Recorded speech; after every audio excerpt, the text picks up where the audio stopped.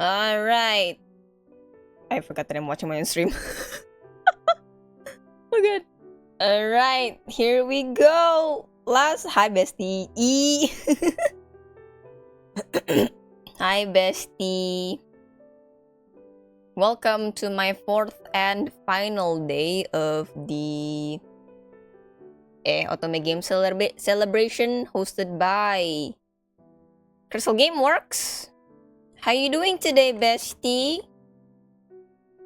If you'd like to check out their event page on Steam, there you go, the link. It'll send itself in the chat every once in a while. But today I have two and a half games, I would say. 2.5 games prepared. Which... So excited. I hope it'll go. I hope your next week will be happy, Gio. Oh my god. All the best, Gio. Alright. So today we will be playing the demo of Fate's Masquerade. The game is still on demo right now. It's set to be released this year. No fixed date yet.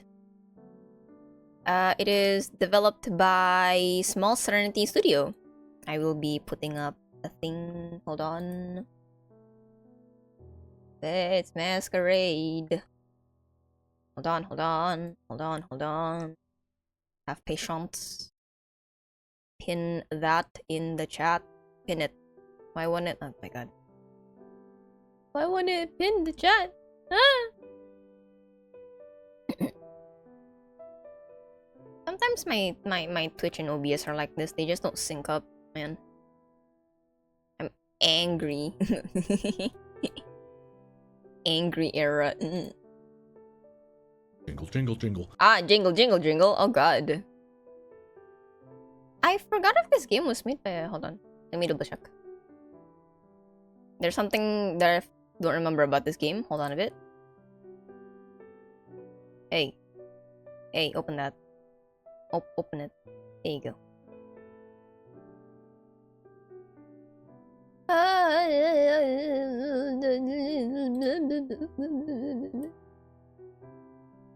It is! Oh, Small Serenity! This game was made by a solo dev.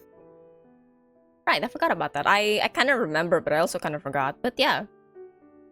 If you guys would like to support, please go ahead. There is the game page Steam link on the pin chat. Now, I booted up this game and I'm just... Look at this! Look at the menu screen! Look at that! It moves!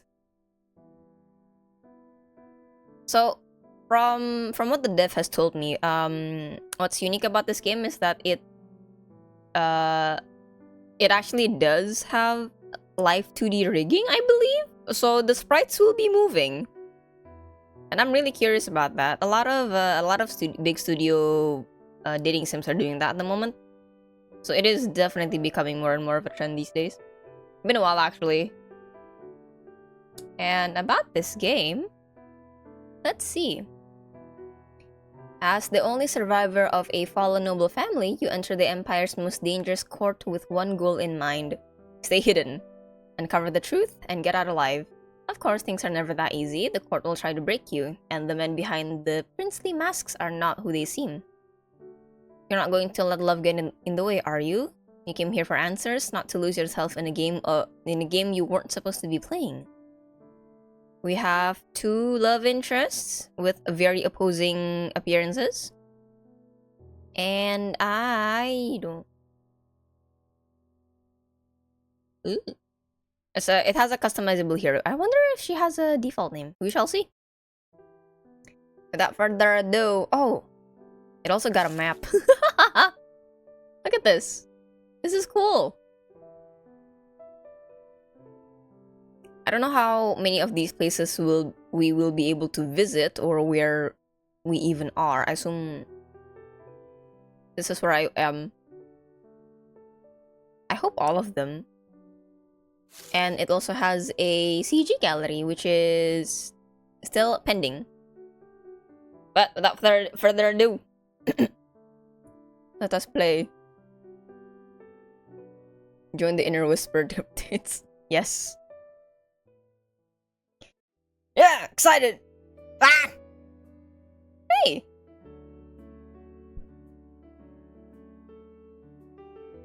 Look at that, she blinks. Yeah! Yeehaw!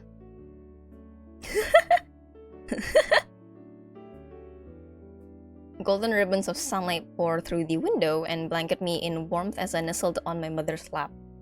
You can't, I don't know if you can like see it, but the menus over here, which I have to be careful because so far in the streams I've been hiding my cursor behind my hair, so I gotta be careful with this one, else I might accidentally press something. Pretty lady, right? She's so cute. She's moving. She breathes life into the pages of a book with her low, melodic voice. Hello. My father kneels in front of me and ruffles my hair with his large hand. Ouch! Your hand is so rough! Look at this little child. Oh god, it's so animated, oh my god. My little girl is 6 years old already. You're growing too fast. You can join me on the training ground soon. Don't listen to him. Don't be a warrior, be a scholar like me.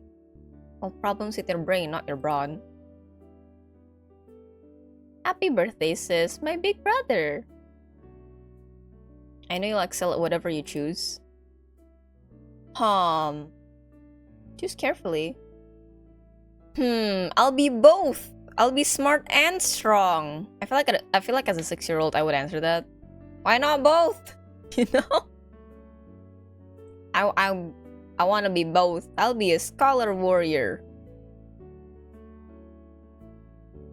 Now that's a novel idea. Then you'll have to work twice as hard. I will. Love and laughter fill the room. Their smiles are as warm and bright as the sun. I was right. Unfortunately. Oh. I have a bad. Yeah. Where are my mom and my dad and my big brother? I'm under the bed? Who are you? Miss Maid? I was right.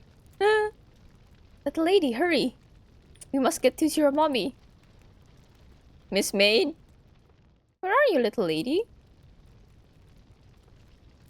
This is no time for games. You must leave at once. Before the fire swallows our path. Where did you go? Her voice trembles with panic.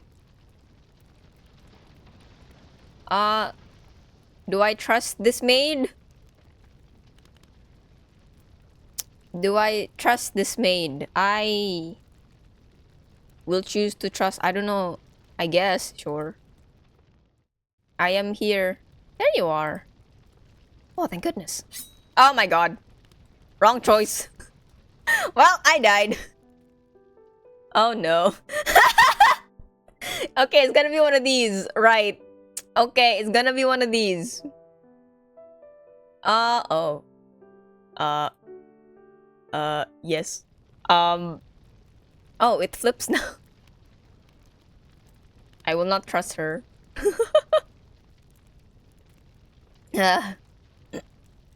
Oh, it's been a while. I mean... What was it? One of the previous ones also had this where one choice would just, hey, I'm dead now. Oh no.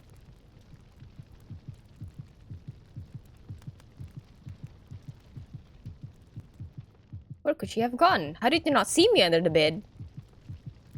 That was such a loving family, I know, right?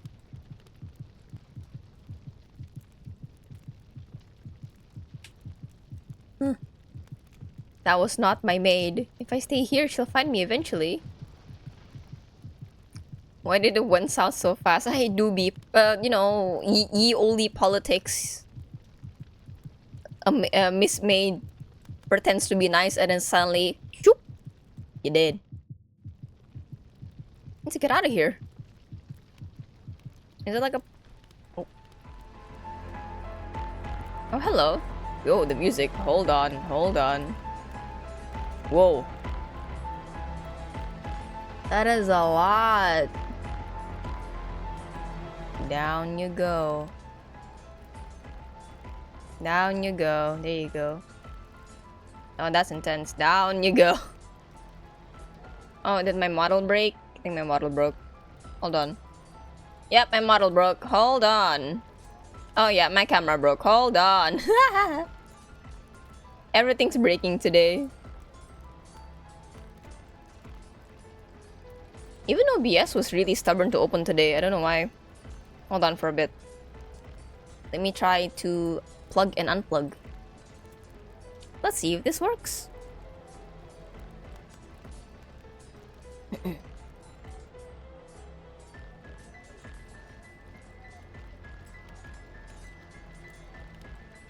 Is it working? No. Oh, it is. Tapi kameranya dipakai 2 days in a row. Wait, no, 4. I know. Yeah, maybe. Okay, there you go. It's fixed. There's a lot of stuff on the menu. Like, look at that. What's this? Log is text history. I don't know what fate is. Ooh. Ah, it's got an affection meter. Also, these are our love interests. I don't know who they are. I just know their names. Got that, and then we still got the map. Okay. Who are you? Oh god, oh god, oh god. I don't like you. Adakas' sword whistles through the air, missing my head by a hair. My bare feet hit the floor as a bolt for the doorway. But he pivots with a terrifying speed. And am I gonna get slapped again? Well, I'm dead again. Ah, you're gonna be like that. Okay. Listen, I don't really make the... Listen. I'm not the best at making choices in these kind of situations, but I guess I'm gonna be an attack child. I roll towards the hearth and grab the iron poker. Oh. I draw the 4 shoots through my arms. I died twice already, man. Die. Oh. Whoa. I was not expecting a voice. Hi, Papa. That was a great parry. And Mama. Go find her son. I'll take her to safety. Alright. Save me, Mom. Let's get out of here. I am but a child. Oh god. Flames snap at us like starving dogs, while distant screams tear through the night. Mother shields me, pushing forward through the blaze. Listen carefully. He places something hard in my palm. It's a ring! Be brave. Be smart. Our legacy must live on. What happened, though? Oh, well,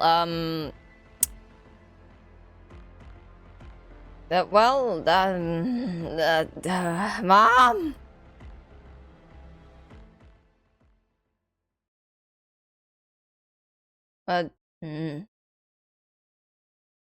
Granny's mom died. No. Where am I? Same wretched nightmare again. Is it a dream or a memory?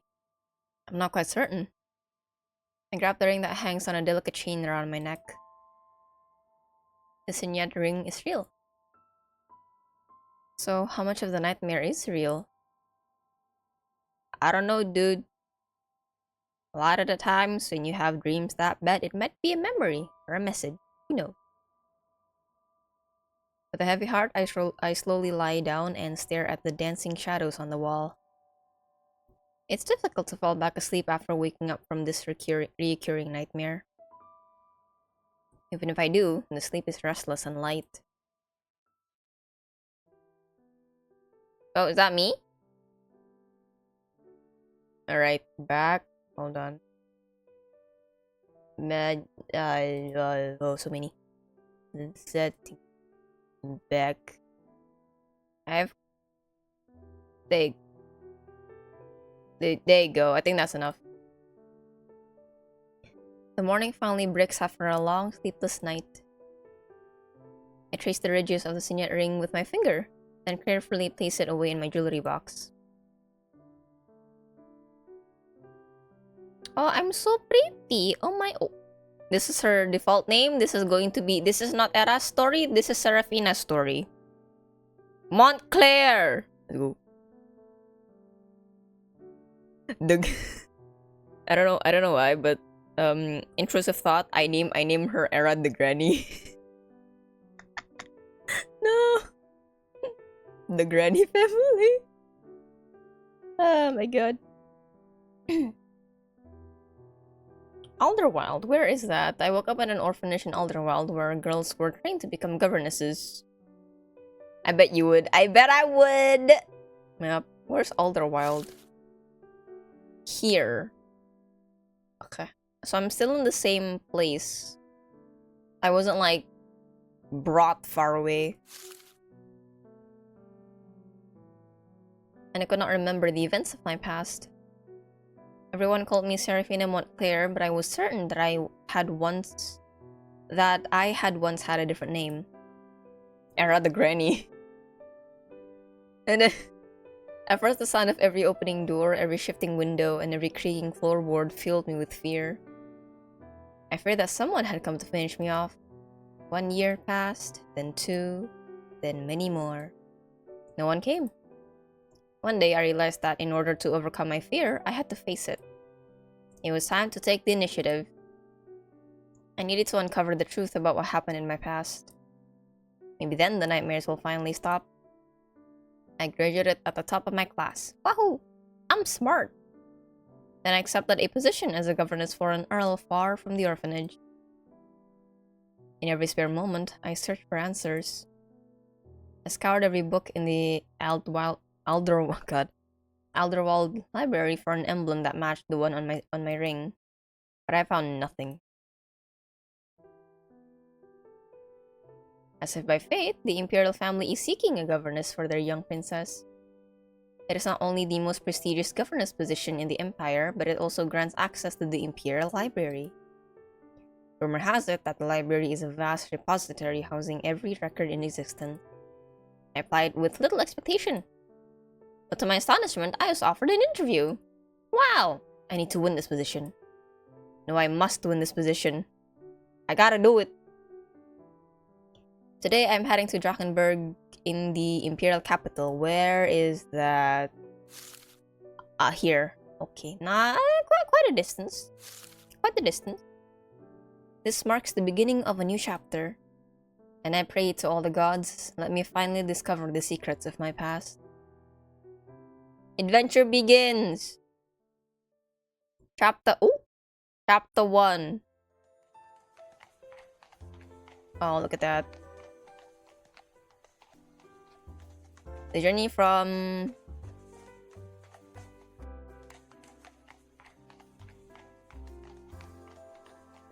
Okay, hold on.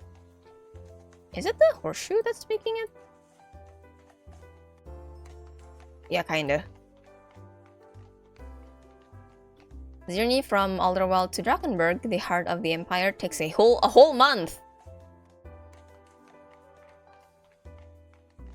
The mountains I know soften into rolling fields of flowers and then rise sharply again. Look at them people! The flavors of cuisine gradually change from one region to the next. The people's faces and accents take on distinct features shaped by the lands they call home. Look at all the people! A lady's running over here! But the capital is unlike them all. The city pulses with a restless energy that feels both boundless and insatiable. The horses seem to gallop faster. The crowds press tighter. Everyone moves as if racing an unseen clock. Is that where I'll be living? Holy cannoli. When the Imperial Palace finally comes into view, the sight steals my breath away. The white marble walls gleam like crystals in the twilight. The golden trimmings reflect the fading sunlight, sparkling so magically that they seem almost alive. Wow! My spirit soars at the sight of the beating heart of the great Ravensburg Empire. My elation is matched only by my nervousness. For my future rests on tomorrow's interview. It will determine whether I stay here. Is it possible for me to fail the interview, I wonder? Or return to Elderwild? And be shunned? I guess, I don't know. The servants have escorted me to the governess's room. I should be preparing for tomorrow's interview, but... Look at that view! Look at it! Drawn by the palace's grandeur, I take a book with me and wander into the gardens to read. Oh, so pretty! Oh my god. I find a secluded bench surrounded by the blooming flowers and let the floral fragrance surround me. What am I reading? Oh, look! It's them! Oh, the maids! I can hardly believe it! Both of them? I told you today felt special. Your Highnesses, they both bow. Who? Oh. That's so cool! The Imperial Princess. I squint against the setting sun, but I can only make out their silhouettes against the fading light. There they go. The sunset swallows them as they disappear down the path. By the heavens, they are so handsome! I almost forgot how to breathe. Is it just me or does the Crown Prince seem taller every time I see him? He's not taller, you're just intimidated. Well, can you blame me? He's a legend. The Great Unification wouldn't have happened without him. The what? That's true.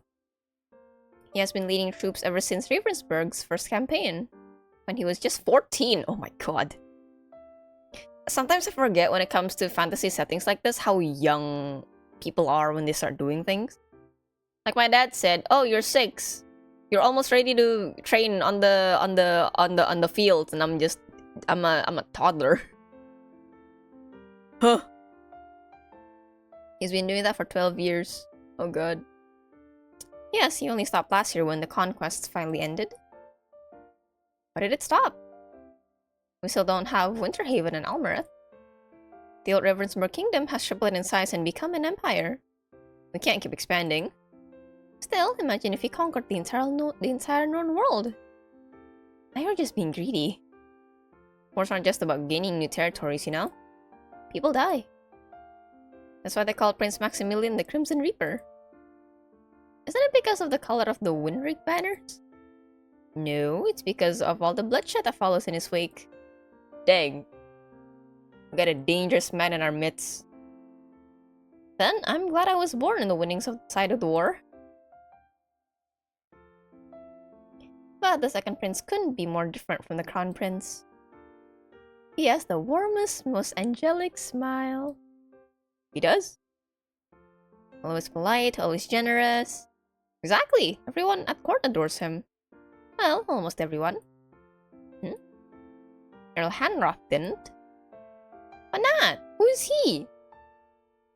I don't know. When I passed by Prince Lucian's quarters last week, Hanroth came rushing out and nearly knocked me over. Then he just collapsed.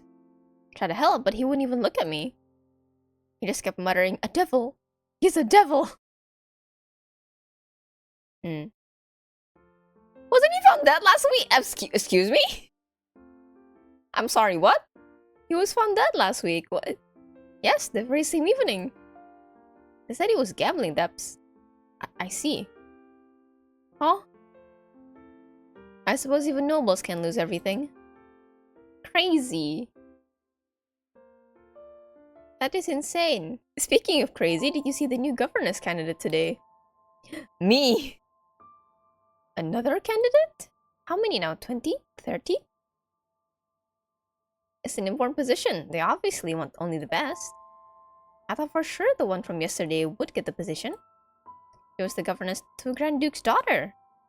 And yet she was rejected. So, you saw the one today. What do you think? She has a northern accent. I see she's not from around here. Oh, hi, Rush. Welcome to the 4th and final day of my Otome Game Celebration, how are you doing today? We are currently playing Fate's Masquerade by Small Serenity Studio, which is a solo dev studio.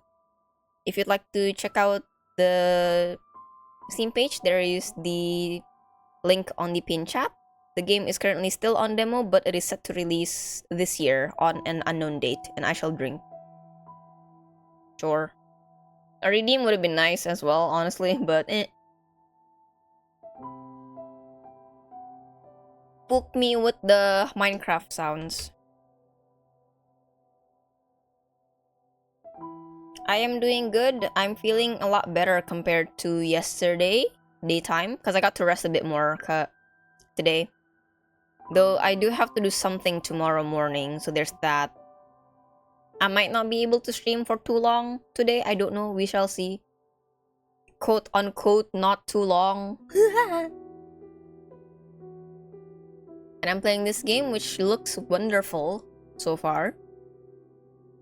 Not much yet in the plot, though.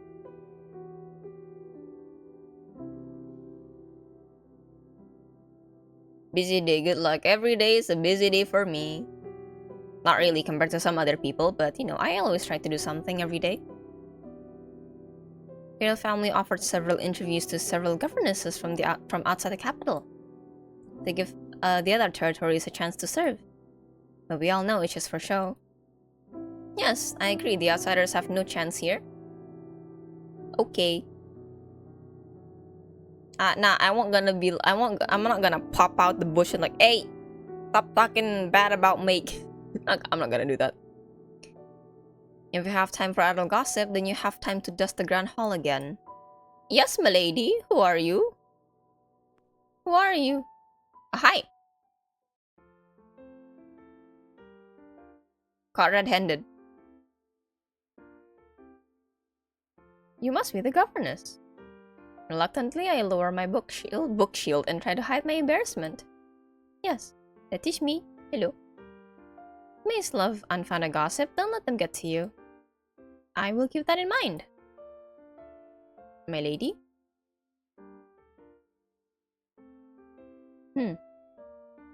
If you're not already a governess to a Duke of the Imperial family, then your recommendation must have been exceptional. Trust in yourself. Thanks. Where are you from? I'm from Elderwild. Elderwild? You must have had quite the journey. It took a whole month. Everything is so different here. I know the feeling. I'm from Leavenholt. Where is that? I can't read. Ooh, where? Here. Oh, we're kind of neighbors. We're kind of neighbors. Wow. We're practically neighbors. I will lurk. Okay. She gives my hand a warm, gentle pat. Pat, pat. Thank you for the full set.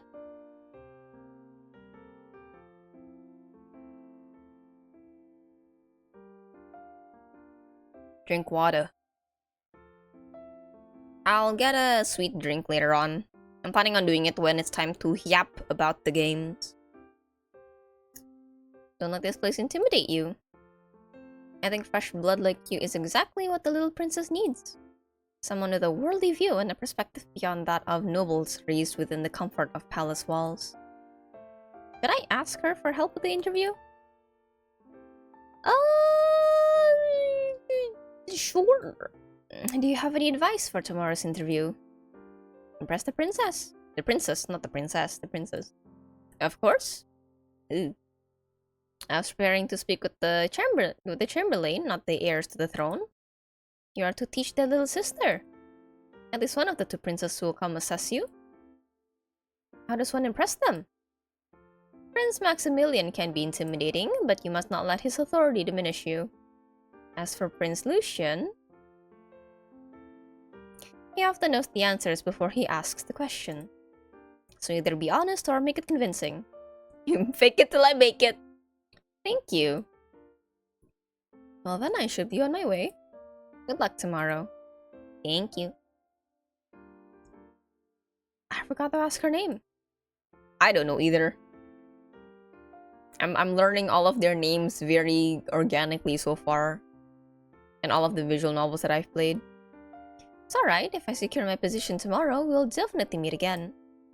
Thanks to her, I feel more confident about my interview tomorrow. Whoa. Interview day is upon me. My legs feel unsteady with nerves as I step into the palace's lobby. Gigantic with a fountain indoors. Hello. Oh, thank you. Mr. Griffin. Good morning, Governess Montclair. Welcome to the Imperial Palace. I am the head butler, Mr. Griffin. I hope you had a good night's rest after your long journey. Yes, the accommodation was very comfortable, thank you. I'm pleased to hear that. Today's interview is a trial. You'll spend the day taking care of Her Highness, and you will receive the results of your assessment at the end of the day. Follow me, please. Where is my student? I barely have time to process the news before Mr. Griffin leads me down a labyrinth of ornate corridors. My mind swirls with scenarios while my eyes try to take in the palace's beauty. Finally, he stops in front of an elaborate pair of double doors and pushes them open. Hey! Child! Your Highness, may I present Governess Montclair. I like her dress. It's like it's like a strawberry shortcake. She looks so cute. Oh my god. We'll be looking after you today. Best of luck. Thank you. I'll do my best. Thanks. Bye. Alright, what kind of princess are you? Amelia! What kind of princess are you? Wow, your hair is silver, like snow. Nanny says snow is cold. Are you cold? I don't know. I can be, I guess. How clever of you, Your Highness. But thankfully, my hair is not cold. Would you like to touch it? Grabs.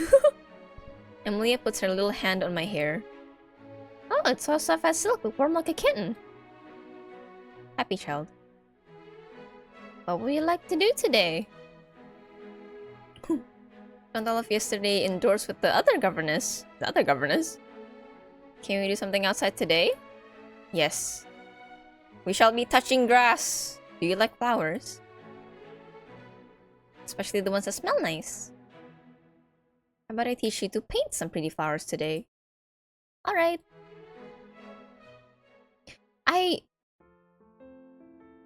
Oh, look at that. I do wonder what the job of a governess is.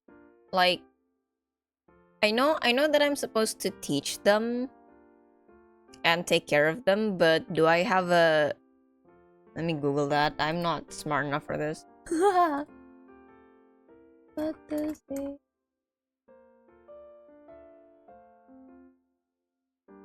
What do you do? Teach and train children within their home. Academic instruction, personal development, etiquette. Typically for school-age children. Ah. I see. So it's kind of like whatever they need. I don't really have a syllabus, I suppose, unless I need one. I don't know. Interesting. It's kind of like, oh, Son of Music. She was also, the main girl was also hired as a governess for the kids. The 12 children. I think it was 12. Don't remember. Been a while since I watched that one. I kind of miss it. The old one, not the new one. Very good. Just soften the curve a little here and the very tip of the petal. Emilia adjusts her painting to the best of her ability. But it's apparent that art isn't her strength. That's certainly colorful. I give her an encouraging smile. Hi. It's one of you. Look at all your medals! Look at all... 1, 2, 3, 4, 5, 6, 7, 10. Oh. Gasp. He's the Crown Prince, Maximilian Windrake. The fearsome supreme commander of the Great Unification. The living legend of Imperial history. You must be the governess. That I am. Man, I want some. Go get some steak, dude. If places are open right now. It's almost 10, Lamal. Hold on. Ow. Ooh. I need money. Very true.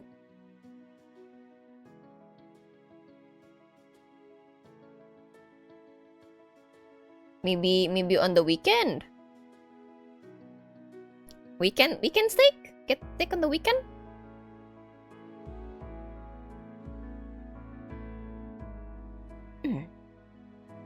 Get yourself together, Serafina. You're stammering like a fool. Clear my shoulders and steady my voice. It's a great honor to meet you, Your Highness. You're so tiny. What are you doing, Amelia? Oh! Hey! Oh my god, hello! I am playing your game. How are you doing?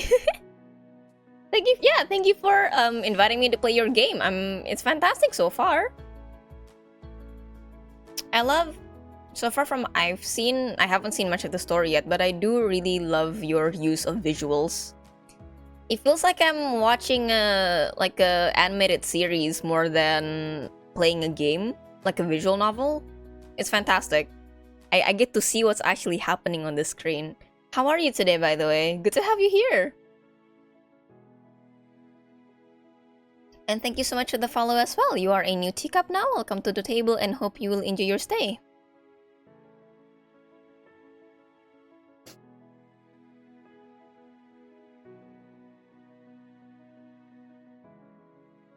I'm kind of nervous now, I'm sorry.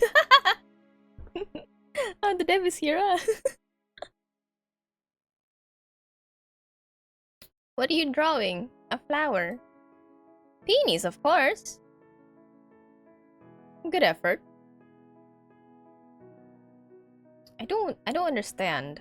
Why have you chosen to teach art on your child day? She wanted to paint flowers. I guess. Be bold with your choices. Pick the crazy. Okay. Listen, I have to tell you, at the beginning of the game, there were choices, right? I died on both of them. So, as you can see, I don't have good survival instincts.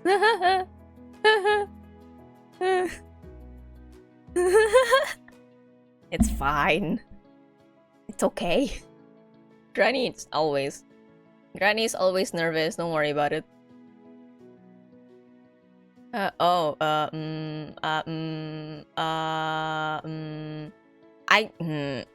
I, as someone who draws art, is fun, you know?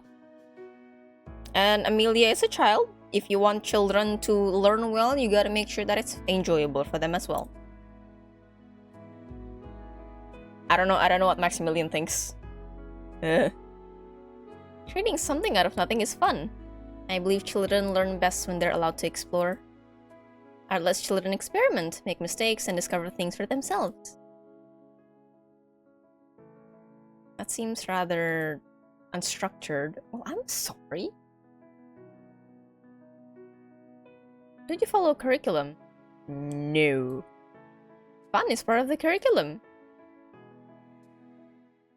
Terrorizing yet another poor soul, I see. Hi, it's the other one.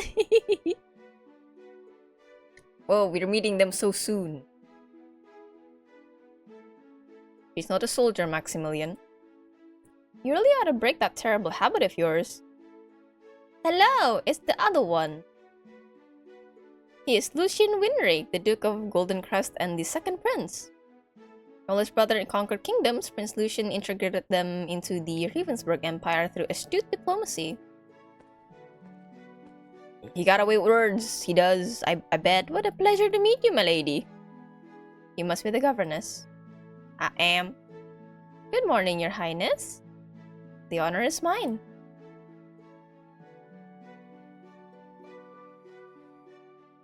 If you lowered your intimidation factor by even half, my dear brother, fewer ladies would flee in terror when you're near. I'd rather he doesn't. Who's this? He's engaged? Wait a minute. Wait a minute. No, not again. Not this. No. Because he's already engaged to me. Victoria Rosemore is the only daughter of the Grand Duke of Florendale. Her family is the wealthiest in the Empire and has military and political influence, second only to that of the Imperial family. Strong. Wow. She made her debut several years ago and was dubbed the Diamond of the Court. She has received countless proposals from suitors across the Empire, but she has refused them all. That is, until her engagement to the Crown Prince was announced earlier this year. The Imperial wedding is only a few months away. Wait a minute. Good afternoon, Victoria. Come now, my dear. She slips her arm through his. Let's have morning tea. My apologies.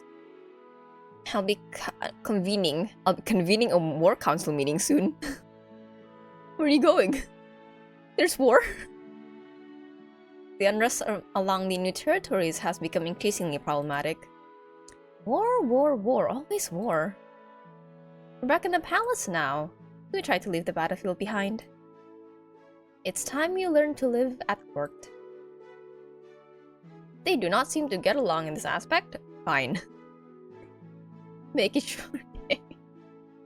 Make it short. Great! There's a new Valentine's patisserie in the capital that's creating quite a sensation. I had my maid fetch some this morning. You simply must try them immediately. Governess, I'll leave Amelia in your care. Thanks. Bye. Farewell. Enjoy your tea time. Ah, the hero and the beauty. Do you think they'll be happy together?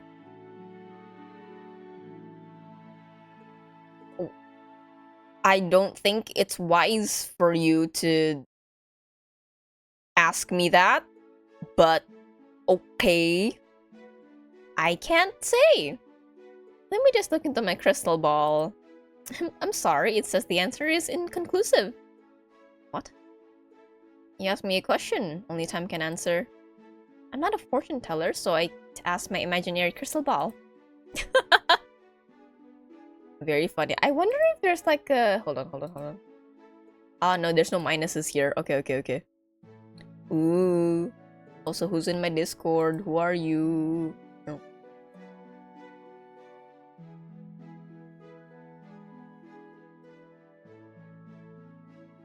Aw, he doesn't like my jokes. Aw, what beautiful flowers you've drawn. Did this lovely governess teach you? Yes. And are you enjoying yourself? Yes. Good. Oh dear, look at the time. Good day, governess. Good day, your highness. See ya. Both of them do not like me. They're both at 0. Lucian does not like my jokes. I resume my lesson with Amelia. I can't help but think. As I resume my lesson with Amelia, I can't help but think. Have I done enough to pass my interview with the princess? No. The princess's schedule is packed. It's only just after morning tea and she's now attending the Imperial Ladies' Luncheon. Oh, goodness. Hi. She's surrounded by a group of noble ladies from some of the most influential families in the Empire. Meanwhile, I'm standing by to guide her through etiquette of courtly gatherings. I know, right? Dang. This shawl from the silo is from the silos and it took the weavers 12 months. I didn't read that correctly. Hold on, I'm sorry. Where is this? Here. Oh, it's landlocked. Not landlocked. It's separated. It Do you think this vibrant gold color washes out my complexion? Indeed, it's quite adequate. Perhaps a deeper shade of gold would bring it closer to true elegance. Oh, you're right! I'll send for a second order at once. I cannot be seen in adequate gold. Margarita. Where do they even source their materials? My silk from lease has been delayed again. Where is that? Here. The Winterhaven barbarians have pillaged my family's trade route. Oh god. It's a massacre, Rosalind. A total massacre of my wardrobe. Julia taps her fan against the table with grave disapproval. Don't be so dramatic, Margarita. Your wardrobe isn't the problem. My Elmwick tea didn't even get delivered this season. Elmwick. Ah, here. Oh, that's farther away. I'm heard the farmers were drafted for reconstruction. Why are they rebuilding towers and bastions during harvest season? They should simply wait for winter. Calm down, ladies. Have you all forgotten that just a decade ago, our empire didn't possess Liz silk or Elmwick tea? It was our conquest that brought them in, and now no proper gathering is complete without them. These temporary shortages after such a long campaign are merely growing pains. We temporarily lend our support to the new territories in exchange for favorable compacts. This is how we ensure our family's dominance over our empire's wealth for generations to come. Generational wealth!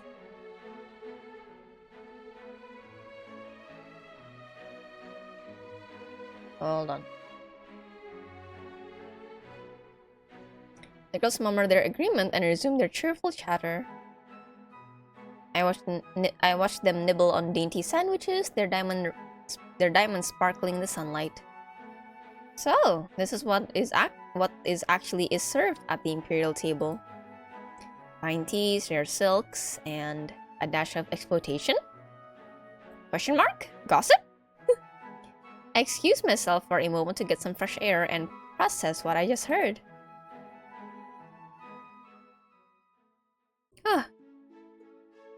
As I pass the flowering bushes, I hear the group behind me erupt in excitement. I turn around to follow their gaze. It's the prince! One of them. Prince Lucian! Come join us! He glances at his pocket watch briefly before striding towards the group. There he goes. Good afternoon, ladies. Is this the garden luncheon that my sister has been telling me so much about? Look at all these cakes! Oh my god! Margarita gestures towards her maid, who quickly brings an empty chair over and places it beside her. Prince Lucian, come sit here. Oh, he actually does sit there. The other girls exchange quick, flushed glances, suddenly cursing themselves for not thinking of it first. As if I'd pass up the chance to watch the enchanter Prince Lucian in action. Girl, you talked to her earlier. Well, I guess he's the prince. You're kind of like, I sat down on a nearby bench, ready to enjoy the show. Prince Lucian, what do you think of the new shawl? He studies it carefully. Silken and luxurious, specialty woven. You have an excellent taste, Lady Rosalind. Wow! But honestly, you could make burlap look fashionable. Oh my goodness! Oh, you tease me, Prince Lucian. The Silos Weavers took 12... Prince Lucian? God. It begins. Right, so if I were to go for Maximilian, my problem is that he's engaged. Maybe not completely happy with it, but he's engaged. But if I go for Lucian, my problem is that he's single. I gotta fight. I gotta fight all these women. Margarita cut in before Rosalind could finish her sentence. Have you heard the news about? Have you heard the new opera at the Orpheus? Where? Is it somewhere here? I don't think so. No. New. As a musician yourself? Oh, you're a musician! I know you would love it. The music is soul-shattering. Gasp. Soul-shattering? Then I hope the audience survived the ordeal. Funny guy. Oh, but you didn't like my joke earlier, man. But in all seriousness, I'm intrigued about the new techniques they're using. Sadly, I haven't been able to go because I've been busy lately. That said, if you go again, feel free to take one of my grand boxes and at the theater. Oh, gasp! Prince Lucian! Your generosity is legendary. How fortunate is our empire to have you as our prince. Sorry for the interruption, Prince Lucian. I just acquired the most magnificent stallion. A horse? He's a purebred frostwind and rides like a wild storm. Horse! At last, the horse with a spirit to match your own Lady Juliet. I've always had a weakness for the wild ones. Look at their faces! I must see this frostwind stallion of yours. It sounds remarkable. Then you must come to the races next month. As their conversation continues, I watch Lucian skillfully offer each lady a tailored compliment or gesture. That leaves them all giggling like teenage girls. If this isn't sorcery, then I don't know what is. He works words like mad. Oh, there he goes. Thank you for your wonderful company, ladies. But I must get going. Enjoy the rest of your luncheon. Fare thee well. The ladies nod and sigh regretfully as they watch them leave. Oh, don't look at me. Do not spot me. I watch Lucian in awe as he strides across the glass house. Then, as if he senses my eyes on him, he goes perfectly still. I do not perceive me. Oh no. He didn't see me, did he? Footsteps. Closer. Closer still until he stops right beside my bench. Oh no. No, no, no, no, no, no. What have we here? Hey. What's up? I got up and forced myself to look up. Oh, hi, Your Highness. Fancy seeing you. Look at him. He's so relaxed. The nonchalance in this man. He sits down next to me and rests his... Oh, he's got some breathing physics! He sits down next to me and rests his arm on the back of the bench. His fingers brush my shoulder as I pass. Personal space, please. He moves a little closer and I back away. Now my side is pressed against the rose bush, its thorns prickling through my blouse. The sweet scent of the roses overwhelms my senses, making me dizzy. Man, did you enjoy watching me?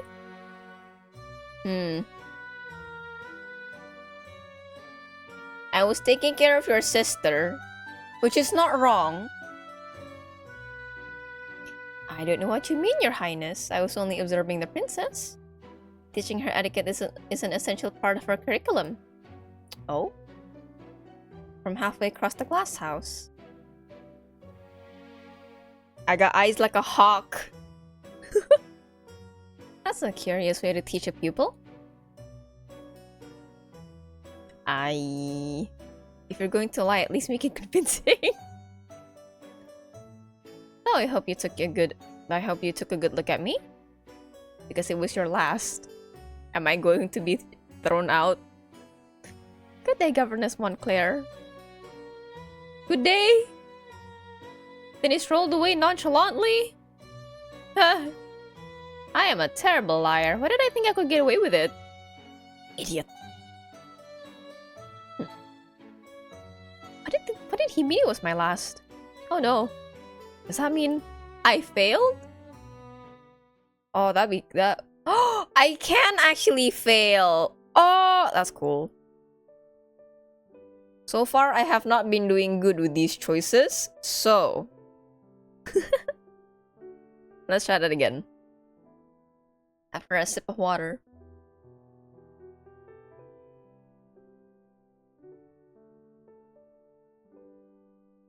Not a sip, actually, quite a big gulp.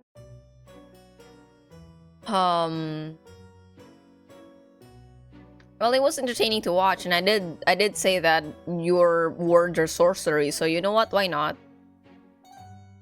It was quite fascinating. All the ladies fighting after you, thinking they have a chance. But you don't like any of them, do you? What was I watching? A comedy? A tragedy? Or a tragicomedy? Is this a bad choice again? Oh no. Seems to have mistaken the palace for a circus. Honestly, it doesn't seem like there's much of a difference at this point. With all the plastered clowns smiling smiles and fake laughter. I mean... But he's enjoying it, so you know what? Maybe that's a win in my book. I'm honestly not sure if you're bold or just reckless. Either way, it's highly entertaining. I shall allow you this indulgence. But should there be a next? He slowly tilts my chin upwards with a single finger. I won't be so forgiving. Good day, Governess Montclair. I survived. Today, he strolls away nonchalantly. Ugh. That was close. Ugh. Did it increase? Did it actually increase? Ooh. Library. So pretty. Wait. 50? That's a lot. While Princess Amelia takes an afternoon nap, I head to the Imperial Library for a quick look around. Libraries have always been my refuge, filled with the scent of ink and dust and brimming with knowledge. What am I reading? Much to my surprise and delight, the library is far quieter than I had imagined. A map of the Empire catches my eye. Look at that! First, I find Elderwald on the map, which is the place where I grew up in, an orphanage. Then my gaze drifted to the conquered lands. Frostwind, Tyr, Elmwick, Pembroke. Oh, I was at the border then. Valentis, Eldenwood, Saltspire.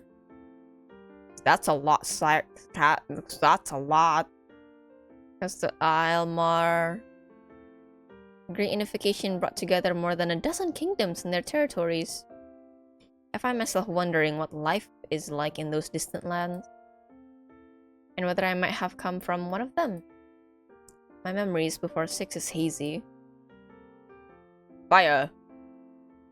I wander through the aisles, unable to suppress my soft oohs and ahs as I examine the ancient tomes and sacred documents on display.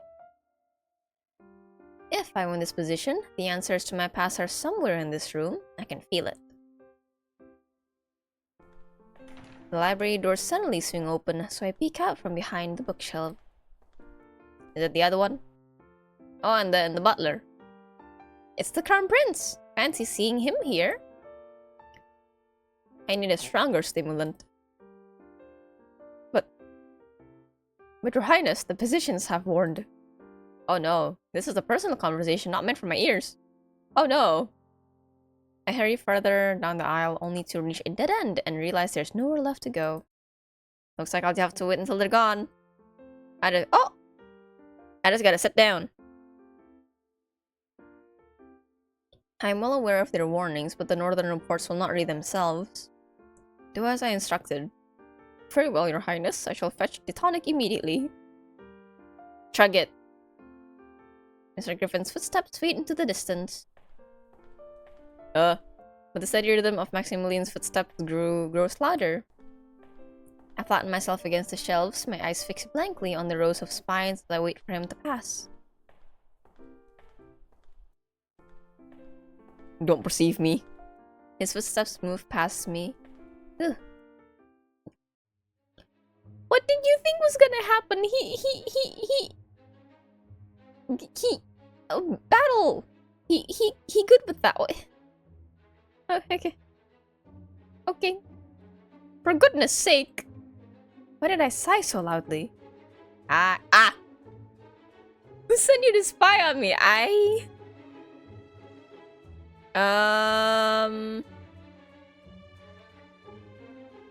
How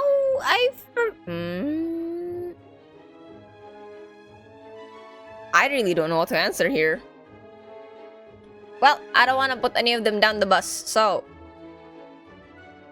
How was your first? Which would make you the one spying on me. Bamboozled. That's...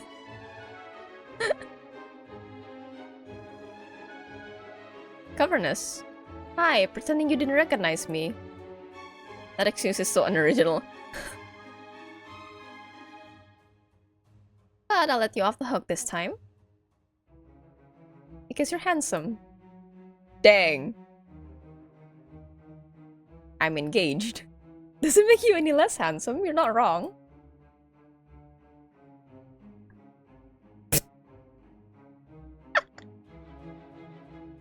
Very entertaining. Very well. As you were. Goodbye. I see. So I could either be very shy and unsure, or I can be kind of like a little sassy, you know, a little flirty. Either or. I see. I wander the aisles of the library for a while. Before long, it is time for me to return to my afternoon lessons. I make my way over to Maximilian's desk to say goodbye. It's only courteous. Oh, he's asleep. Good night. He's sleeping? Also, where's Griffin with the stimulant? That's right, he mentioned needing a stimulant earlier. Don't peek at his notes. I tiptoed away, being careful not to wake him. It's time to focus on the afternoon session with the princess.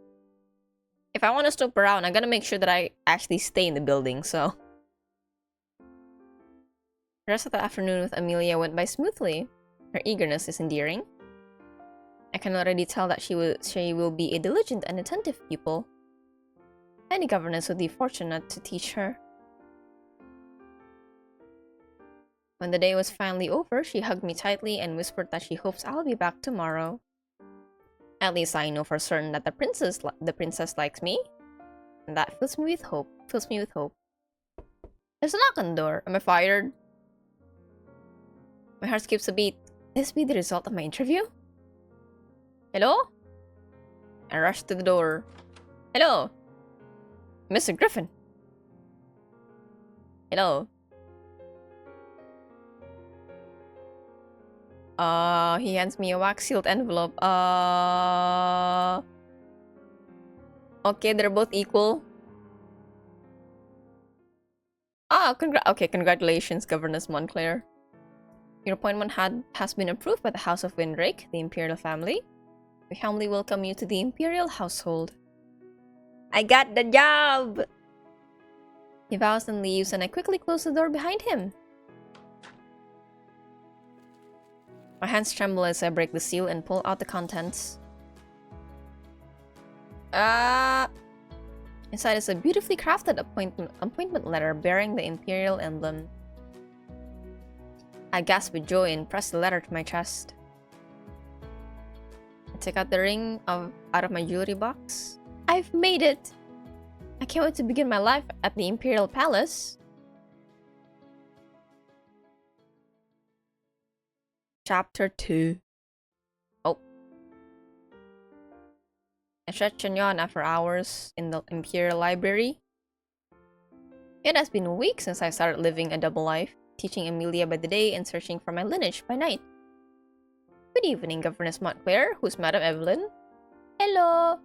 Madame Evelyn is the head librarian. After spending nearly every evening here, I've gotten to know her quite well. Hi, Song. Welcome to my fourth and last day of Otome Game Celebration. Currently, we are playing Fate's Masquerade, a game created by Small Serenity Studio, who is a solo dev.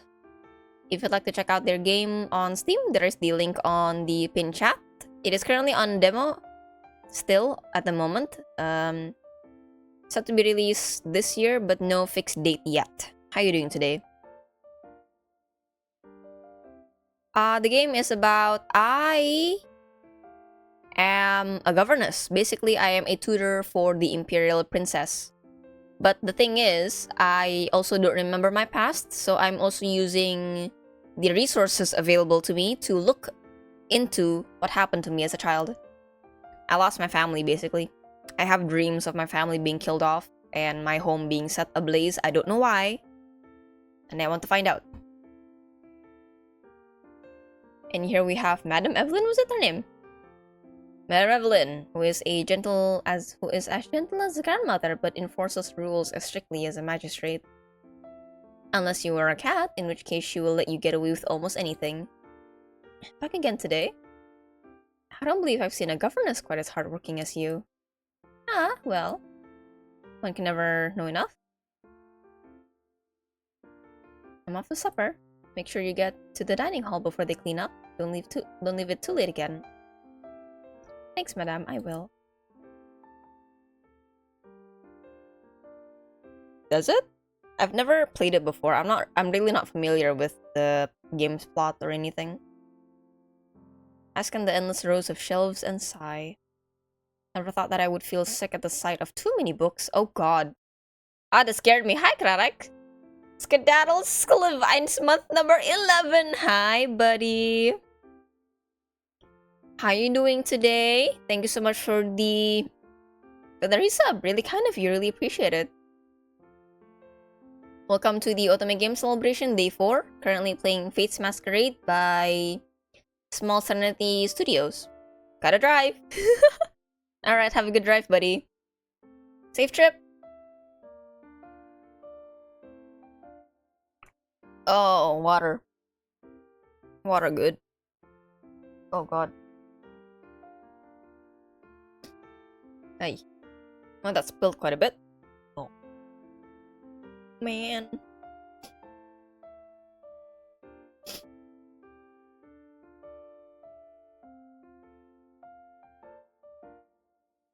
All of my stomach brings me back to the present. Whatever the answer may be, it is for the future Serafina to worry about. I gather my books and head to the dining hall. Become a mercenary and you become a professor to teach bunch of noble. Ah, I see. Oh, oh yeah. I remember people saying stuff about it. Not very good things, especially in the school area, because you know you gotta walk around manually. It's kind of like feels kind of not as alive as you'd like it to be. Yeah, I kind of want to try Fire Emblem actually, but it's definitely not my priority series at the moment. I still like to finish up Trails before I move on to another JRPG. And Trails I still have about like what? 4 games left before I catch up with the latest release, I think. And then there's also FF14. Hopefully I can get it by June. Amen. And I can move servers to Japan by June as well. Because NA is not a good place for me, time-wise. By the time I start playing, people are already heading to bed, so... Right. As I make my way through the palace grounds, a familiar figure appears before me. Oh hey! It's the lady I met before. I must thank her for the advice she gave me before my interview. Oh, good evening. Hello. Ah, it's you. Congratulations on securing the governess position. And it's all thanks to you. I don't think I would have passed without your advice. How have you been adjusting to life in the palace? The Imperial Palace is truly magnificent, and I am provided with every comfort I could ask for. And Princess Amelia is a wonderful student. I still can't believe I'm really here. Tomorrow exam day. On a Saturday? Well, kind of odd, but all the best for your exams then. Alright then, I hope you have a good time. I hope you pass your exams, and I'll see you next time. See ya, bud.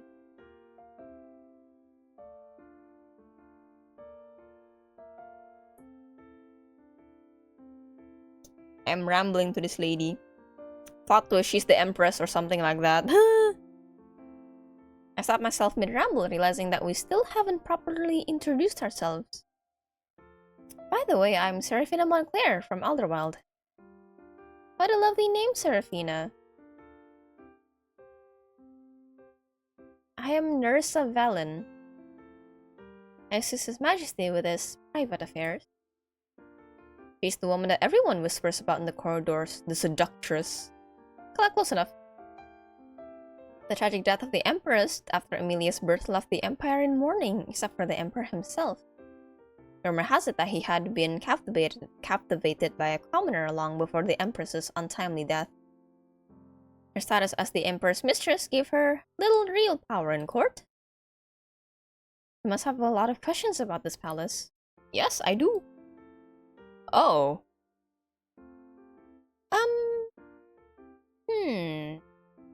What is he like? His Majesty is a complicated man.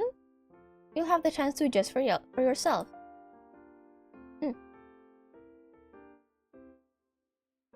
Out of curiosity, I don't really want to ask this. Like, if I were in the game, I would not ask this, but I am curious.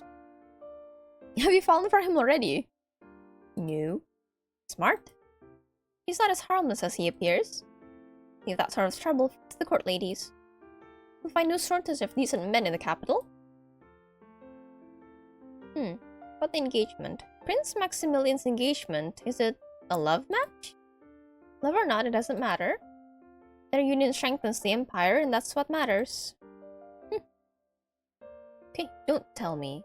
You're intrigued by the Crown Prince? No? Good. Some legends are best left untouched. Knowing them tends to ruin the illusion. Or worse. You fought for them and still can't have them. Sure. If that's how you see it. No more, no more. Thank you for your insight. You are very welcome. He glances at the darkening sky. Oh, pardon me, but I must be going. The Emperor does not like to be kept waiting. Enjoy your evening. Good evening, Lady Nerissa. Goodbye. A few more peaceful weeks passed, during which I pore over countless genealogical records. But I have yet to find a single match of my emblem. There's simply too many noble families, and I don't even want to think about expanding my search to the new territories. But I can put this research aside today because it is Princess Amelia's 6th birthday. Jeez, she was 5! And I will get to see the princess. I had assumed that living in the palace would mean crossing paths with them every day, but in reality, they are as elusive as unicorns. Hello? Oh, you're in a different dress! I'm the first to arrive at Amelia's room. Happy birthday, Your Highness. You look especially radiant today. Thank you, Governess Montclair. What's that, a book? I give you stories of brave and clever princesses who are just like you. Read them to me now. Alright, time to read to the child. I'm reading the book to Amelia when there is a knock at the door. Hello? Yo, yo, yo! Maximilian enters, followed by his footman carrying large, heavy boxes. Good morning, Your Highness. Yes, happy birthday, Amelia. What you get? As soon as the footman set the gifts down, Amelia rushes over to pick one. She unwraps it to reveal paints, sable hair. You just told me you didn't like my painting. Sable hair brushes and expensive pigments. Yo! So, you've changed your mind about the importance of art lessons? Maybe? Oh, I love these colors. Look at them. Emilia squeals as she sifts through the new treasures. Is it the other one? Hello. Happy birthday, Amelia! Lulu. Thanks, Lulu. Good morning, lovely governess. And the brother one? The other one? Seems my brother has miraculously beaten me to the celebration this time. I need to attend court soon, so I came early. So what? So do I. He casually shrugs. That doesn't mean I intend to arrive on time. Perhaps a little irresponsible if you were late to court, wouldn't you say? Art supplies. From you?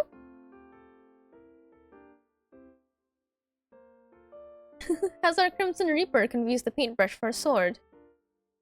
You're only jealous because my gift is better than yours. If you say so, what are your gifts? I would like to see. He produces a small ornate box. I got you this, little Amelia. It's so pretty! Oh my god! Inside the box is a delicate locket that opens to reveal a painted miniature of the siblings. Look at that. What a thoughtful gift! I wish I had a locket with my family's portraits so I can gaze upon their faces. Happy birthday! I know I can see you two every day. Lucien gently ruffles her hair. Exactly. He casts a playful glance at Maximilian. Take note, brother. This is the true art of gift-giving. I believe a gift's value is decided by the recipient, not the giver. Are you going to ask? Oh no. Governess Montclair, if you were to receive our gifts, which would you prefer? Why am I in the crossfire? Personally, I would like the paint more. Cause in context, right? In context, sorry, that was loud. In context of the story so far, Maximilian saw my painting as like, you shouldn't really teach that to a child, now should you? But now he's like, well, Amelia had fun with painting. He looked to have fun, so here's the paint. I'm going to go for paint. Someone once expressed concern about my teaching methods, and now he seems to have had a change of heart. Which means I may be able to convince him to join my art class. Well, he found it humorous. I'm jealous. I want to enroll as well. Of course, the more the merrier. I think Amelia would be really happy about that. Very well, I must go. I will see you and Amelia at dinner this evening. Me?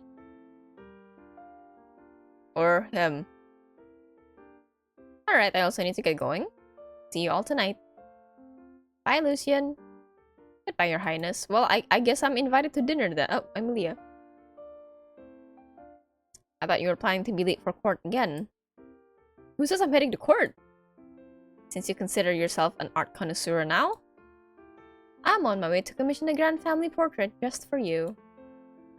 It'll be perfect for your study. Spare me the trouble, keep it for yourself. I chuckle at their light-hearted sibling sparring as their voices fade down the hallway. I look back at Amelia, who is now gazing at the portrait in the locket. What's the matter? No Papa! No portrait missing Papa. I haven't seen him in such a long time. Ah, Emperor Alaric. The elusive Ravensburg sovereign. In the months that I have served as Amelia's governess, I haven't seen the Emperor even once.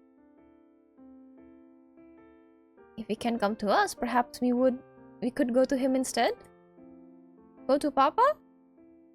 You could even bring him a small gift.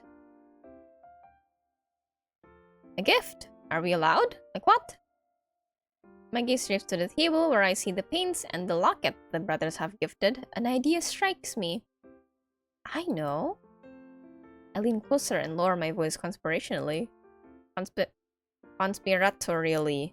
I can never read that word correctly. Something very special. Something I'm certain your father will love. I whispered the idea to her ear. A custom painting! Probably. Of what I do not know of. Look at that! So cute! I reached down the long corridor towards the Emperor's chambers. Amelia skips ahead, her excitement evident. My heart pounds with a mix of trepidation and anticipation at the prospect of meeting the Emperor. What is he like? Hello. Princess Amelia would like to see His Majesty. Oh. That's it. Okay.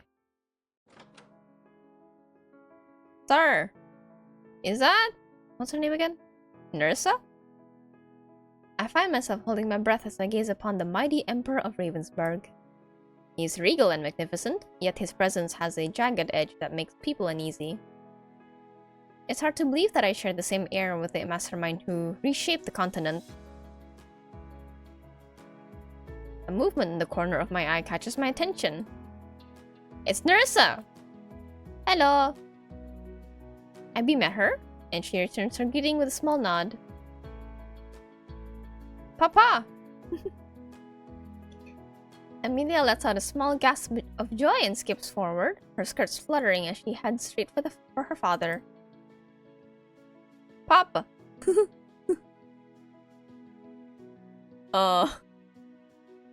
Look at how grand his outfit is. Holy cannoli. What is it, Amelia? I made you something. Oh, that's so cute! Wow! Eagerly, he holds out her painting to him. Governess? Yes, Your Majesty? Was it your idea to bring Amelia here today? Yes? Why? Amelia wanted to see you. It's the princess's birthday and she had missed you. So I thought it would be a good time to show you her progress. He's not happy with me. Man, if I wanted to see my own daughter, I would have summoned her. Instead, you interrupt my work using her birthday as an excuse. And this painting. Maximilian had mastered swordsmanship at the age of 8. Lucian debated philosophers at the age of 9. She still has far to go before she reaches the level of refinement expected of an imperial princess. Is it not good? It's acceptable. For a common child. If that's the future you envision for yourself. Gasp! No, Amelia! No, she's crying! You are the result of my son's decisions. I had questioned their choices. Your background is unremarkable. Your accomplishments are modest. Still, I assumed they saw potential that I overlooked. Clearly, that was a misplaced gesture of good faith. Am I gonna get fired? So now, I'm correcting it. Effective immediately! Oh no, I'm gonna get fired! Oh, hi. Please help me. Your Majesty. Not Nerissa. With all the respect, what use are swords or philosophy to a princess?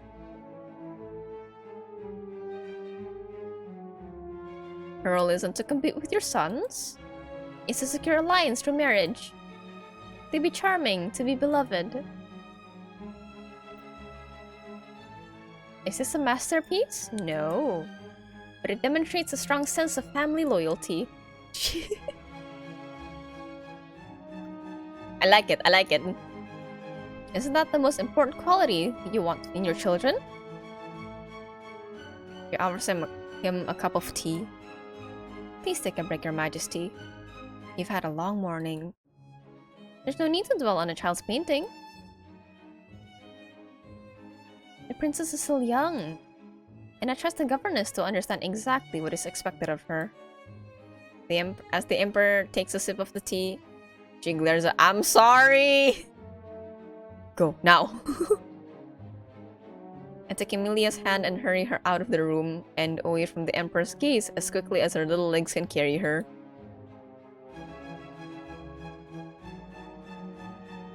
I don't dare breathe until the grand door swings shut behind us. In the hallway, Emilia buries her tear-streaked face in my skirt and muffles her quiet whimpers. He thinks I'm bad.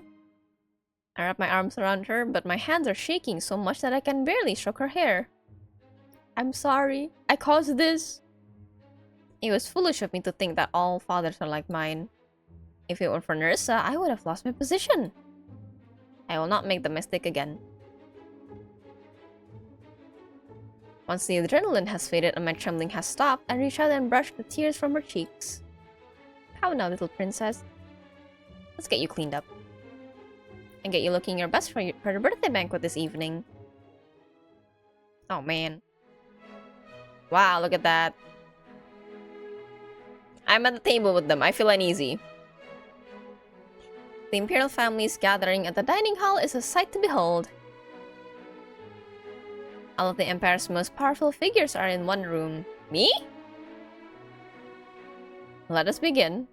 Emilia, I hope you continue to grow in wisdom, beauty, and grace. And prove yourself worthy of the Winrick name. Thank you, father. He cuts into his meat, and the rest of the family follows suit. It's a rare pleasure to dine together as a family, father.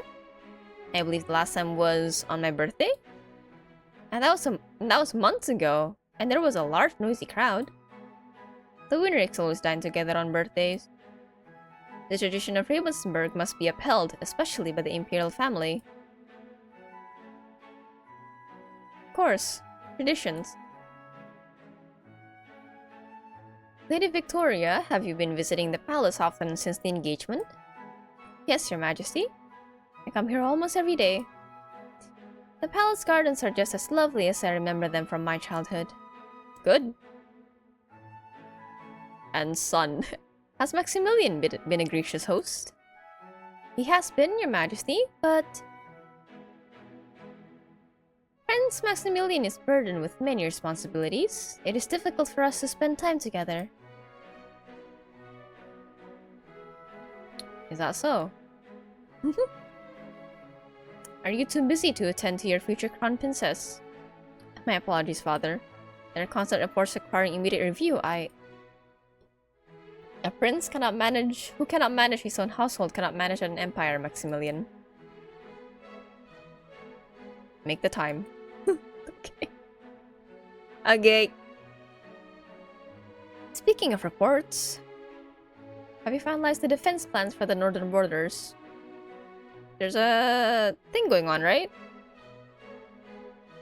Any members of discontent have been pacified and all skirmishes are under firm control. Good. Very good. If only your diplomacy were as sharp as your sword. He was smiling just a bit ago. Conquest is meaningless if the conquered can slit your throat the moment you turn your back. Yes, father. Understood. What's the latest on the negotiations with the Pembrokes? That is up there. He's insufferable as usual. He believes he has the leverage because his territory has most of the raw materials needed for our reconstruction. They make him believe that he will lose those territories if he refuses to cooperate. I'll settle on a favorable compact. Yes, father. Okay, papa. Father, do you have a suggestion for the Pembroke taxation dispute, Amelia? No. Then listen and learn. Yes, father. I shouldn't say anything. They dine in silence. The only sound is the faint clinking of cutlery against porcelain. The tension is thick enough to choke on. Oh. Once the main course has been cleared away, the Emperor puts down his cutlery. I need to speak with the Grand Chancellor. Goodbye. Continue dinner without me. Farewell. Oh, there it is. The door. He exits without another look as the door gently shut behind him. The moment he leaves, the tension snaps like a cut wire. Honestly, that man has a remarkable talent for turning fine wine into vinegar. Respectful, Lucian. I am being respectful. I waited until the door was closed. Surely you agree, Victoria. His Majesty has been nothing but gracious to me. Oh, yes, we all saw that. I'd wager he'll treat his future Rosemere daughter better than his own. The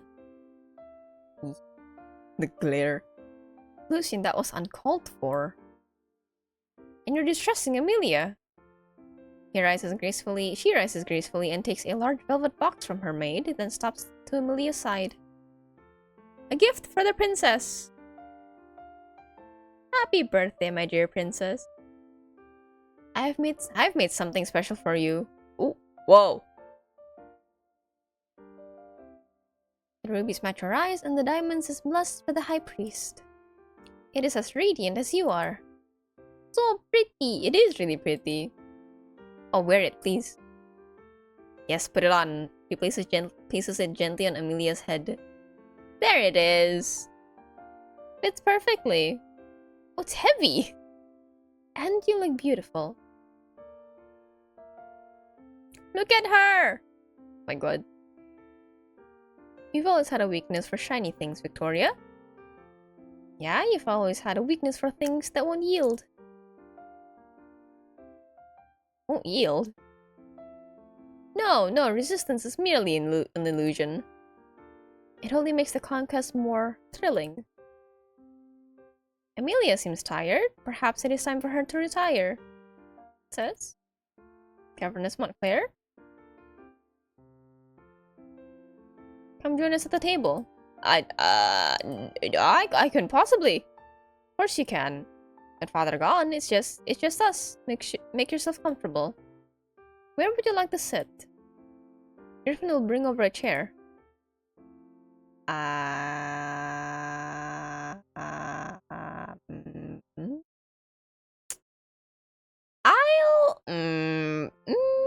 I do want to sit next to her, but I don't want to sit between Lucian and Amelia.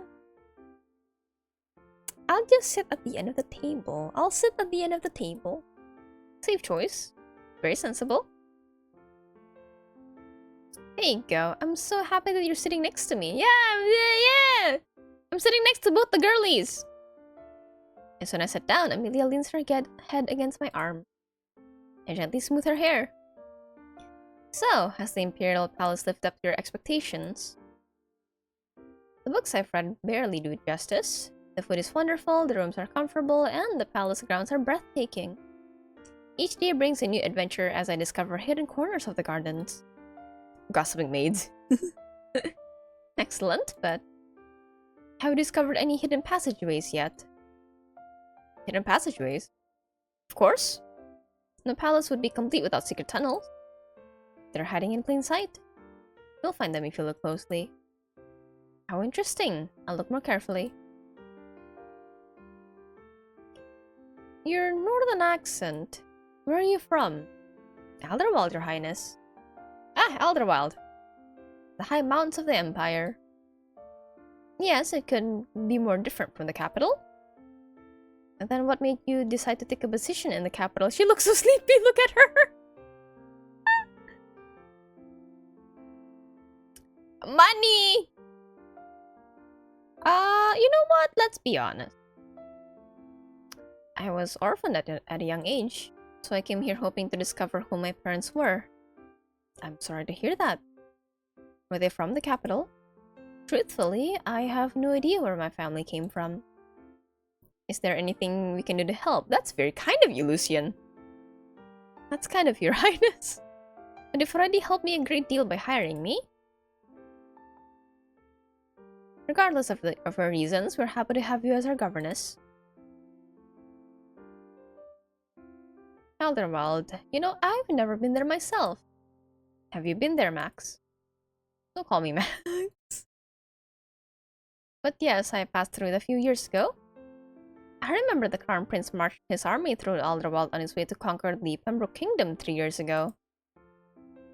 When victory was declared, Elderwald was drunk with celebration. After a century of border skirmishes, peace was finally established, and the Kingdom of Pembroke became part of the Empire. Good grief! Is there anywhere in the Empire you haven't been? Not many. So then, what's the most beautiful place you ever seen? Drakenberg, the capital. Really? Nothing beats a place like home. True. I'm the opposite. If I had time, I would travel all across the Empire. I suppose I wouldn't mind traveling a bit once things are more stable. Cavernous Montclair. What kind of hero would you travel with? A mysterious rogue? Or a brave knight?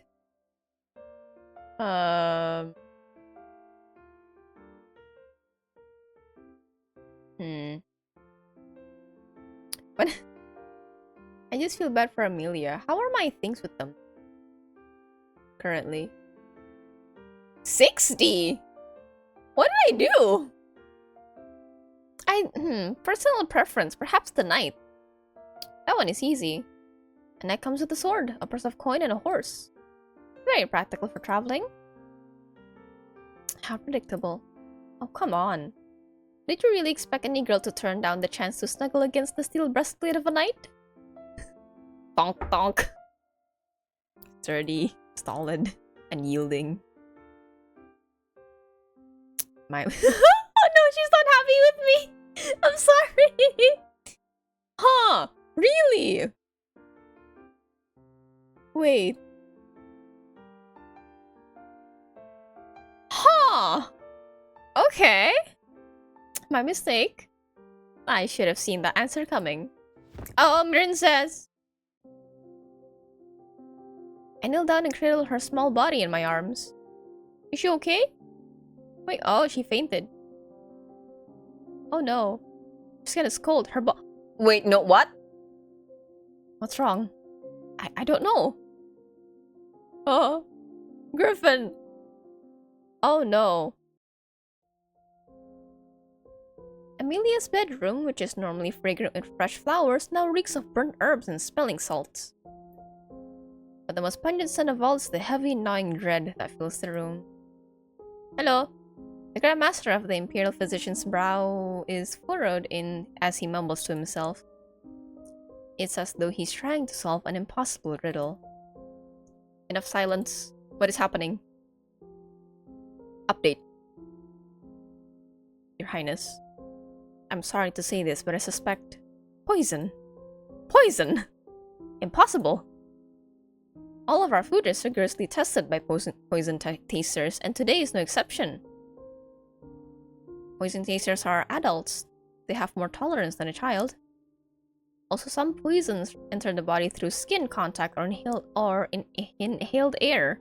Ha! Can't read that. Then identify the poison immediately. Common poisons don't cause symptoms like this. I have run all the available tests, but... The princess's condition is deteriorating quickly. The results will take days, if not weeks. Unacceptable. Find a way. There is one remedy. A total restoration of the humors by replacing her tainted blood with that of a healthy person. What?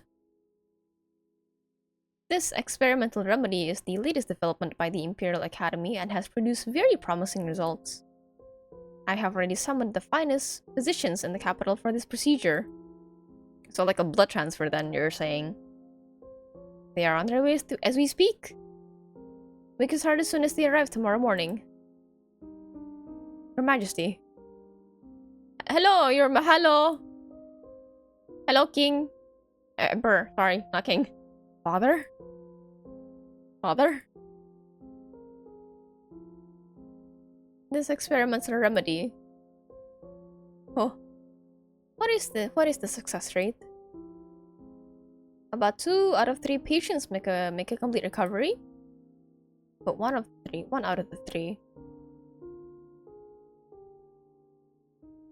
If you don't apply the remedy, then it's 0 out of 3. A big hum. Proceed once you're ready. Yes, Your Majesty. We'll start at first light tomorrow once all the physicians have gathered. Maximilian, Lucian, Tolerant Council has just been called. You both must attend. We cannot allow word to spread that the princess is ill. Right on the night of her birthday, too. Crazy. I don't know about you, but I feel incredibly comforted knowing that Father will attend the council even when I'm on my deathbed. Surely you didn't expect anything different. Maybe you should tell our father that we aren't feeling well and can't attend the council? Have you lost your mind? He literally just saw us. Do you not recall what happened the last time you disobeyed him? Which time? I've lost count. Oh no. Fine. There is little we can do here anyway. Off they go. I was going to suggest that we pretend to be unwell once we are in the council. Oh! Don't worry, I've got a plan. It'll definitely work better than your terrible acting. Whatever gets the job done. Yes, brother, come walk with me in the shadows. Gonna play little funsies, huh? Room feels empty and oppressive once the princes are gone. Our 6th birthday's cursed? What if Amelia doesn't wake up? What will happen to my governess position? What about searching for my family? If only I had studied healing arts. Wait. I've seen books on toxicology at the Imperial Library. The physician, could you please summarize all of the princess's symptoms for me again? Do I actually have to look for it?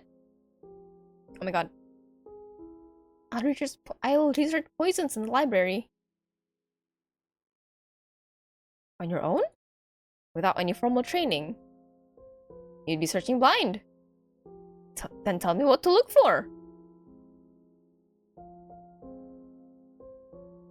Gather every reference on poisons. Then check for the following symptoms: sudden fatigue, yellowing of the skin, and dark speckling beneath the flesh. If you find a match, notify me immediately. Yes. Time to find it. I tear through the library shelves, pulling down books on venomous insects, poisonous plants, and toxic minerals. Soon, my desk is buried under stacks of books. I let out a heavy sigh of despair. Sifting through them all would take weeks, no, months. I took a deep breath and straightened my posture. No, I cannot give up. Not until the very last moment. Someone is gonna die if I give up. Maybe. The sky is starting to light up, marking the dawn of a new day. Madame Evelyn graciously allowed me to use the library after hours last night. But I didn't expect to still be here in the morning. I yawn and my head droops, but I don't stop. Can't stop. Won't stop. The physicians are going to start the experiment remedy soon. I must hurry. Ignore the fatigue and reach for the next book. Golden berries. Many years ago, a boy died after eating a wild berry in Shadowfen Mountain. Where is that?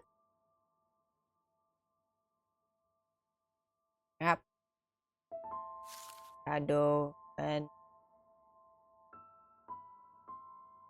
Not here. Also, I should probably save. Whoa. We just located in a region bordering Pembroke. What color was the boy's skin before he died? Yellow. It was yellow. I searched the bookshelves for books about plants from Shadowfen Mountain, but I found nothing. Just then, Madame Evelyn appears, ready for a new day at work. Madame Evelyn! Oh my goodness! You scared the living daylights out of me. We're still here. From last night? Yes. Madam, I need your help. I'm looking for books on botany focusing on the area around the Shadowfen Mountains.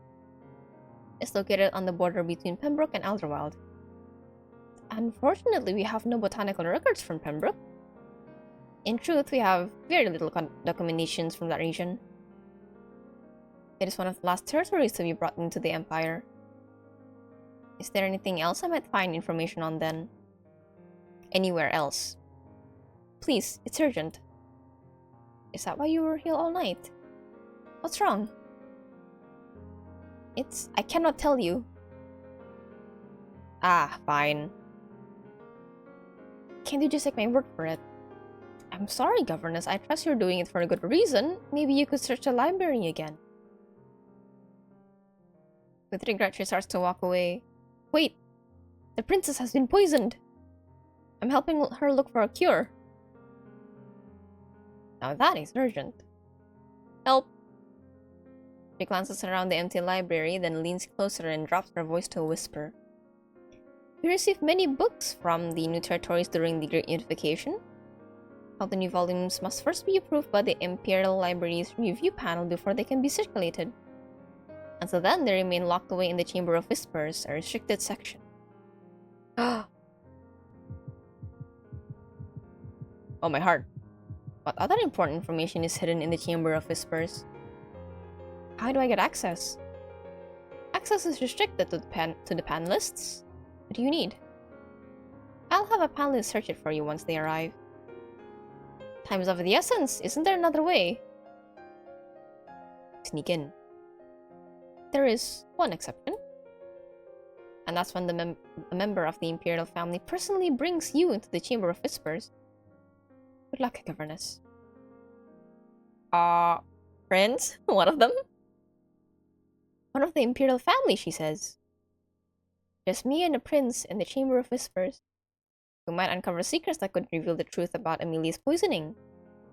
And I might even discover who my family was. Suddenly, I am reinvigorated with hope. Which one should I ask for? Well, I have very good standing with Maximilian, so... I'm leaving, No! No! Wait, no! Wait! Aww. Oh, I'm sad now.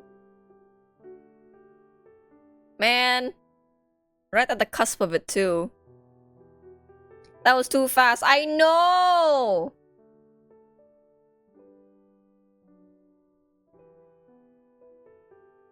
Man. Right during... How do I say this? Right during an urgent moment, too. And then just like, okay, bye.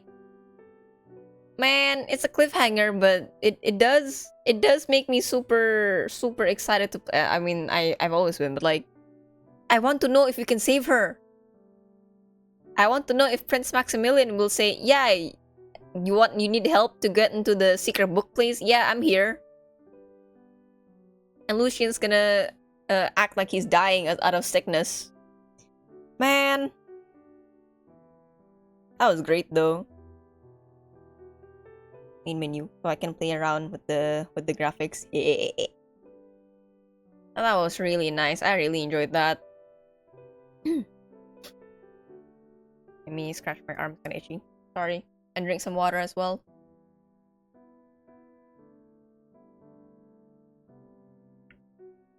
It's definitely one of the more faster paced visual novels we played in the event. Which is a bit jarring, I suppose, because the other ones we've played, it's kind of a day-by-day event. But it makes sense here, because imagine if like, oh, you were the governess, and then the next day, the princess is poisoned. I don't think that would be... I don't think that would put a good image on me. Also, a point that I like about this a lot is that the both love interests, they have a good relationship with each other. Like, they're not rivals or enemies, or they don't know each other at all. I like that. I like that there's a friendly rivalry between them. They're not super against each other. They poke fun at each other, but never goes too far. And I like the side characters as well. And I'm very worried about Amelia. I'm kind of worried about... what's her name? Kind of worried about... what's her name? The fiancé. Victoria, was it? I'm worried about her because... You know, what would everyone think if... Oh my goodness! A governess stole the heart of Prince Maximilian! But visually and personality-wise, I think I lean more towards him rather than Lucian. I see Lucian as more of a bestie kind of trope, as I usually are with any love interest in any visual novel. I don't usually go for the super friendly types, the more forward types. But it suits him well. I do really like how that makes a contrast with Maximilian. I do want to talk to him more though. I want to see how else he would entertain the ladies. It was very fun watching him talk to everybody during the luncheon. But yeah, that was Fate's Masquerade by Small Serenity Studios. The game is currently on demo. It'll be released sometime this year. I don't know when exactly. But if you'd like to play this game on your own and keep an eye out for the release date, there is the Steam page linked on the pin chat. I would very much like to play this game when it is released. Yeah. Mainly for now because my heart is pulled. I would like to know if I can save Emilia or not. But that is for later. How did you guys like the game? What did you guys think of the love interests so far in the game? We're gonna be continuing with the Saintess, so you guys are going to see them again. 3 of them. 3 of them, yes. And I hope that you get to know more about people in Saintess. Let me just close this for a bit so I can move the game. Man. Fate's Masquerade has such a short demo though. I wish it was longer. Something that I need to update. Remind me later. Lamau.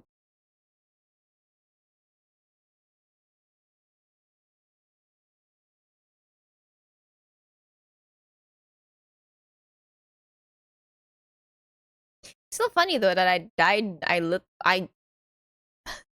I practically made all of the bad choices in Fate's Masquerade. I died twice in short succession at the beginning, and I got fired as well. So maybe I'm not meant for this kind of visual. Survival instincts 0. Alright. Let me... Oh. It's running, but it's not opening. Hello? Game? I think I did save last time before I left, so... There's that. Why is it not popping up? Man, everything's been so laggy to me today. Browsers were lagging. Websites were lagging. OBS was lagging. VTube Studio broke on me for a bit at the start. I think my webcam is already kind of warm as well. Man. Good thing I opened up OBS a good while before I started stream, because I had to close it multiple times before it actually displayed anything proper. I don't know why. I don't think I'm missing an update at all. At least not that I know of. And the game is not opening. Great.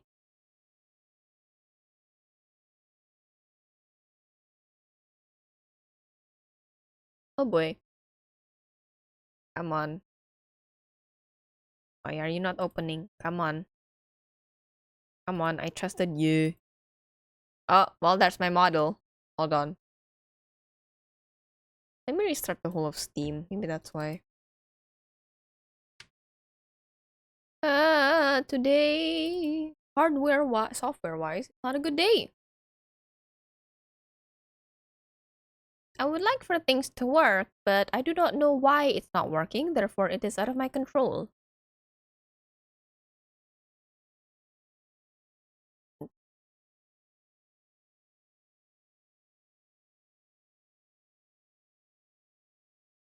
Saintess of the Golden Bow demo. I hope the save file for this game also transfers. Kind of worried about that actually. Okay, play. Oh.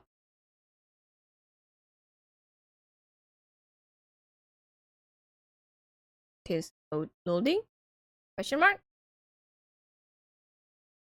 Hey.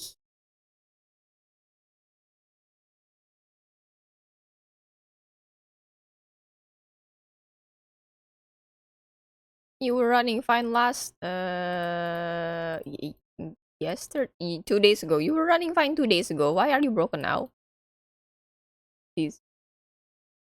Let me play. I want to know where Celeste's story goes.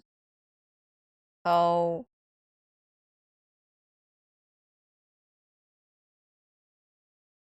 where were we last time at the game? We were about to join Penelope. What's her name? Lady Penelope's tea party. With my sister. Eurydice?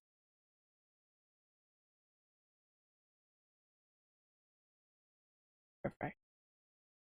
It's not running, guys. Why is the game not running?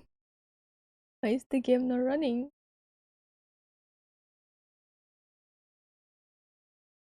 Wait. Oh.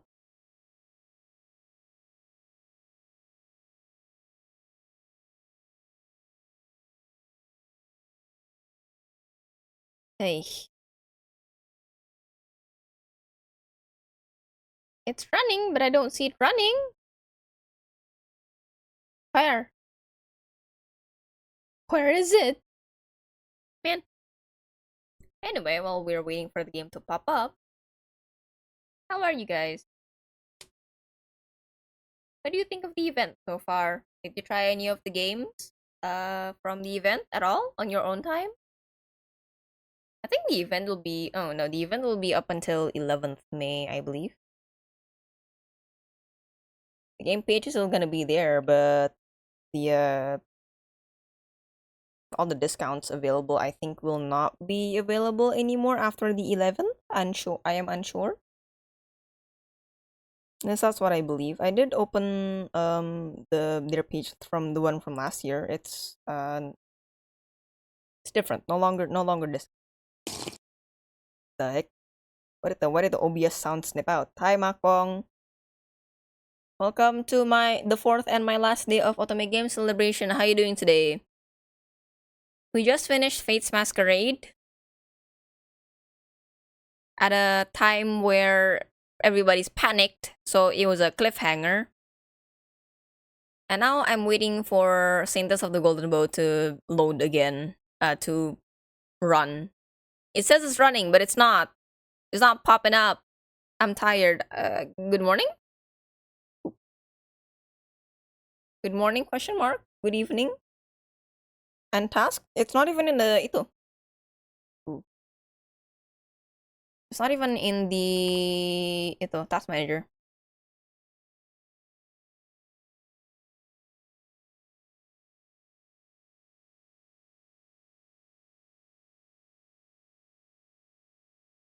Hey.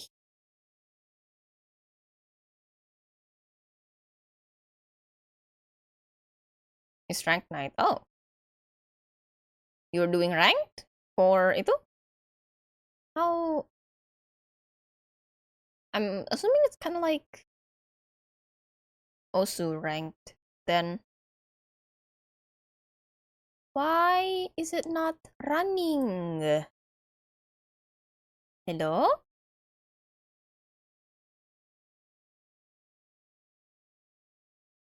I'm kind of sad now. 5 position in Indo. Oh, nice.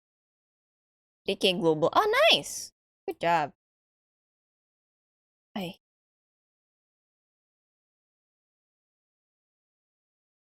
What is up with this game? Hmm? Oh, I've played this game for 3.3 hours. That's a long demo. Still doesn't beat another indie visual novel. Now it's running.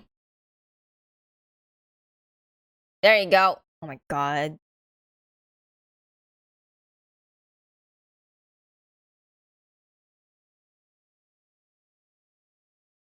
Eh.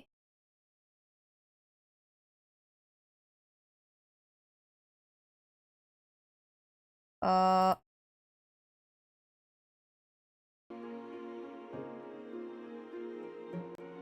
I remember last time the BGM was quite loud still. I think SFX volume could be lower. Voices are fine. Load. Yeah, tea party. Alright, let me change the pinned message.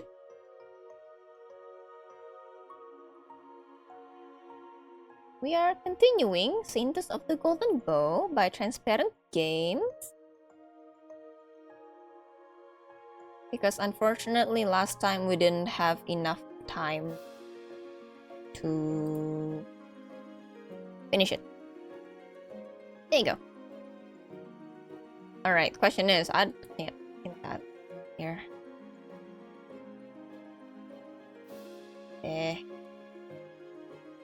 God dang it, OBS. Did you know that OBS was being a little grumpy with me when I started stream?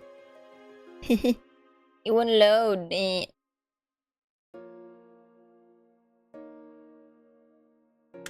Oh.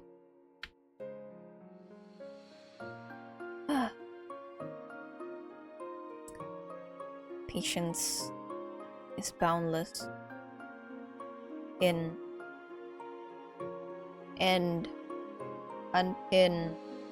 There you go. There you go. Thank God. Alright, everything is set up. Let me just close some things because I'm assuming those are the things causing my game to not function. But we are back, continuing the demo of Saintess of the Golden Bow made by Transparent Games. We made substantial progress last time with the demo. So we are in a isekai. Turns out we are the Saintess that has been awaited by the people for 2 decades, was it? For 2 decades. The problem is I do not really know archery and I don't know how to use magic. But I gotta do it. I gotta send an arrow straight to the Demon Queen's heart. No, the popularity game was Your Crown is Mine. That one we finished the demo yesterday. That one was also very short, a very short demo.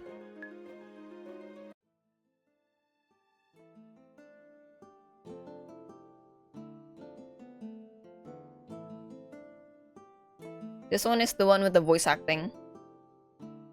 I think this is the only voice acting demo we've played actually. From what I remember. Anyway, it is time for Duchess Penelope's tea party. I almost want to pretend I have forgotten about the occasion, especially when Eurydice and Linda waltz into my room to get me ready for the outing. Tea party is a more informal affair than a ball or an audience with the Empress, so I opt for a more modest dress. Whoa. Whoa. We arrive at the terrace outside of the throne room just in time for the event. Tables are set up and laden with... Now I remember what people look like in this game. Tables are set up and laden with so many kinds of colorful cakes that my mouth waters. If only I wasn't a noble lady. I'm supposed to mind my manners and eat daintily, otherwise I would have taken a full cake of each flavor all for myself. Me. Me whenever there's a wedding buffet somewhere. Considering how physically demanding archery training was, I could use some extra calories anyway. There she is! That's just Penelope. Let's approach and beat her. Oh. The war is nothing. It's so far away and doesn't concern those of us who are in the capital. Why should we worry about something that will never bother us? You're right, Lady Penelope. Are the demons even real? I hold back a long sigh. Listening to Duchess Penelope only makes me sigh even more firmly with George's belief. Who's George again? Hold on, I kind of forgot this. Is. I forgot who that is. Oh, it's the Duke. The Duke wearing the snowflake suit when we were having dinner. That's him, right? He isn't here today, though. This tea party seems to be a women-only event. If it weren't, though, I doubt Penelope would have invited her nemesis to our private gathering. I mean, have any of us ever seen a demon? What if they're nothing more than a myth? Eurydice gives me a look, clearly telling me to hold back my comments, yet I can't stand by and listen to the Duchess's stupidity any longer. I have, you know. Have what? I've seen a demon. Penelope looks between me and Eurydice, her cruel smile from the night of the ball returns, and my blood freezes in my veins. Well, if it isn't the daughters of Count de Caris, Eurydice, and the Saintess, Celeste, was it? That's right. Hello, Lady Penelope. Thank you for inviting us to your tea party. I thought it would be entertaining if we got to talk to the Saintess, considering her reputation. So tell me, Lady Celeste, what makes you claim that demons are real? It's because I fought against one. It had a long claws, leathery wings, and a scorpion tail. Duke George confirmed that it was an imp. Oh, did he now? Yes, and if demons weren't real, like you're saying, why would the war have gone on for so long? Why would people have waited for the Saintess to come for 20 years? It's because nobody else but the Saintess can defeat the Demon Queen. So the soldiers have to continue standing their ground against the demons until I'm able to defeat the fiend. If, as you I'm like raining down on her. If, as you suggest, money is pulled from supporting the war effort, don't you think wave after wave of demons will close in on the capital, eventually sweeping you and your followers' comfortable lives away? Dang. Who are you to tell me what I should believe and how I should lead my political faction? Oh, hello. Hey, I know you by name. You're friends. Alright, that's enough for now. How about we get the tea party properly started? A lady with a braid of long orange hair interrupts us. Eurydice seems relieved at the sight of her. She must be Viscountess Laetitia. Letitia. It stumbles me a bit when I read this specific order of letters. Letitia. At least that's how I think that's how it's pronounced. Question mark? Lady Penelope huffs. She walks over to one of the cake tables. When she turns around again, she claps her hands and has a smile on her face that could almost be considered pleasant. As suggested by our gratuitous guests, Viscountess Laetitia, let's get the tea party started. I'm still looking forward to the shortcake. I don't like her smile. It looks kind of like she's planning something. I don't like what she's planning. The atmosphere changes instantly. Excited chatters ensues as the ladies make their way over to the cake, taking a little bit onto each of their plates. Servants are nearby, but we're supposed to choose cakes for ourselves today. Eurydice sits down with Lady Letitia's entourage. I'm not sure where I should sit. I don't recognize anybody else except my sister and her favorite lady. Sit down with us. Relief washes over me. I take a seat next to Eurydice. There's one more free seat next to me, but nobody takes it. Among small talk, we dig into the cake. Nom nom nom nom nom. The talk at Viscountess Laetitia's table is much more pleasant than any conversation with Lady Penelope. I relax. Oh god.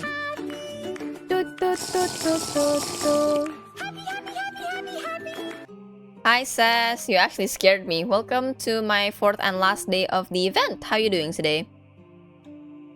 Currently, we are continuing the demo of Saintess of the Golden Bow, made by Transparent Studios. And earlier, just now, we finished the full demo of Fate's Masquerade, which was very entertaining and interesting. You're welcome. Thanks for scaring me. Wahoo!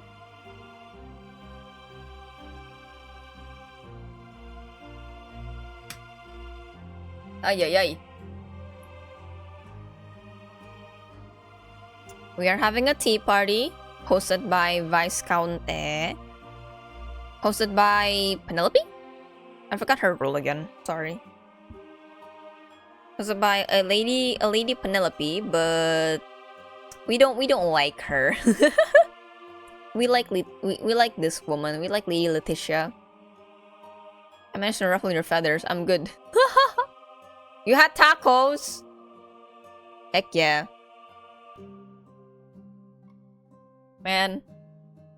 I had a small dinner before I streamed because I didn't want to, I didn't want to cause some food coma, but now I'm kind of hungry, so that's bad. I had nacho cheese sauce and heck yeah! Good food. We love good food. We love good eats. The tea party. This one is partially pleasant. The hostess herself, Lady Penelope, said, "Oh, demons aren't real. We've never seen them before. How could they be real?" And I'm like, yo, I saw a demon. I killed the demon. And I also went to a refugee camp, so I'm kind of like, you shut your mouth. We do not like Penelope in this household.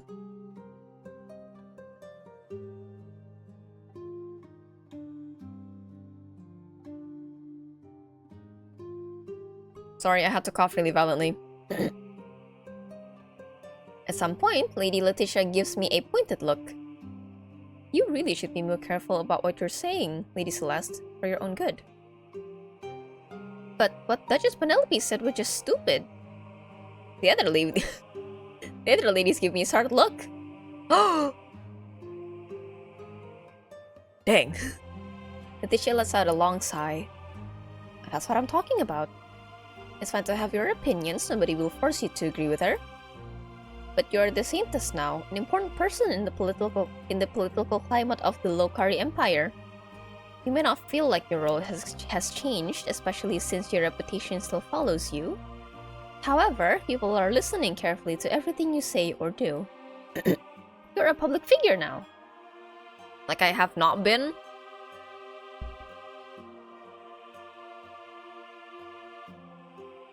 Maybe not as much, but still. I'm sorry, and that I'm so inadequate.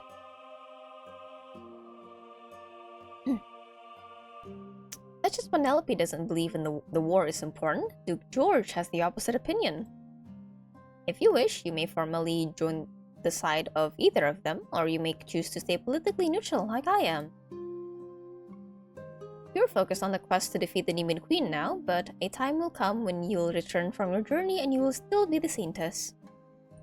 Think carefully on what you want to do. Right. Well, it wouldn't make sense if I didn't believe in demons if I was chosen to kill the Demon Queen now. One standing ovation. Thank you. Yay! Yay! Clap, clap, clap. Tequila once, and that was the last time. I've heard tell that tequila is quite strong. What is that? Oh, it's a cat. It may be that the demon army will disperse once their leader is slain, or we may have to fight the remaining demon hordes for decades to come. The debate between Penelope and George may have become unimportant, or it may grow into the most heated topic in the court. Be mindful of what impact your words have and choose them wisely. Thank you for your advice. The Viscountess has really given me something to think about for the future. I've been so focused on my training that I haven't thoroughly considered the politics of my situation. Lady Letitia is right though, the Saintess is more than just a tool to end the war. I'll think carefully about what you said. What's the long faces? Someone slides into the seat next to me. A man?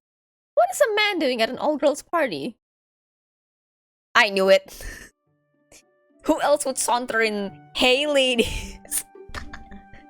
You! I turned to see Noah sitting next to me with a wide grin on his face. Not this dude. I'm kinda warming up to this dude, you know? He's kind of like all that. He's kinda cocky. But at the same time, he's, you know, he's quite nice. Oh no. I might be falling for him. Oh no.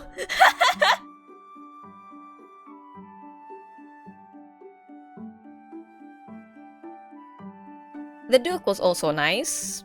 I do like his personality a bit more, but we didn't spend enough time with him, so I don't know. Noah, what are you doing here? I was taking a break from work and decided to go for a walk in the gardens. I saw you having a fun tea party, so I figured I'd crash it. Just like that. You figured you'd crash it.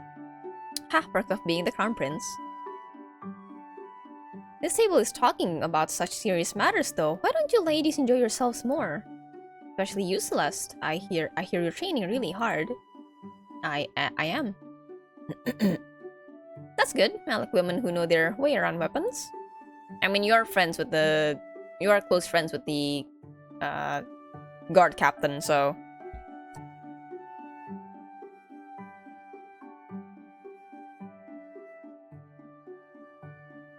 Man, something not going on. Something not nice. You know what? Let me get a mint. Something's not going well with my throat right now.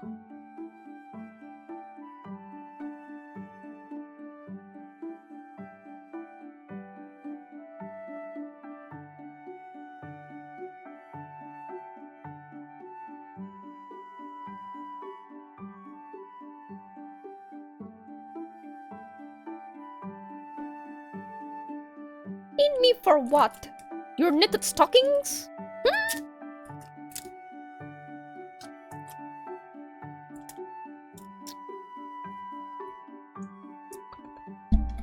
Oops, sorry. Attached throat. I wish I could detach my throat. Change my voice box, you know? For birthday gifts. No. You asked your parents for that. I blushed at the implication of what Noah just said. He's flirting with me again, making me embarrassed, and this time he's doing it in front of a table full of wide-eyed noble women. Oh god. Noah, why are you teasing me so much? Why? Please stop teasing me.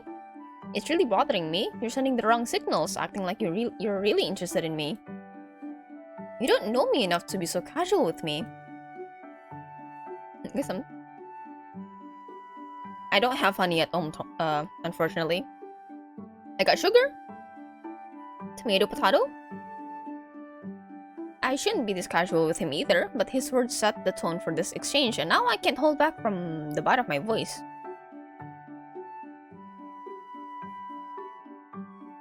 What if I have a good reason for teasing you? What good reason? I rather enjoy seeing you both blushing and mad. You're a great distraction from organizing the tea party for guests. Wait, you're a great distraction from organizing the tea party for our guests. For our quest. Oh, right, not... Okay, sorry. Right, sorry. I read this completely wrong. Forgive me.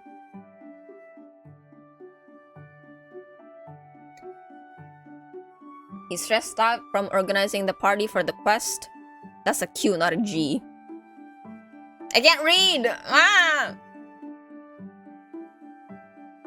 Besides, you know, I can be serious when needed. I can't help but feel mad, regardless. I don't want to be your distraction. Please stop teasing me. Noah throws his head back and laughs. Ah, ah, ah. There you are, getting all mad and flustered again. That shade of blushing pink looks lovely on your face. Noah! Prince Noah, this is supposed to be a women-only tea party? Duchess Penelope approaches us with a frown on her face. I've had my fill of Celeste's expression anyway, so I'll be going. No, people will get the wrong idea. Have you ever seen me care what the court says about me? I hadn't. They call him the Mad Prince, though, and he was really living up to his name right now. Bye, Celeste. Good luck on your training. Goodbye, ladies. The cake was excellent. He took some cake. Man, I want cake. He managed to snag a bite of cake during our conversation. And now he loads a bunch of cakes onto a plate before finally walking off. Save some for me! I wish I could act with so much freedom, yet Lady Letitia just told me I can't act how Noah does. A shame, really. That was, let's continue the party. Nothing happened, just the wind. As the party continues, I notice the ladies from Penelope's entourage whispering behind my back whenever they think I can't hear. Or maybe they don't care if I hear them. Have you seen how she acts around Prince Noah? Could it be that there's something between them? I've seen her with High Priest Elijah a few times. You don't think she's going after a man of faith, do you? My servants gossip about her knight being in love with her. What a shameful thing. I let out a long sigh and returned to Letitia's table. The ladies there already asked me about my relationship with Noah, but without any presumptions about its nature. I'd love for all the noble ladies to be that kind. Unfortunately, no. For the rest of the tea party, I focus on not embarrassing myself any further. 4 days later, while I'm hanging out in the living room of our apartment, Eurydice approaches me with a spring in her step. Celeste, we've received invitations to another ball. Oh no. Oh no, not again. Wait, we might meet the Duke. Hold on, maybe yes. I'm intrigued about him. We only interacted when he was teaching me how to eat salad. As odd as that sounds. Not another one of those painful social gatherings. Look! Eurydice hands me an envelope with a royal seal. The Empress's seal. Yes, these envelopes were inside a bigger one. The Empress formally invited Father, myself, and you to a ball tomorrow evening. Tomorrow evening? That's what I said. Tomorrow? Yes, aren't you excited? Not at all. Aw, Celeste, don't be so dour. I'm sure the ball will be beautiful, with good food, amazing music, and interesting conversations. You know I hate any kind of gatherings for nobles. Can I refuse the invitation? No, you can't. I'm sorry, but not attending when you got a formal invitation from the Empress could anger her. I don't want to antagonize the Empress, it's just that... What am I supposed to do about my lack of etiquette knowledge? I'm not going to suddenly get a lot better at those skills by tomorrow evening. But with all my archery practice, I've had no time to worry about learning to be a proper noble. There's a knock on the door. Paul, Eurydice's knight, opens it. Hello. Oh, that's what you look like. A messenger from Duke George arrived for Lady... I am going to meet him again. For Lady Celeste. From Duke George? I bring word that my master, Lord George, Duke of Redwell, would like to see Lady Celeste in 2 hours at the Royal... What? At the Royal Conservatory. Duke George wants to see me? Yes, that's right. I'm supposed to come back with a reply, my lady. I'll see his grace. Thank you. I relay the information immediately. The messenger leaves. When the doors close, Eurydice turns to me. Her eyes are sparkling with curiosity. What's going on between Duke George and you? Nothing, I'm as clueless as you are. We didn't speak much so far. He's a kind man, but I know very little about him. Duke George? Kind? He's always come off to me as cold and a very closed-off person. Huh, that's not how he acted towards me. How curious. I wonder what he wants from me this time. No way to find out except going to see him, I suppose. I'll call Linda and let you get ready in peace. And I'll send word that we're going to the ball. Okay, fine, if we must. I'm afraid we have to. Alright then, do your worst. Laughing, Eurydice walks off to her room, and I enter mine. Hi, Linda. Linda spends the next 2 hours getting me ready to meet Duke George. That's a close call. Duke George, it's almost like preparing for a ball, considering I've been summoned by someone so important. All the while, I continue to wonder why George wants to see me. Whoa. When I arrive at the conservatory, I'm in awe of the splendor of the large glass building. Ones I've only seen in books in the kingdom of Durandal fill out the greenhouse alongside nature from the Lokari Empire. Hello! Good to meet you again. In the middle of the room table is laden with food of all kinds. George stands in front of it with a kind smile on his lips. Welcome, Lady Celeste. Your Grace. Bows. What is the occasion? I take another good look around. Hold on. That's enough food for a party. Where is everyone else? Is it just us? There's like a whole table over there behind him somewhere. There's only one servant in attendance standing by the glass wall, trying to be as inconspicuous as possible. Levi takes a spot next to him.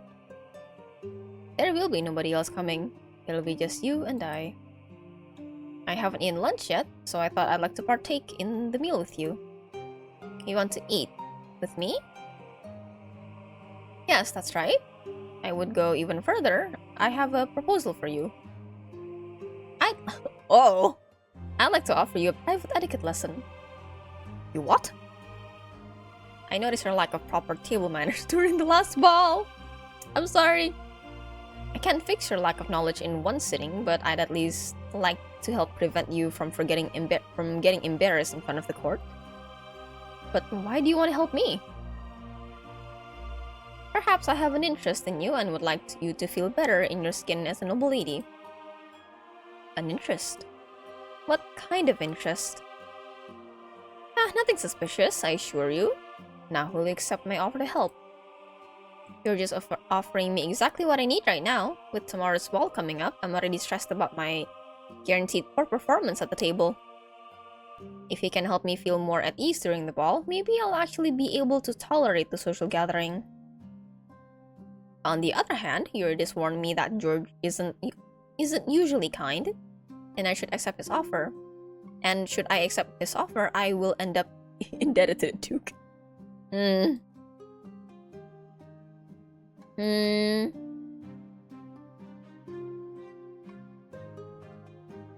Can't be that bad, right? I kinda need to know how to act like a proper lady. So, alright, I accept your kindness.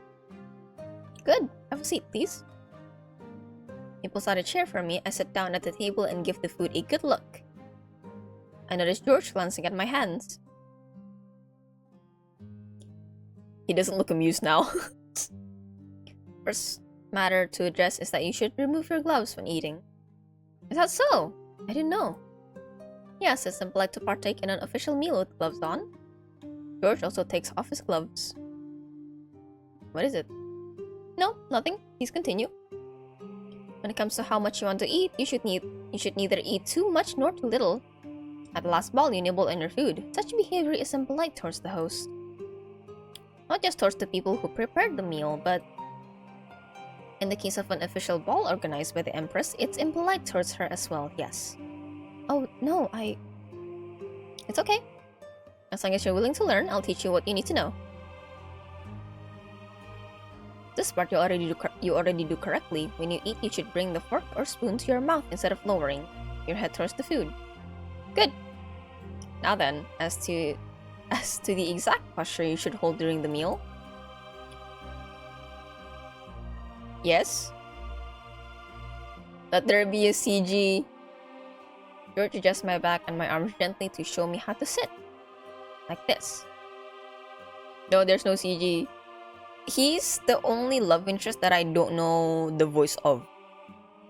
Everyone else has Everyone else has been voiced, including MC and supporting characters. What's the correct spoon for the soup? He gestures to the table where far too many utensils for one meal are laid out. I extend my hand to the biggest spoon. No, that's not right. It's not? You should eat with this small spoon. Ah. Now, which is the correct fork for the salad?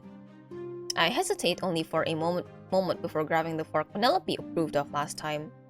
That is incorrect as whoa! But that's just Penelope. Did a trick on you. No. Oh, she's mean. It's unfortunately true. Don't be disheartened. Let's continue. As we review more and more about the rules of the Empire table manners, I start to relax, and so does George. Eventually, we finished the whole meal in the correct way. I watched George eat and copied his movements as best I could. And those are all the basics you need to know. If you review everything I taught you as soon as you return to your family's guest apartment, you should be able to recall most of the lessons for tomorrow. Oh, thank you so much. Really grateful for your help. I won't live the night as an embarrassment to my family. My father already doesn't like me for it. Oh.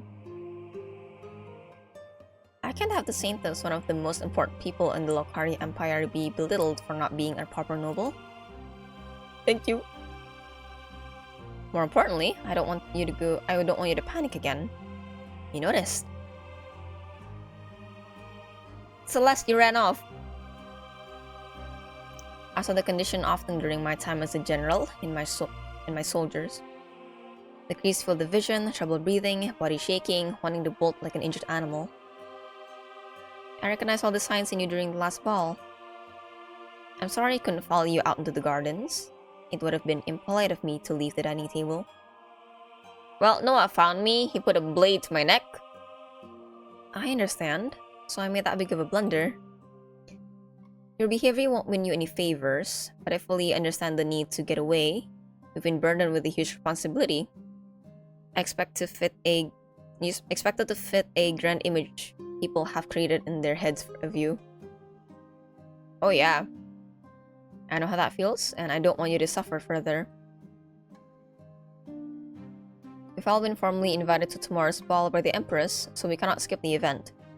That's why I thought I'd help you gain more confidence so that you won't be as frightened. I really appreciate your kindness. Very nice of you. I'm waiting for what you might ask of me in return, though. You said you've seen a lot of suffering in the war front. Maybe he'd like to share some of his burdens with me? Too nice of you.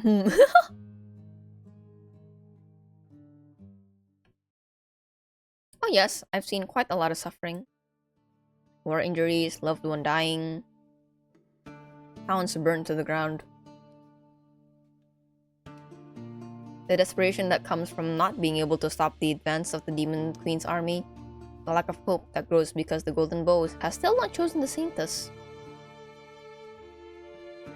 And there's nothing we normal people can do to defeat the Demon Queen. As long as she doesn't fall, the war will continue, and with it, the destruction of everything we hold dear. The Duke's words sound so dark and ominous, but I suppose war is terrifying that way. Soon you will go to the war front yourself and see the destruction. You'll fight demons. You'll comprehend what vile creatures they are. You'll understand that soldiers sometimes have to make difficult choices, and perhaps you'll end up having to make difficult choices yourself. The Duke looks at me for a minute, and the more I gaze into his eyes, the colder my heart becomes. It's like his gaze could freeze me to the core. A shiver runs down my spine. Suppose you're faced with the following dilemma. Oh no. AirPods conking out. Okay.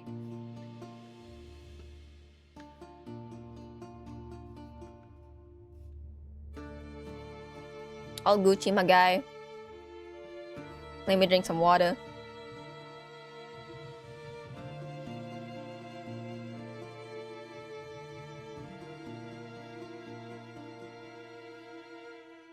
Oh. Minty! dilemma is, lives of both the crown prince and your best friend are in danger, and you can only save one of them. Whose life would you choose to preserve? I need to think about this for a moment. Take your time, but remember, in the face of battle, you would have no time to consider the options. Yes, I understand that. If the crown prince died, then the continuity of the empire's succession will be broken. The empress has no other child to take the throne. She's also been reigning long enough that, according to the Lokari Empire law, as Eurydice once explained to me, she'll soon need to pass the crown to a successor. In the face of a broken succession, the empire would be weakened, and we're in the middle of a war. I'm sure the Demon Queen would take advantage of the chaos. On the other hand, if my best friend dies, Eurydice, I imagine, whom I've probably grown to love her like a sister, how could I live with myself? If I had to make a fast decision to protect someone, would I be able to make the right choice between Eurydice and Noah? Would my body move on its own to protect Eurydice, even despite Noah's importance to the empire? Oh. Oh no.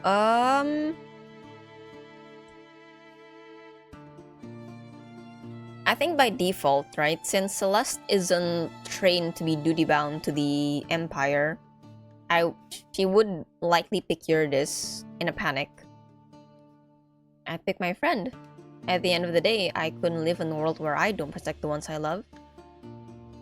Even if it became a world where the Demon Queen and the war no longer existed, I wouldn't want to live in it without my friends.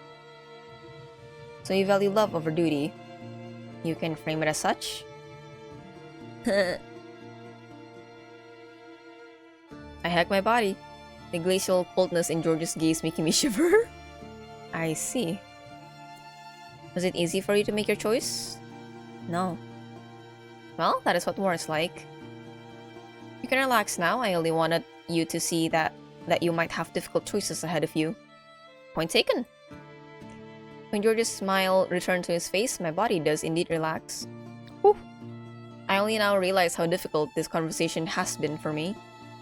Is this what Eurydice meant when she said that George is not always kind? I think I've taught you everything that I wanted you to learn. Alright, I'll see myself out then. Thank you again. Huh, no requests? Huh. I curtsy and walk towards the conservatory exit. When I turn around in the doorway, George continues to smile at me. I nod and take my leave. Goodbye! Oh no. The time until the ball passes by like a blur. I practice what George taught me with Eurydice. Soon I find myself seated in the throne room between Duke George and Duchess Penelope again. Great! I take a good look at the cutlery. I think I remember which piece is correct to use for each kind of food. Penelope has a smirk on her face, but I turn my head away and look at George instead. He gives me a small nod. The Empress starts the dinner, and I take small bites of the food on my plate. I use the correct forks and spoons. Oh no, she's annoyed. Penelope gives me a side eye, clearly disappointed when she finds no fault in me. I relax, listening to the beautiful music. In no time, dinner's over. Say, Saintess. Oh no. When Lady Penelope strikes up a conversation with me, my breathing quickens again. What if I say something wrong? Lady Celeste, would you like to dance with me? Good save! I turn my head in the other direction to see George standing next to me with a kind smile. His hand outstretched for me to take. If I dance with George, I can avoid embarrassing myself in a conversation with Penelope, a conversation that the Empress who is nearby may overhear. The problem is, I can't dance. Maybe George will be able to lead me through the dance though? Then I remember, it would be a slight to refuse him when he so publicly asked me to dance. All eyes at the table are on us. Uy. That's a dilemma. But at the same time, I want to confront Penelope. Not really. Even if I say something wrong again, I can't run away from facing her. I'm gonna dance with George. I swallow hard and take George's hand, getting up from my seat. I am going to be civil. If I were to talk back to Penelope, maybe not during the ball. Maybe during a private conversation when the Empress isn't right there. George leads me through to the center of the ballroom. He gives the band a small wave, and they change the music to something more suitable for dancing. Heck yeah, custom music. You worry so hard. Your thoughts are etched on your face. Oh, I'm sorry. I'll lead you through the dance. Don't worry, just leave everything to me. Hey! Wait, will we hear his voice? I take a starting position and George gently moves me through the dance. I follow his lead. The motions are repetitive enough that I find myself relaxing. I wanted to talk to you again. Aha! In the privacy of dancing, I can ask you more than I could at the table. Oh, this is great. You want to talk to me? Yes, I do. First, I'd like to praise you for your etiquette skills. They have improved tremendously. You still lack confidence, but you didn't make any obvious mistakes tonight. Nothing any other noble at the table could scorn you for. Nice. I'm glad. You still need to improve the way you converse with nobles. But that'll be more of a process to master if you want to put effort into acquiring the skill. Good communication isn't something you learn overnight, after all. I understand. Baby steps, baby steps. I really... Yes? What is it? I'd like to thank you from the bottom of my heart. It's because of you that I got through the meal without embarrassing myself. You didn't need to help, but you did. You're the kindest person I know. Ah. Dang. The song ends at that moment, George bows to me, takes my hand, and guides me gently back to the table. When I sit down, he leaves to take another lady to dance. The rest of the ball passes by uneventfully. I strike up conversations with some noble lords and ladies, and thankfully managed not to embarrass myself further. Practice again. Eventually, I redirect my attention to practicing horseback riding. Let me come with you. I'm sorry, Levi. Horseback riding is a skill that Celeste knew well, so I need to practice it alone. If you saw me struggle to ride a horse, you would figure out quickly something's off about me. And in 2 weeks' time, I will have to be in the saddle daily once we head out to face the Demon Queen. I need to figure out how to keep myself on a horse like a confident rider. It's strange enough that I'm leading the horse out of the training grounds instead of riding the animal out of the stables. I don't want anybody to see how I'll struggle with mounting the animal. On the other hand, if Levi helps me practice horseback riding, I'll learn it much more quickly, which would be a tremendous benefit. I'll just need to convince him that I've forgotten how to ride.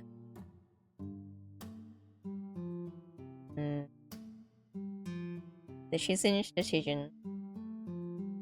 Well, why not? He did offer. But I'm not sure I remember how to ride very well. What? Why? It must be the shock of being chosen by the Golden Bow. Or maybe it's this horse, or the fact that I'll be traveling in my Saintess clothing, which means I'll have to learn how to ride side saddle now. I don't feel very confident in my skills. Could you help me mount the horse? Okay. Okay. Levi shakes his head but gently lifts me up to put me in the horse's saddle. My legs didn't cooperate, unfortunately, and I kicked the side of the horse. My weight lifting more towards Levi. Ooh! He stumbles, and I hold onto him more, afraid we'll both tumble over. And we do! He falls to the ground, and I land on top of him, my face against his chest. Ah yes, this scenario. You've only ridden the horse the normal way before, but I thought side saddle can't really be that bad. I'm so sorry. No, it's okay. I'm sorry, I'm getting off here right now. You don't have to rush. I scramble off of Levi as quickly as I can and stand on my feet. Levi gets up from the ground as well. Can we try again? horse. He helps me up on the horse again, and this time we successfully get me mounted. I don't feel very secure up here. I've never tried riding a horse side saddle before. I already struggle sometimes the normal way, so I don't know what this might be like. I'll get used to it, I suppose. Let me grab another horse and we'll go outside of Solus through the western gate. There are only fields out there, so we'll have enough space to let the horses run freely. Sounds like a good plan. Heck yeah! Yo! Levi ends up leading my horse, holding the reins on both our horses. Okay, I can picture it. We practice all day, and I learn mounting and dismounting under his tutelage. By the time we're done, I feel worn out, but the next day we go at it again. After 2 more days of practice, I slowly learn to ride the horse. Good. Levi looks confused about having to teach me so many basics of riding again. I catch him staring at me whenever I fumble. Will he figure out I'm not who everyone thinks I am? The anxiety of that possibility causes me to make even more mistakes. And we're back here.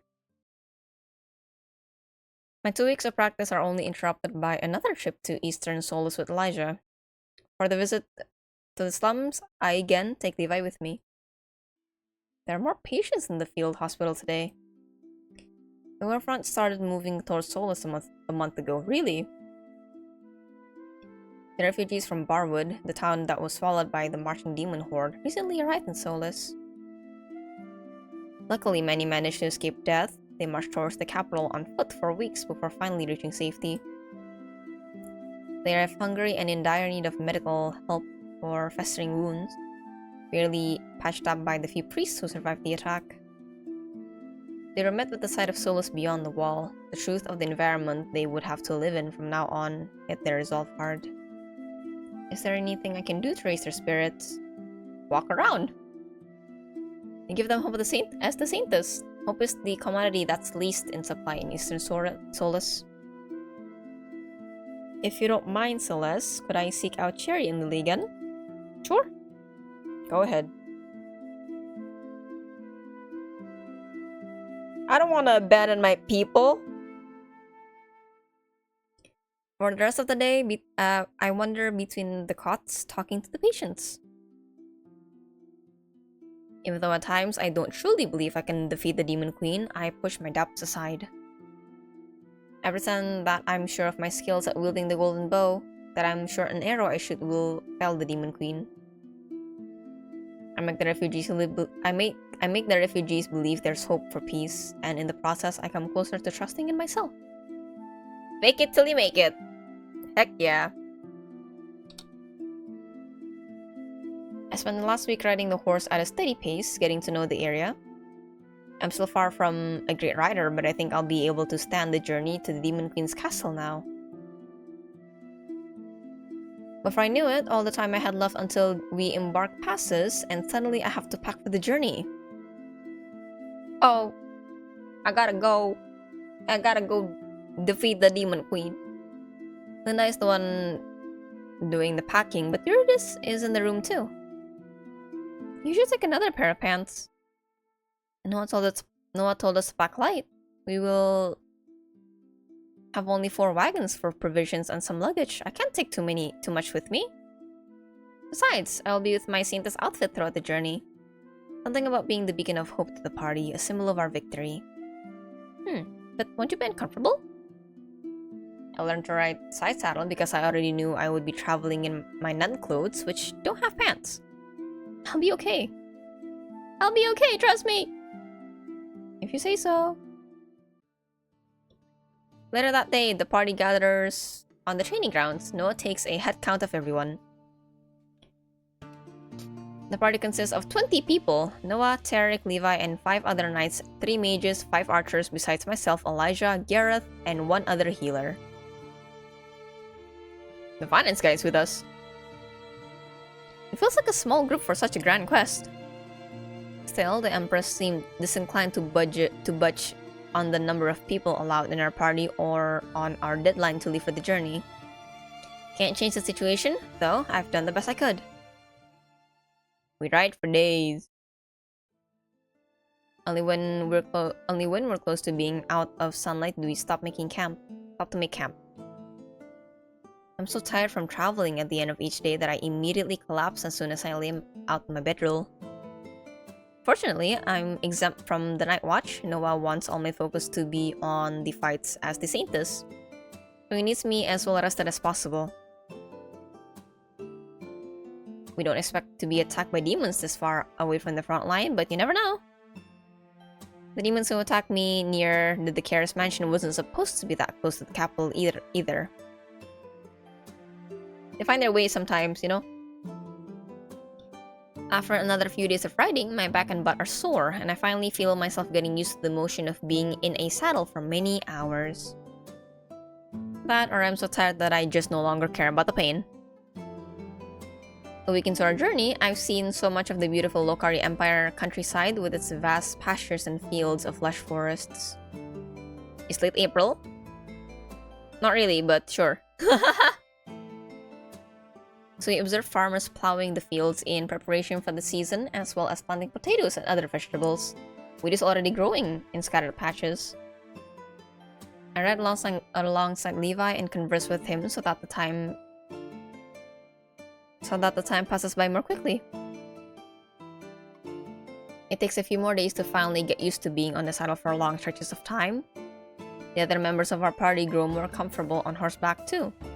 And as we travel farther and farther from the capital, I start hearing more chatter amongst everyone.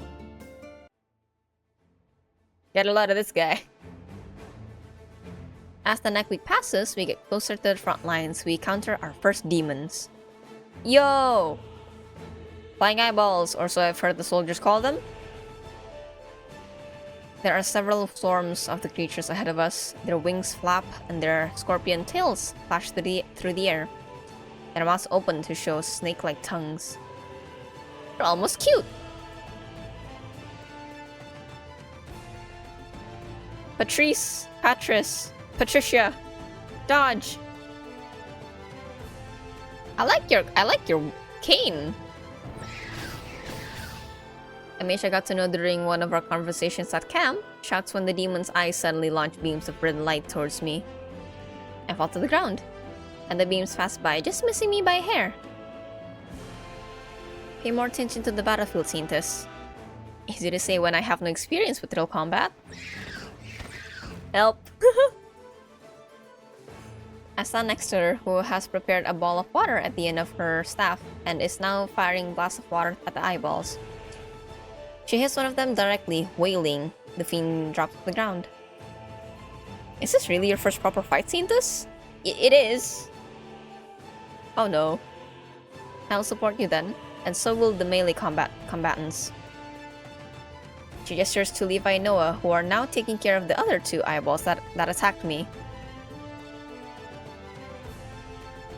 All you have to do for your part is fire the bow at the eyeballs that are flying too high to be taken down with swords. Also, don't forget to breathe. Only now do I take a deep breath. Alright, noted. Do I have to do something? Oh. I take an arrow from my quiver and knock it to the golden bow. Do I know how to use this bow? Is it still mad at me?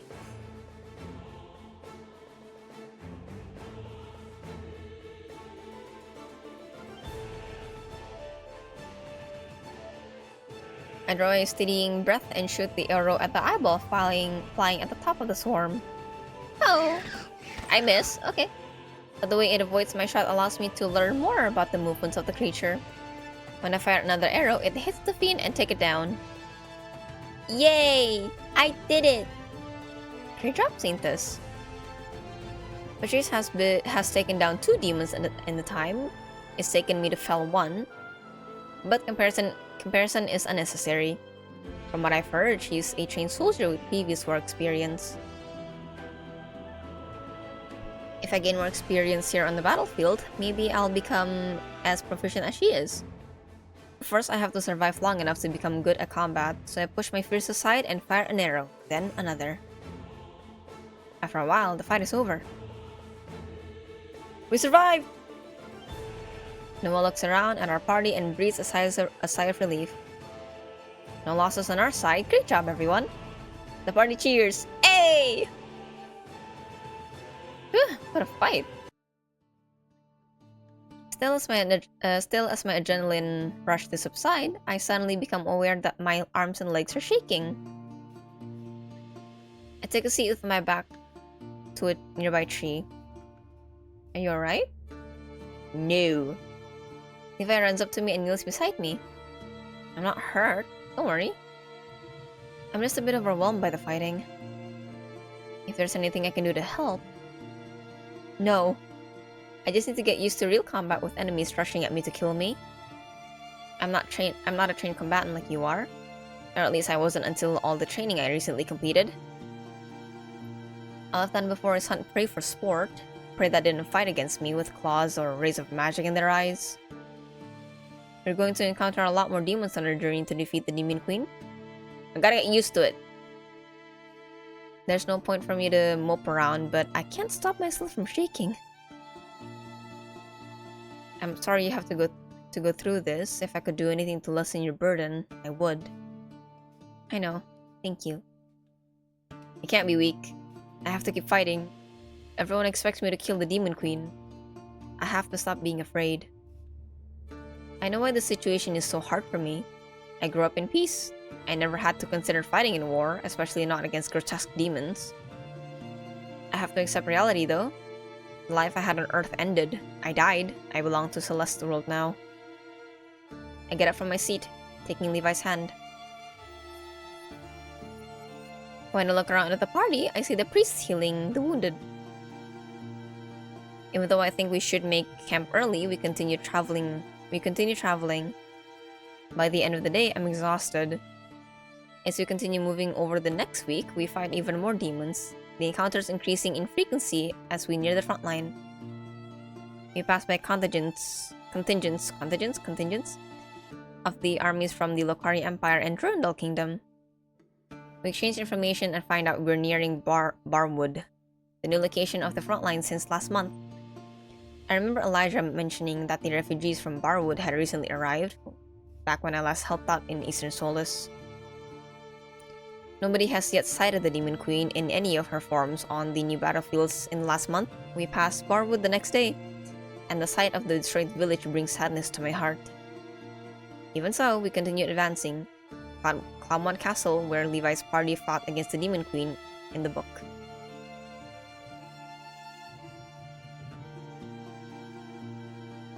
We'll arrive at Clamont Castle the day after tomorrow. That's okay. We're ready to engage with hordes of demons. The town in front of the castle has been overtaken by hundreds of fiends. We'll be entering the real battlefield now. Noah gives us instructions on how to fight as a party. We'll divide into 4 formations and everyone will be assigned a specific area to defend. I'm in the same formation as Noah, Levi, Elijah, and Patrick. Okay, we're all together. We're all in this together! We're the core of the party, the most important team. Noah, Levi, and Patrice are tasked with protecting me as well as fighting the demons. Elijah is there to provide healing should any of us get injured. We all confirm that we accept Noah's orders. Just start! Today I'm not as tired as I usually am. I glance around and notice these serious expressions on everyone's faces. Is there anything I could do to help cheer up our group? What if we throw a party? I could maybe hunt down some game with the golden bow. No, wait, I don't think I know enough about hunting to manage that by myself. What's on your mind, Celeste? I'm thinking we should have some fun. To help improve morale. How about we throw a party with some real food instead of the hardtack and smoked meat we usually have for rations? That sounds like a good idea. I can get the archers to come with us so we can hunt down some fresh deer. Are you sure you want to go? Yes, I agree that a party will help everyone focus more on our upcoming victory and less on all our recent brushes with death. Man.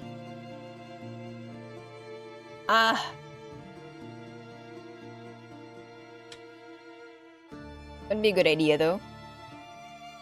But I'm also like, wondering, okay, this is kind of demon-infested territory. How much wildlife would there be?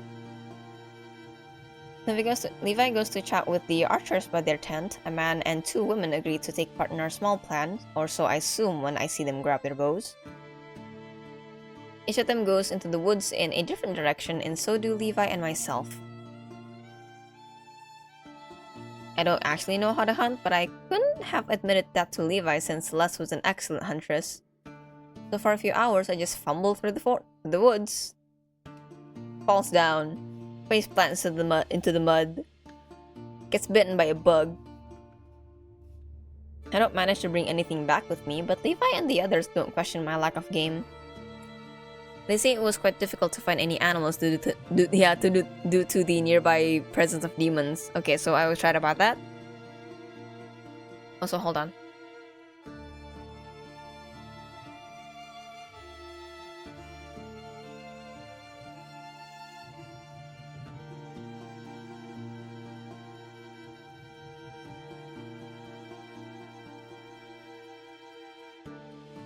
Okay. The others at camp tear up when the fresh venison starts cooking on the campfire and the heavenly smell reaches their noses. People gather around the fire, chatting excitedly. Levi and I change into more comfortable clothing. The others decide to remove their gear as well, switching to more casual outfits. Hey, you're not in your normal nightwear anymore. Levi takes out his lute and play a few notes. Oh, I completely forgot that Levi is musically inclined. The novel mentioned in passing that he sings and plays the lute. I'll get to experience his singing for real now. That's wonderful! Noah sits down next to Levi, drinking from a cup. He's also changed clothes, though his outfit is still plenty fancy. It's great to see everyone relaxing. I turn around to see Elijah behind me. He changed his clothes as well. He looks good out of a priest's robes. We can't be doom and gloom all the time. Some fun is required now and then to keep our sanity. Team morale! We can't think that we're gonna die before we even enter the battle. Is it now? Elijah trails off, looking to the side with a thoughtful expression. I want to ask what he means, but Noah suddenly waves to me. Plus, come over here. Sit next to me.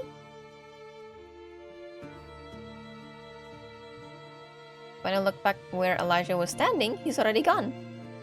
Wandered off to the side of the camp where Gareth and the other priests are opening a tall bottle. Did they bring alcohol with them on the quest? I suppose it's alright to drink from time to time? I approached Noah and Levi instead. They're hanging out. He sings a song! A happy tune. Folk music about a party of adventurers who have fun solving people's problems by killing demons. Wow.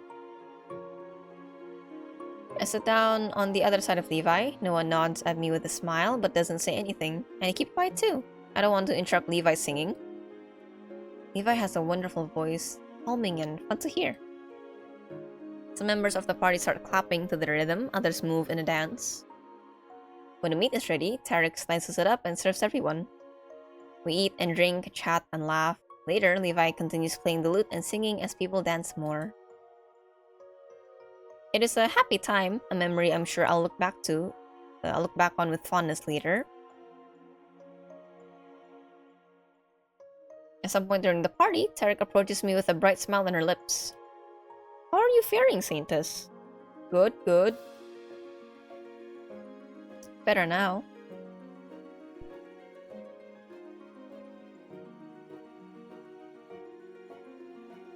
I notice you seem in low spirits after the fight with the demons. Does fighting demons get easier with time? You get used to combat eventually. There are just a few types of demons, and you can quickly learn what to expect from each of them. Yes, I think fighting gets easier with time. I'm going to share something personal of my own with you now. Please don't tell anybody I said this. Oh, okay. As the leader of the Palace Guards, I fight humans more often than demons. I think combat against demons is easier than fighting and possibly killing a fellow human. I hope we'll never experience the need to take a person's life. Oh. Tarek's words make my blood freeze when I realize what she's trying to convey to me. I understand. Some demons have humanoid forms. Make no mistake though, no matter how much they resemble humans, they are not like us. They only want humanity's destruction. Why do demons detest humans so much? Nobody knows. One day, 20 years ago, the portal to the demon realm opened on the Lucari Empire's eastern border. Demons pulled out of it and brought carnage to the easternmost towns and villages.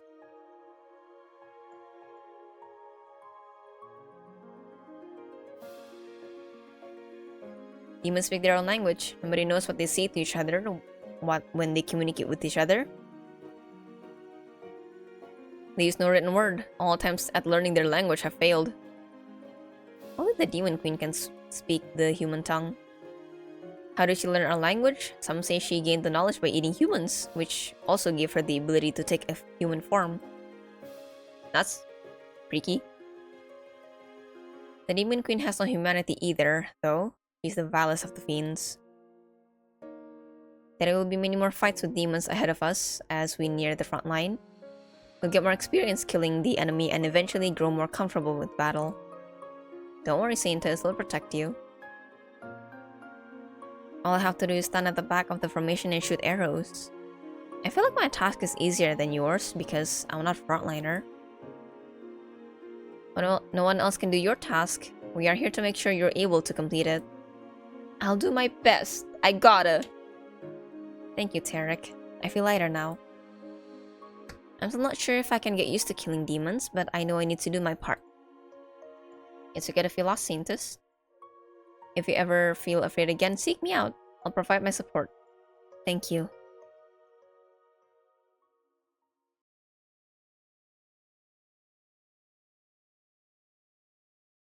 After my conversation with Tarek, I returned to the celebration. Looking at everyone dancing, singing, and laughing lifts my spirits further. We may be going on a grand quest, but that fact doesn't mean we have to be serious all the time. Oh, the sky is ashen with smoke from the burning houses of Cloudmont. Demons in different terrifying shapes are flying above the rubble. Whoa! We're here in battle already. Also, hold on again.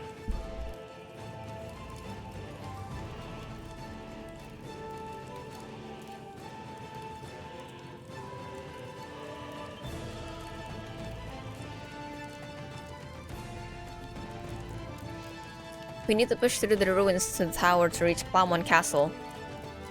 We all confirmed our understanding of Noah's orders, then we get into our planned formations. I take a position at the back of my group next to Patris and Elijah. Noah and Levi take the front. I glance to the other groups. Noah has organized them similarly to ours: an archer, a caster, and a few frontliners from each party. Clear the road to Cloudmont Castle. Formations 1 and 2, you're going first. Formation 3 and 4, you'll follow after the first two groups clear the path. I'm in Formation 3. Noah has us wait a few minutes before we move deeper into Cloudmont. The first two formations have already cleared the path, but demons pull between our groups and theirs, landing on the ground in a flap of wings.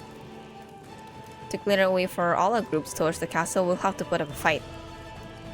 I grip the golden bow more firmly and take an arrow out of the quiver.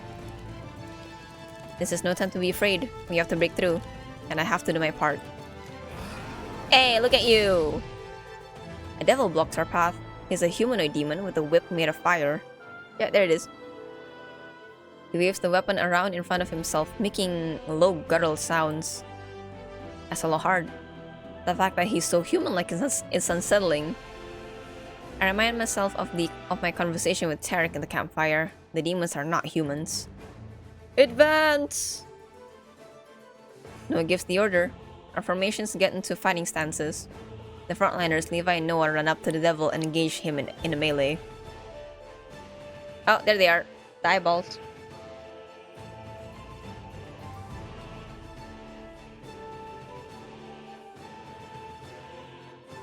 A swarm of flying eyes appear above the devil. They are a better target for me. I could harm the fighters with my arrows if I shoot at the human and demon while they're fighting him. Yes. For my history of playing D&D, yes, absolutely. I aim the golden bow at the fiend. I think about what Elijah taught me about accessing the golden bow's magic. Could my shot become more powerful if I use light magic to imbue arrow? But the bow hates me, no?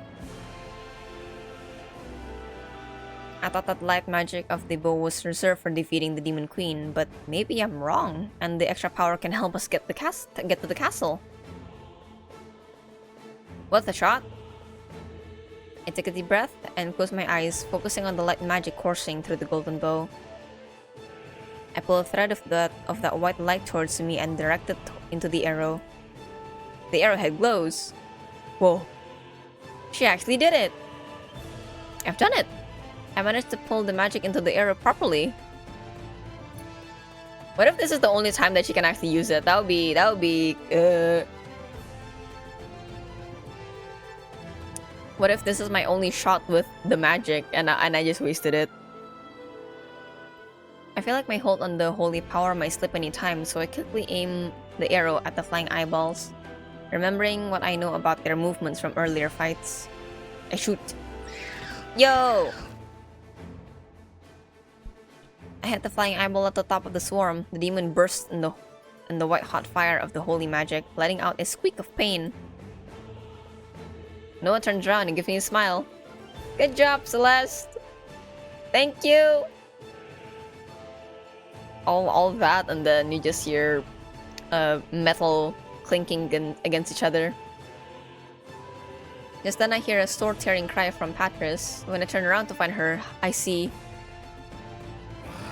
Neville has sunk its claws into her stomach. Oh no! Oh no! The devil twists his claws deeper into her body. Oh no, well... The sight is gruesome, but I can't take my eyes off of my companion. Oh no. He told me to pay attention to my surroundings. And yet, I focused so much on myself that I didn't realize a demon was near her. And now... Noah runs up to the devil and impales the fiend with a sword. With an inhuman wail, the creature falls to the ground, dead. Patris's body slides to the ground too. Noah catches her before she hits the pavement on the street.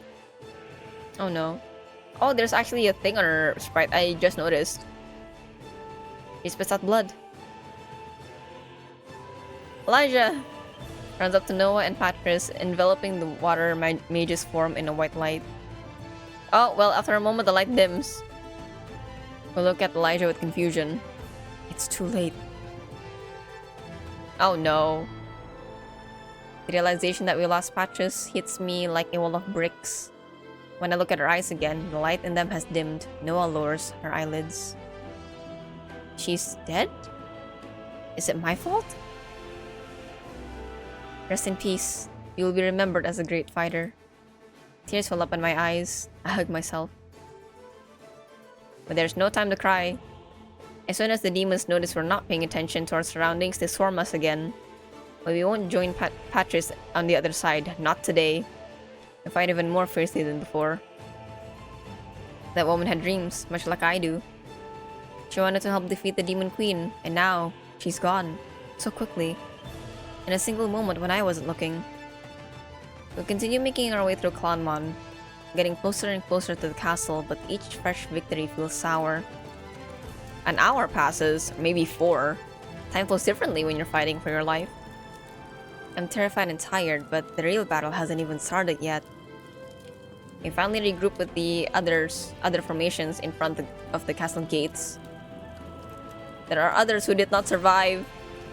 Matthew, a fighter from the first formation, has fallen. He wanted to rebuild his village so much once we defeated the demon queen and returned from the quest. Oh. We also lost an archer from the second formation, Veronica. She was the one who hated demons the most out of all of us. They had slaughtered her whole family of 9. These brave people wanted to defeat the demon queen with all their hearts, and now they won't have the chance. But we will carry out the task, keeping in our hearts their dedication to the fight. There's also Patris, who will forever carry the burden of her death. I will forever carry the burden of her death. If only I had been more vigilant on the battlefield, she would have lived. We're going inside. The gates to the castle courtyard are open, as if welcoming us. How odd. We walked into the courtyard and opened the heavy castle doors. Oh, long hallway. Creepy hallway. We continue down the corridor. The place is so quiet that it's eerie. No more demons attack us. Why is this place so quiet? There are no demons around. The corridors are empty. So empty that it's eerie. But I feel a watch. It's as if a heavy presence can be felt in the walls, the ceiling, even the floor. Maybe the whole place is a huge mimic or something. Could be a warding spell put into the structure of the building. What's a warding spell? It informs the caster if others enter the specific area where the magic has been cast. The Demon Queen knows. So the Demon Queen already knows we're coming. Quite likely. We're entering a trap. She wants us to come for her. It's possible she's keeping all her forces in the throne room.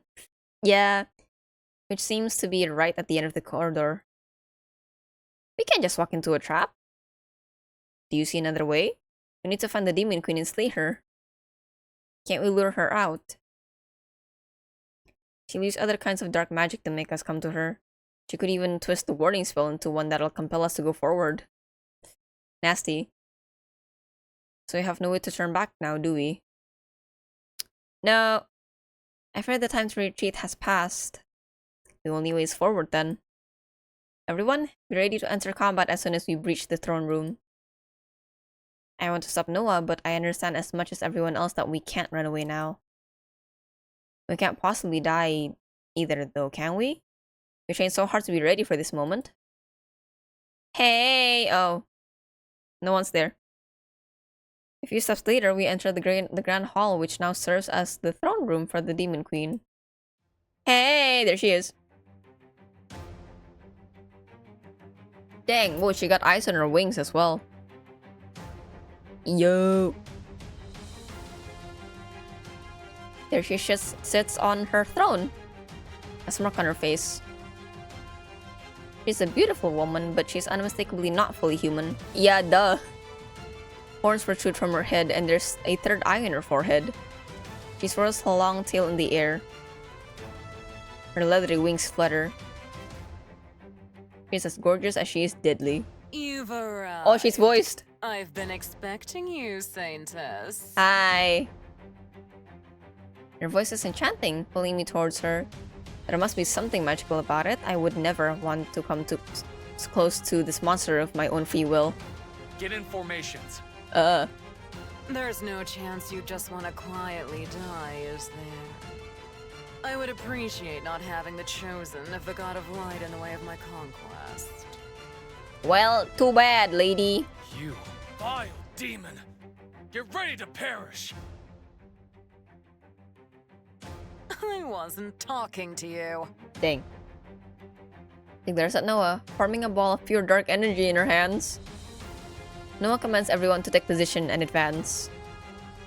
As Noah, Levi, and the other melee combatants run into the room, the door on the opposite side of the hall bursts open and a swarm of demons pour in. I take my spot at the back of the fight and ready the golden bow. I hesitate for a moment. If I kill the Demon Queen, will the other monsters stop fighting?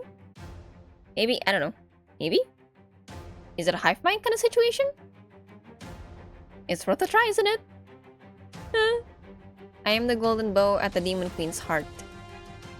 I take a few deep breaths, doing what I can to steady myself. Hi Uns, welcome to my 4th and last day of Otome Game Celebration.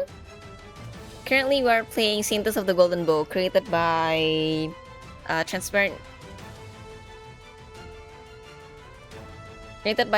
Games. If you would like to check out the game, there is the link on the pin chat. It is already fully released.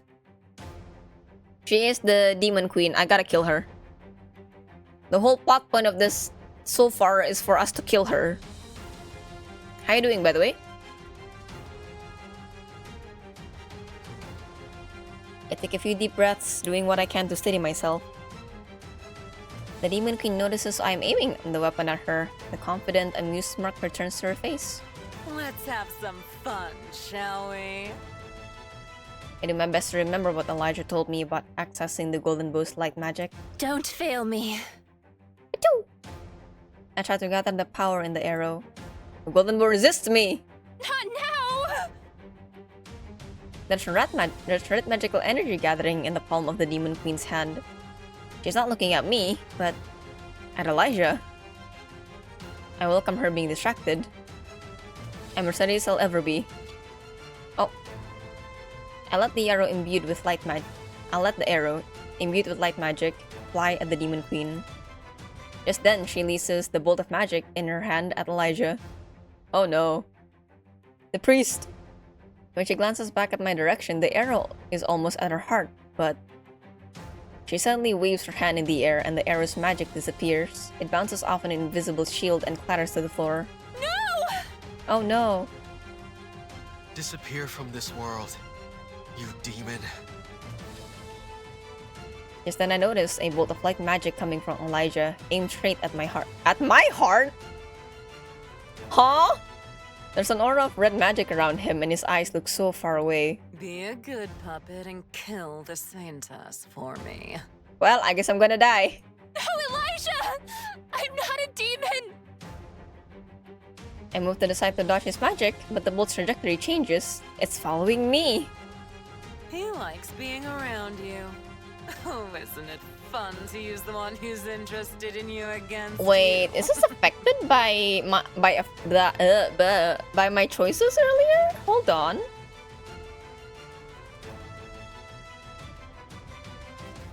Also, hold on.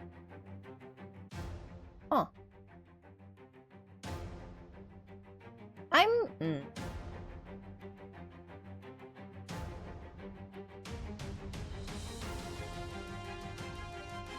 Is this affected by my choices of dialogue? So I'm assuming at this point Elijah is the one who likes me the most. No! No! I take a few steps back, but Elijah's bolt of light magic keeps staying locked on me. Ah, the bolt runs straight to my chest. Celeste? Why are you... Well, I'm dead. I did this. But... I didn't want to. Plot twist, it resets and I'm the whole thing resets. Eh. Elijah drops his staff and falls to his knees in front of me. Life is slowly escaping me through the wound in my chest, where I've been pierced by Elijah's magic. I didn't know that life magic capable of healing and subduing demons, could also be used as a deadly weapon against humans as well. What is so warm and pleasant can kill too. Elijah is crying, tears streaming down his cheeks. I thought This time? this time would be different. Wait, what do you mean? Why? Why have I... What do you mean this time? I wanted to ask him what he means, but I can't bring myself to speak. Speaking, breathing, even looking at him hurts so much. I don't blame him, but I lack the strength to reassure him. No. Thank you for the hydrate.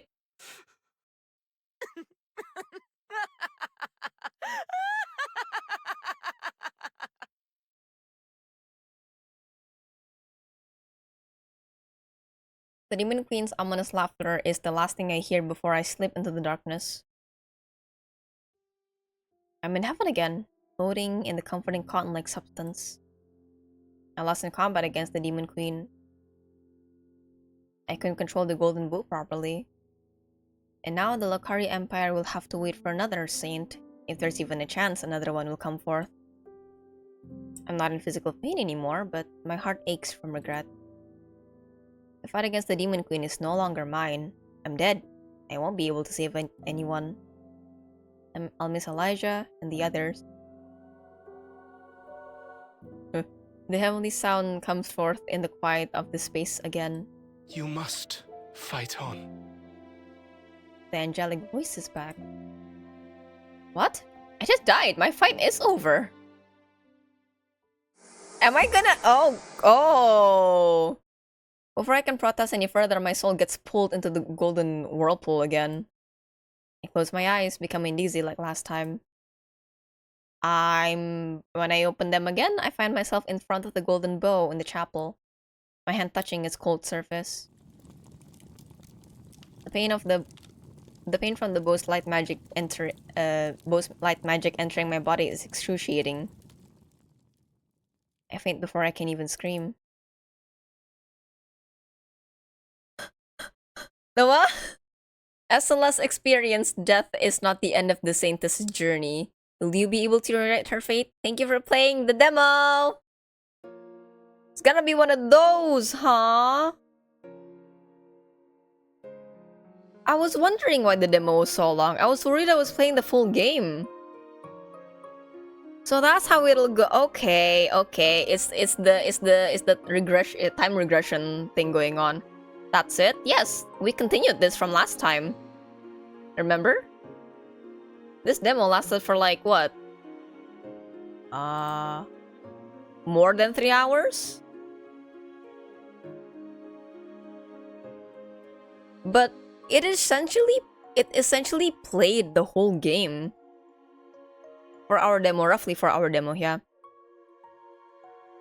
But it essentially played the whole game from when I died. I got isekai'd. Me being chosen as the Saintess, me training to be the Saintess, fighting the demon people, and failing to kill the demon queen. And then I regressed back in time to when the Golden Bow chose me to become the Saintess.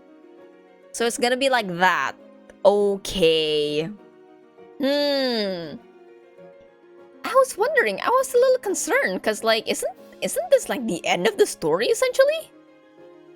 But okay, so it was good of me that I called that, you know, it'll be a regression thing going on. Very interesting. Huh. And I'm assuming since Elijah did say again when I was dying on the floor, he's been in this loop for a while then. Did repeat, yeah. It is a trope in Korean isekai. So usually in villainous ones where the whole goal for you is to not die, but if you die you kind of repeat to when you get isekai'd. It's quite a common trope. This was great, this was fun. Made me a little concerned, but it was really enjoyable. Art was great, plot was great, love interests were great. Really glad that everyone was voiced, so I don't have to wonder what they all sound like. I'm back. Hi, that took a while for your AirPods to finish. Ito, honking out. We're done with Saintess of the Golden Bow, the demo. And I understand why it's such a long demo. Very good, very cool. I watch TV, Sawi, it's okay. Well, you missed it. Alright, but anyway, I had a lot of fun with this. And I am interested to see, because like, what happens now that Celeste is aware that she died? Like, I can't go back and save people anymore. I wonder if she retains her memories of it all, and then the skills as well. Maybe that's why the golden bow rejected her, because it said, "You're not ready. You're not ready yet, Celeste." And it's just waiting for her to understand how to do things. Seamlessly, including myself. Hell yeah. But yeah, I did it. I finally did it. I finished all the game demos that I set out to play for the Otome game celebration. Yippee, clappers, yippee. All of them I enjoyed. All of them I'm excited to play, definitely. And with that, I'm not gonna end yet. Don't worry.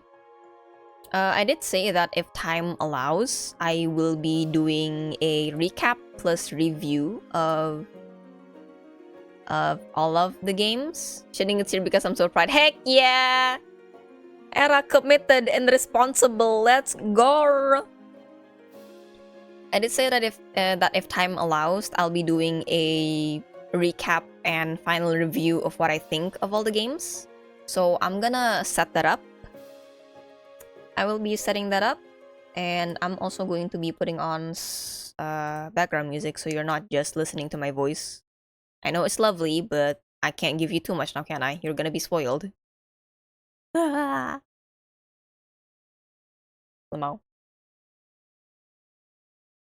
All right, let me look at the.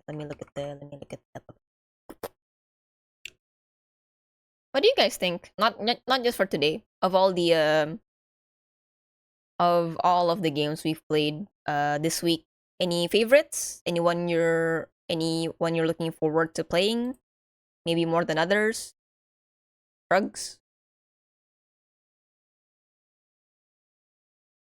Hold on, let me take care of this.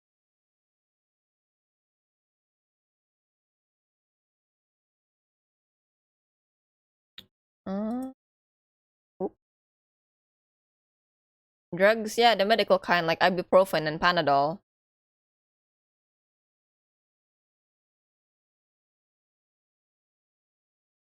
Hey. Can it detect sound? Yes, sir. Edgar, I need to settle. And no?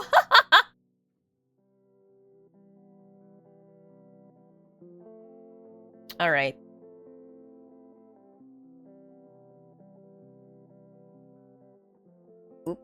Oop, that's not what I wanted.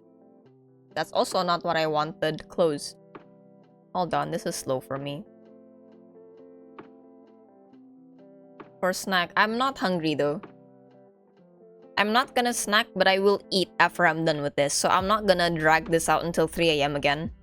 It's just gonna be a recap review, so I'm not gonna like elongate it any further than I need to. Besides, I feel like I do need to take a good break because in the middle of a Saintess, unfortunately, my throat did go unga bunga on me. So, all right. Rest the throat. Yeah, I'm looking at it now. I'll definitely take a break next week.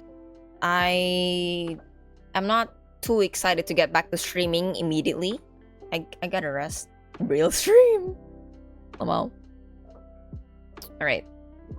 The variety of the loved hated of cliffhangers. Heck yeah. Okay, so that's not what I wanted to look at. Here you go. That, and then I do this, and then I do this. And then I change the category to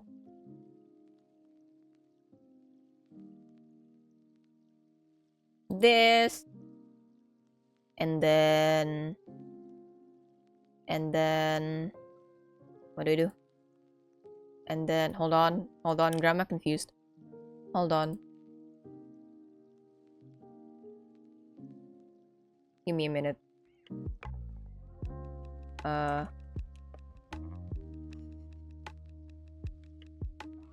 Hey, type in it.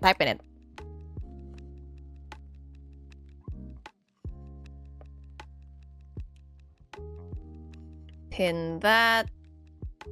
Do that. Yep.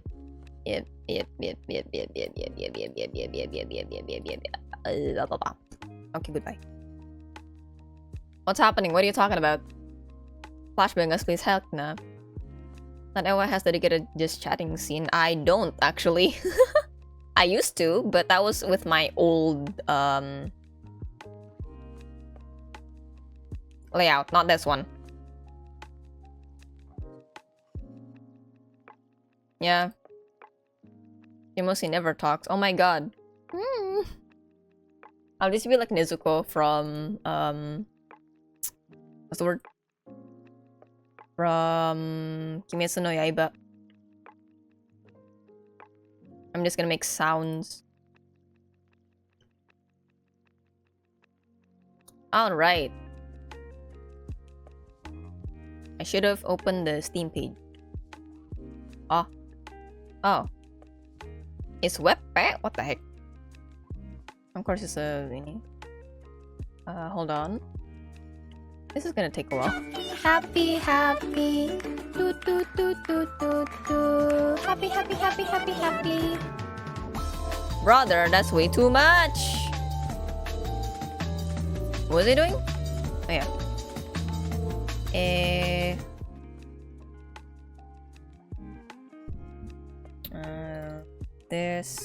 This. A lot of things for me to do. Excuse me. Oh, Activision is having a publisher sale. Oh my god. There you go. Right, so I remember more about this, but we are going to do. Oh, is it not centered? It is not centered. Ah, blasphemy. How do I center? Right. So we are going to go through all of the games that I played in this event. I am going to recap to you what I remember of the game, and I'm going to review the game. Also, you get a little sneak peek of what Shimon looks like. You will make the tea room with all the husbands. Nah, that's gonna be too much. That's gonna be way too much, man. Spreadsheet incoming. No. Tier list, no. I'm not here to put them on the tier list. I'm here to convey my opinions, and that's it. I don't want to put them on a tier list or anything like that. While I have ones that I do have ones that I'm more inclined to playing, I'm not gonna put them on the tier list. Something X teacup Lamau. 5 teacups rating Lamau. Alright, so first of all, we are going to recap a Okami made by Marshmallow. So I've been seeing this game float around in my timeline for a while, actually. For a good while, maybe because I played Death and Phyology. It's made by the same studio, so maybe because I showed an interest in it, Twitter was like, hey, here's another one! But I don't know, it wasn't visually at first, it wasn't just on social media, it wasn't really appealing enough for me to start playing it right away. But then I was invited to play it, so I thought, oh, this is actually the perfect opportunity. You know, instead of pushing it back and back in my to playlist. And then I played it, and I'm very pleasantly enjoyed myself. I was a bit what's the word? How do I say this? It's not reserved, I would say. I was a little bit reserved because the love interest wore the tiger mask, because I'm so used to seeing love interests that just have their whole face appeared. So I'm like, okay, I don't really know what this guy looks like. I don't know if it's appealing enough for me. But after seeing his personality, I'm just yo. And it's a really good match with Akine's personality as well. There's a really nice push and pull between the characters, definitely. And it was shown in the game, in the dialogue, that they kind of challenge each other just a little bit in a polite in polite ways. They don't do it outright, but you can feel some kind of like oh, I'll prove them wrong attitude. I think especially from Akine, because I feel like she's a bit more competitive than Shimon is. Art is great. I really like the art direction of this. The UI also looked great and matches wonderfully with the art and the vibes. And the extra fact that this whole game happens in the world of yokai is a plus point because, you know, it's, I feel like a lot of the times personally for me, when I make non-human designs, it's kind of challenging because I'm really not used to it. And I don't know, I feel like conveying figures of myth into modern entertainment can also be challenging because you want to make them look appealing for the modern eye while also being loyal to their original depictions, which I think this game did quite well. It was easy for me to recognize what these things are. I think it helps that I know a bit about Japanese mythology as well. The designs for them are great, and from the designs itself, it was quite easy for me to tell, oh, this person has this kind of personality, this character has that kind of personality. Story's great. I like I like how despite Akine dying because she slipped in the onsen, I think it's because of her personality that despite dying, it became entertaining and funny. She was like, oh no, what do I do? I've died. Oh no, what will happen to He was like, good heavens, I slipped and fall. Well, I suppose that's it for me then. She really brightens up the atmosphere of the game. I don't think it would work as well if Akine were to have a more reserved, subdued personality. It's really stark and bright, and it really suits the way she's designed as well. And then what else? Writing is great, pacing of it is great. It introduced us to all of the core game mechanics very early on. So just from it, the gameplay loop, we already saw entirety of the gameplay loop. And then, so that means the rest of the game just needs to keep adding on it, right? With more rooms of the ryokan, more responsibilities perhaps later down the line.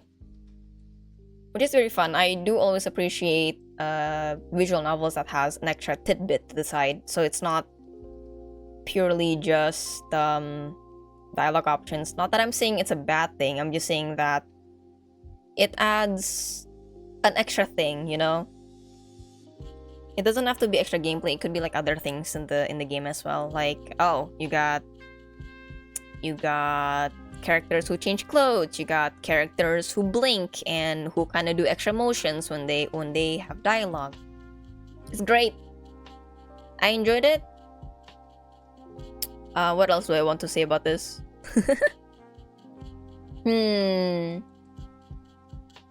I'm really excited for this. I think I definitely have a soft spot for this game and this studio because it is Indonesian.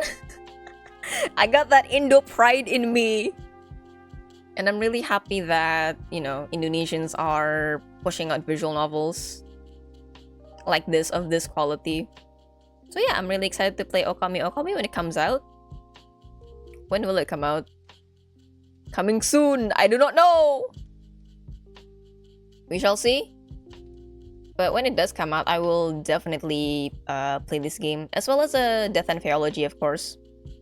I also enjoyed that one quite a lot, despite myself knowing that I'm not smart enough for the mystery aspects of it, as if some of you saw me playing the game. I was not good at it. Ah. All right. On the top of my head, I don't really think I have anything else to say about this game. Aside from, go play it. Support it. Support small studios and indie devs. They deserve it. Alrighty then. So, soon TM. Yeah, Death and Theology is also marked as soon, I believe. But they are developing these two games at the same time, so I can't really tell you what it's like there. Alright. Next up, it is teachers.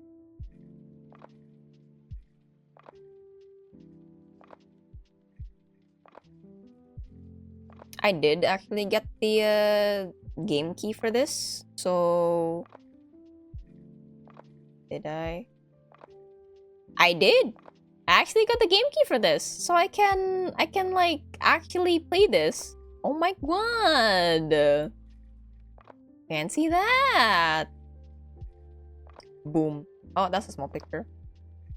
Alright, wait. How do I do this? No. Oh, actually, that's perfect.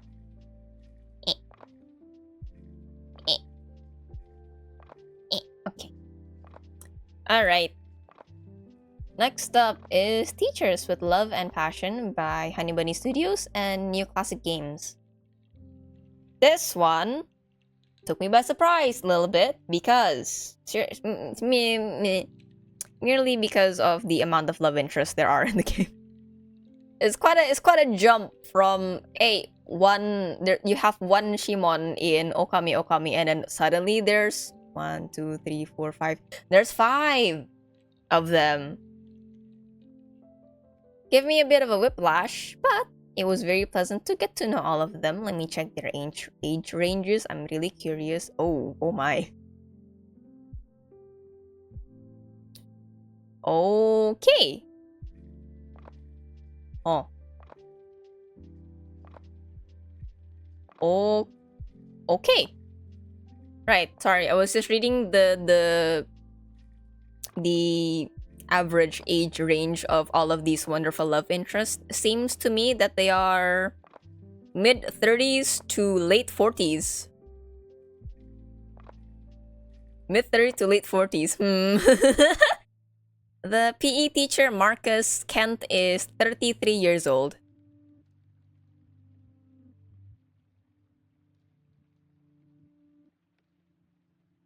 Late 40s is the principal. Principal Thomas is 42, actually. The oldest character in this game is Lawrence Hansen, the world history teacher. He is 48 years old.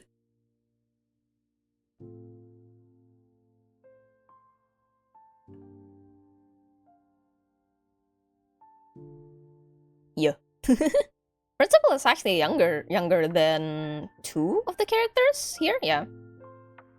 Ray Fox and Lawrence Hansen are older than the principal. Oh. But yes. After spending time getting to know one love interest, I'm thrown to school. I'm thrown to school and I was made to know 5 love interests thanks to my best friend who apparently wants to hook me up with one of them because I'm a single Pringle. And all the teachers are also single Pringles. Alright, so about this game. It's very fun, I do have to say. It's fun in a different sense where like in Okami. Oh, my voice went red, sorry. It's fun in a different sense where in Okami it was kind of subtle. It was just a little teasing, a little flirty here and there. Here it's like, yo, wham bam shabam, they're clearly interested in the main character. They're all 3 of them, yeah. The math teacher, the doctor, and the fine arts teacher, they're all quite forward with me. Meanwhile, the PE teacher and the history teacher are kind of like, I don't really like you, but sure, fine. a learning game. Hopefully it was fun and educational. Yeah. I got to learn certain things, I hope. Amen. Though I do have to say, with this many characters, I gotta say that the usual downside of it is that you want to introduce all of the love interests, of course, and to get a gist of who they are as a person. But again, it's a demo, so you're kind of warring between the time it takes for the demo to last and how much of the character you want your players to know. This game managed to convey to me quite clearly what each love interest is like from their personalities. They're very obvious about it. You can see which one is the more reserved one, you know which one is the kind of shy one, the teasing one is very obvious, which I really appreciate, because then it's very easy to pinpoint, oh, I want to get to know this one, I want to get to know that one.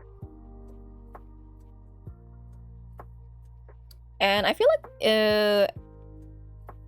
it's also very natural between them. I always enjoy visual novels where characters, whether they are love interests or not, they have a pre-established relationship. So it's not a situation where, oh, you guys just knew each other for the first time. It's really nice to see all of the teachers know each other already, to the point that they're comfortable enough with teasing each other, to poke fun at each other and stuff. I don't know how they are with Ray, because I didn't see Ray introduced with anyone else, but for the other teachers at the lounge, I really like reading their interactions. It's really fun. It's really fun, and I do appreciate that my main character has a best friend to talk to, so it's not just me with the dudes, you know? It's good. I really like it. Can't sleep. Hi, Song. Welcome back. What else about this? I like that it's not so contained as well. Aside from the main focus of me being a teacher, right? It's not it's not just focused on that, you know. There's like a life outside of things where, oh yeah, I talk occasionally about my best friend's boyfriend, so I do have someone I know outside of this immediate circle. Though I'm curious to see, because in the demo it did mention, ouch it did mention a welcoming party for the teacher. So I'm really curious to see how everybody will interact, if anybody will try to shoot their shot. I feel like Edgar, the math teacher, the redhead, I feel like he would try his shot the quickest with me from the way he's been behaving towards me. But we'll see. Maybe Leonard will take a shot. Maybe he'll talk to, like, hey, if you're uncomfortable, I'm here in the corner. You can, like, get a red cup and we can talk. Something like that. Writing is very comedic as well, in a grounded sense. It's not that much, but I did get a few laughs out of it, which is great. I always love a visual novel that can make me go ha ha ha. Let me pick something over here. Did we see any CG? We did see CGs with them. Those were great. And I forgot if this game had a library or not. I don't think so, but visual novels that have certain important cutscenes drawn out will always be a win in my book. It always makes the situation much more important and alive, in my opinion. It's not just you imagining what it looks like. It conveys how you feel. Oh, there is a CG gallery. Great! Wonderful. Can event in the stream just a little, sure. Not too much. Now, here's the kicker. Because there are multiple love interests, which one does Era like the most? Alright, I do have to admit, visually at first, I like the math teacher and the PE teacher, like Makong does. Visually, I like them the most, but I think after getting to know the two a bit more, I do lean more towards Marcus, the PE teacher, a bit more. I don't know. I do have a thing. Well, no, I apologize and they forgive me if there's an IQ now. I can't sleep. Okay, you're going to sleep with a bad feeling. I see. Yeah, no, that would normally make people not comfortable to go to sleep. It takes time, but you know, the problem is gone, and the problem is gone. Everyone's forgiven, and hopefully you will learn for the future. But yeah, I did mention this in one of the streams. I don't remember which one. I did say that I'm not particularly a fan of love interests who are very forward with their interests, you know? That very clearly shows signs that, oh, they want to date me. I'm not the most into that. So that kind of... I'm still interested in Edgar, but maybe not as much. But then... Who's the black-haired one? That man is Marcus Kent. He is the PE teacher. He is 33 years old. And he is 183 centimeters tall. He likes slow burn very much. Slow burn romance is one of my favorite genres when it comes to writing.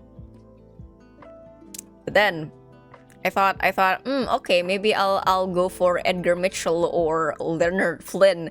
But then the doctor, Mr. Ray Fox, appeared, and I'm just,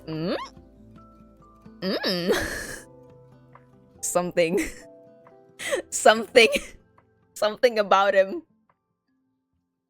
Something about him makes me go,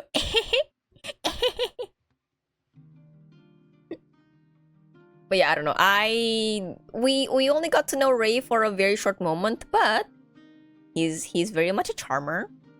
He gave me his number of all things very quickly on our second meeting, I'd say. And he's got a little tat on him, which I'm very curious about. So, mayhaps. I mean, I will get to know all of them better when I do play the full game. So, at the moment, my top picks would be Edgar. All of them are on the left side of the of the game. My top picks would be Edgar. This man, or this man. Those are my 3 top picks at the moment. Very, very, very interested to continue this. There are some other characters in the store page. There's the principal's assistant, and there is a dad, of who I do not know. We did not meet them in the demo, so in the full game then, we will. Alright. What the heck else did I play? I played Chrysanthemum! Hold on.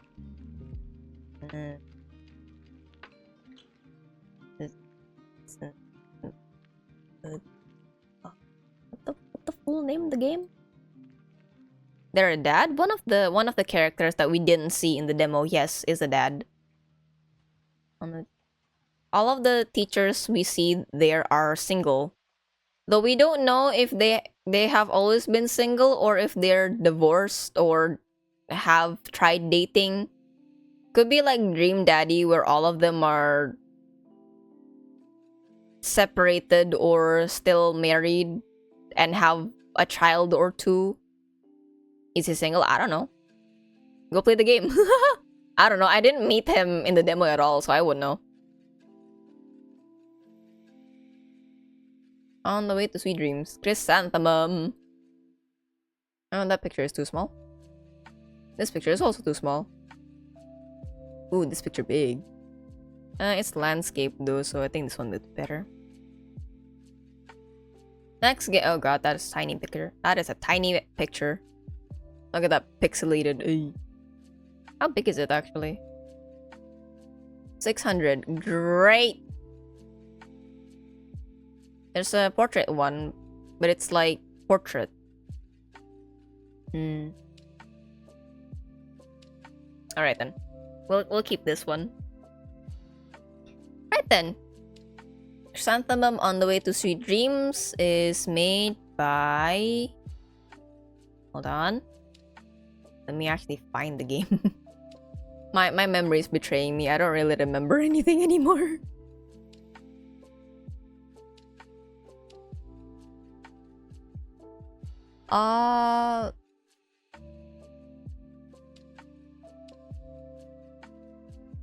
Alright, Chrysanthemum on my way to sweet dreams is created by One Cell Team. And currently it is still on demo. It'll be released this year. I do not know what date, but it will be released this year. So now we're entering some abnormal grounds. Because the whole point of this, the whole plot of this is that, oh, we are people with supernatural skills called anomalies, and we are sent here to an island to live, and we don't really know anything else about anything else. Ow. Playing this game felt very refreshing to me because I have never played any game actually that was created in the early 2000s or the 90s. So this art style for me in gaming is quite unfamiliar to me. It was really nice playing it because I felt like, oh, I'm playing a game from a long time ago, but all the UI stuff, yada yada yada, is all new. Cause a pet peeve I do have with actual older games is the sound options. It's only, do you want sound, yes or no? So it's really nice that I can adjust, oh, how loud do I want the background music to be? How loud do I want the sound effects to be? Yada yada yada. A school visual novel, yeah. Actually, the one previous to this was also a school visual novel, but we were a teacher, not a student. I think the thing that highlighted this visual novel for me was, aside from the wonderful visuals, it's actually how serene and calm I was playing it, despite the themes of mystery and supernatural anomalies. Like, with themes like that, I would expect something darker, with darker visuals and stuff, that would actually make you feel some kind of dread. But even if I do have questions and curiosities about everything, like for example, I don't know what skill you have. I don't know what skill you have. You are my best friend, but you hide things from me. I still felt like, yeah, this is a peaceful life that I would like to live in one day, you know, out on the islands. Out on the islands with not that many people in town, you know, I get to live a slow-paced life. It is very, very much so. And it just makes me question things a lot more about it. It makes me want to know apa ya? It makes me want to know the truth about anomalies, because they did say that, the game did say that, oh, anomalies appear according to strong emotional responses. But I'm also like, okay, but how? Because let's say in My Hero Academia, this is the only thing that I could compare it to, because I don't know any other media that does something like this. In My Hero Academia, the quirks show at a certain age, like let's say like a pre-puberty thing, to put it in simpler terms. And usually the quirks somewhat follow what your parents have. Now for this, I have no idea if it's just, hey, okay, you have an anomaly, you have an anomaly, you have an anomaly. Why? I don't know. Or if it's based on genetics as well. Does it follow your parents, your natural skills, your hobbies, things like that? Or maybe like, okay, main character, G can run super fast. Maybe she'll be a pro athlete in the future. I don't know. And while it does not give me much about the characters, the setting, the mysteries and stuff, it does enough for me to know and be curious about the characters. Well, Zoya and Noble are the most closest to me because I spend almost the entirety of the game with them. But Sensei, I know nothing more about him other than, oh, he's a kind and teacher and I really like him, and a lot of girls also like him.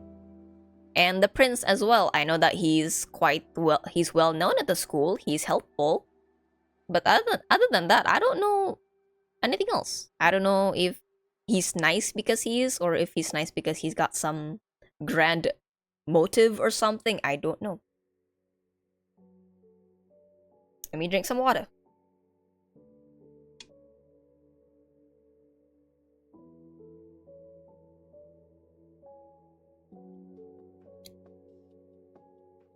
Aside from the technical things, I do really like how it looks. I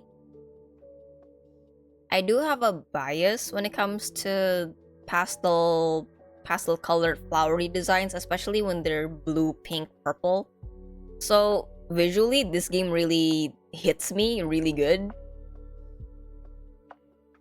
And I don't know, I wonder if the whole visual of it, since I do currently see it as very calming, I wonder if the feeling will stay with me when I progress through the story and figure out more about what's happening with everything. Because it will be very interesting it's gonna be very interesting when I feel serene yet horrible things are happening around me. Like in the dream, that was kind of freaky. Right, and from this list, who do I like? I actually don't know if he's a love interest, but what's his name? Oh, hi, Kirana. Oh, why did the notif not pull out? I'm sorry. Wait. Hi, Kirana. Thank you so much for the raid. How you doing?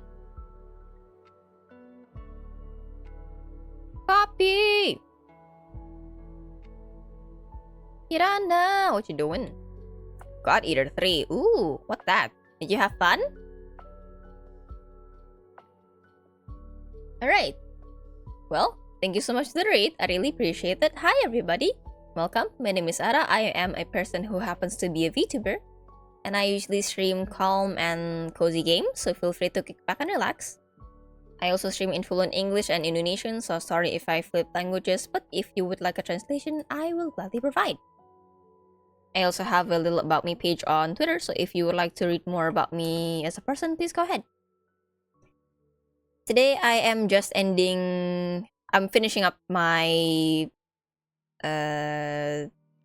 my participation, you could say, in Otome Game Celebration, which is a Otome Game Steam Festival hosted by Crystal Gameworks. You can check out the event page there. There's more than 100 Otome games available in the event, both still in demo, on sale, and released with original prices. I'm not sure about that one. I did see a lot of them on discount.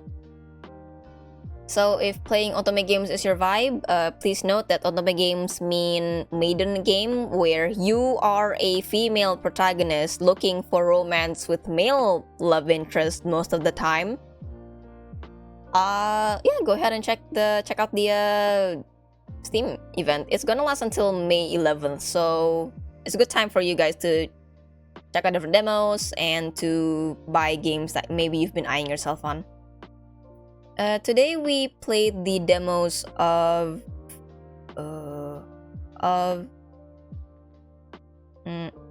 Fate's Masquerade by Small Serenity Studio and finished up the Saintess of the Golden Bow demo by Transparent Games. And currently I'm just doing a final recap and review of all of the games that I've played during the event, which is a total of 7 games. I'm currently on my 3rd game, Chrysanthemum on the Way to Sweet Dreams, created by One Cell Team.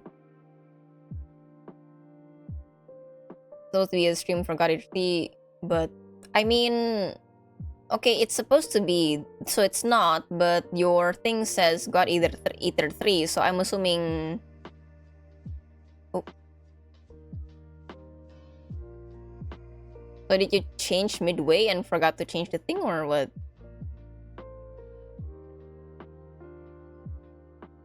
Right, what was I saying? Oh yeah.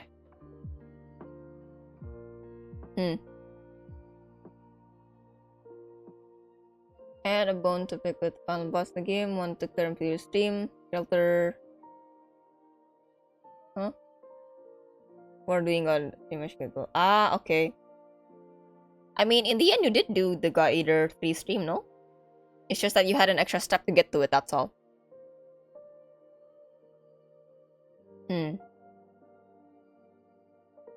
I'm thinking who... I think from all of the available ones so far, in this image, I would go for Sensei. It's practically the default love interest of the main character. But I guess that's what made me pick him. Because main character obviously likes him a lot. Enough to buy him a bouquet of chrysanthemums. It's definitely pushing the narrative to me. But other than that, I also really like Lucas, I think his name was. The guy that we saw in our dreams at the end of the demo. The one that gave us a dreamcatcher, was it? Some kind of accessory, I think. From what I remember. He's got the power to enter people's dreams. So, and he explains to us, okay, maybe this is kind of weird. How are you here? Are you real? Yada yada yada. I like the mystery behind him a lot, but he's not listed in the Steam page as a love interest, so I'm not sure if he is DLC. Maybe devs wink wink nudge nudge. Or I don't know, maybe he's like a secret antagonist and he cannot be a love interest. In which case, that's fine. Maybe down the line he does something unforgivable and I'm just like, how could I like you? But yes, I'm super excited for this release. Don't know when yet, but I will definitely play it later on. And it does sadden me to say that in the whole demo, there were 2 love interests that I did not meet, which are this fella and that fella.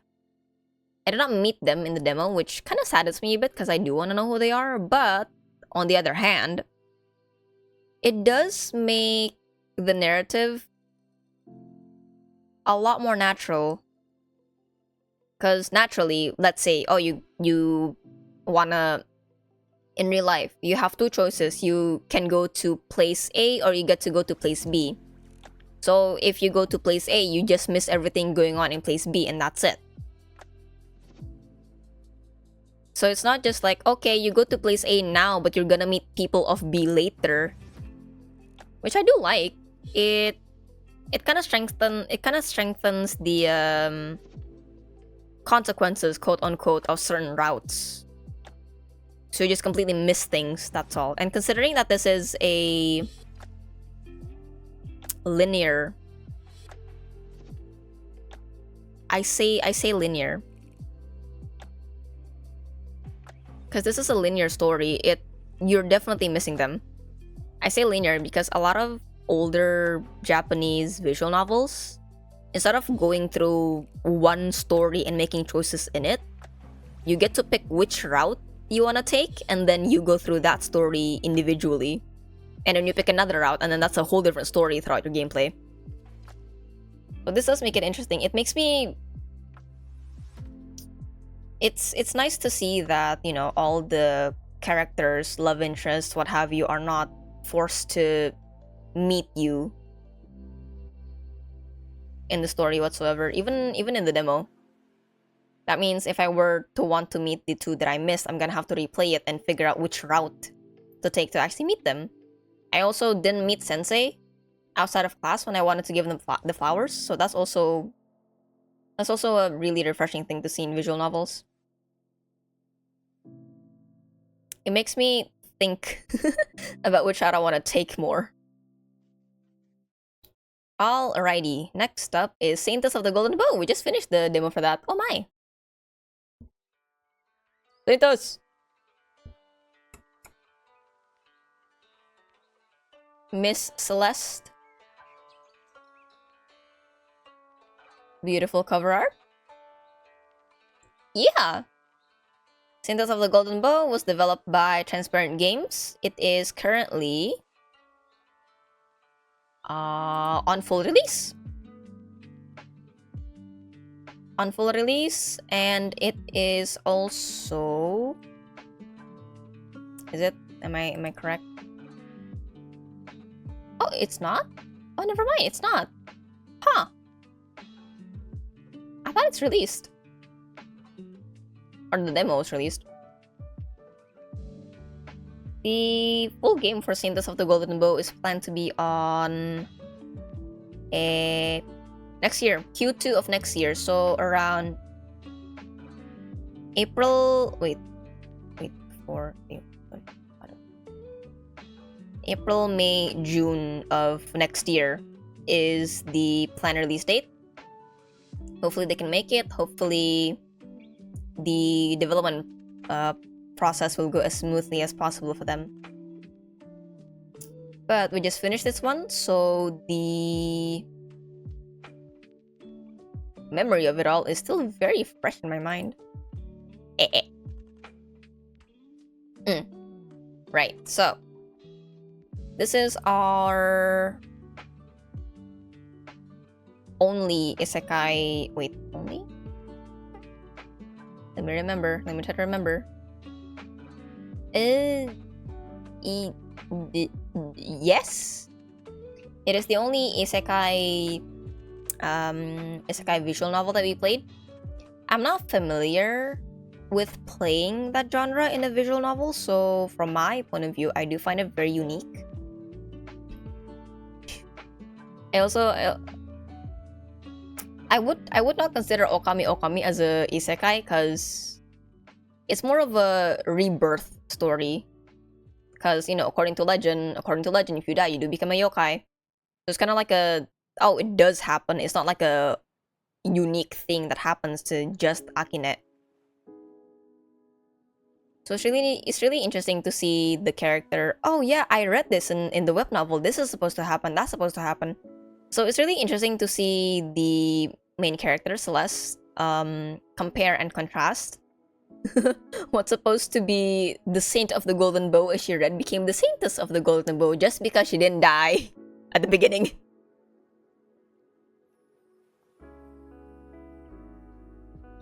And with her having the knowledge of what the world is like, even if as minimal as it is, it's nice to see that she's got some kind of hold in it.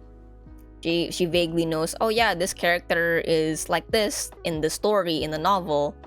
Or, oh yeah, this character used to have this skill in the novel, I remember. So that's really nice. Let me take a drink.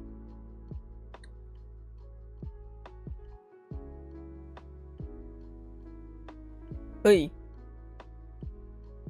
There you go. And I do find it quite funny as well that her belief of the story where, oh, she's not the chosen one became, wait, I'm the chosen one? Hold on, this isn't right. And now she gotta navigate all of it. Despite her having very limited skills, you know, as we saw, she's a tomboy, so she doesn't have acceptable etiquette as a noble. What else? I appreciate that that the characters are voice acted. It really gives them more life, because a lot of the times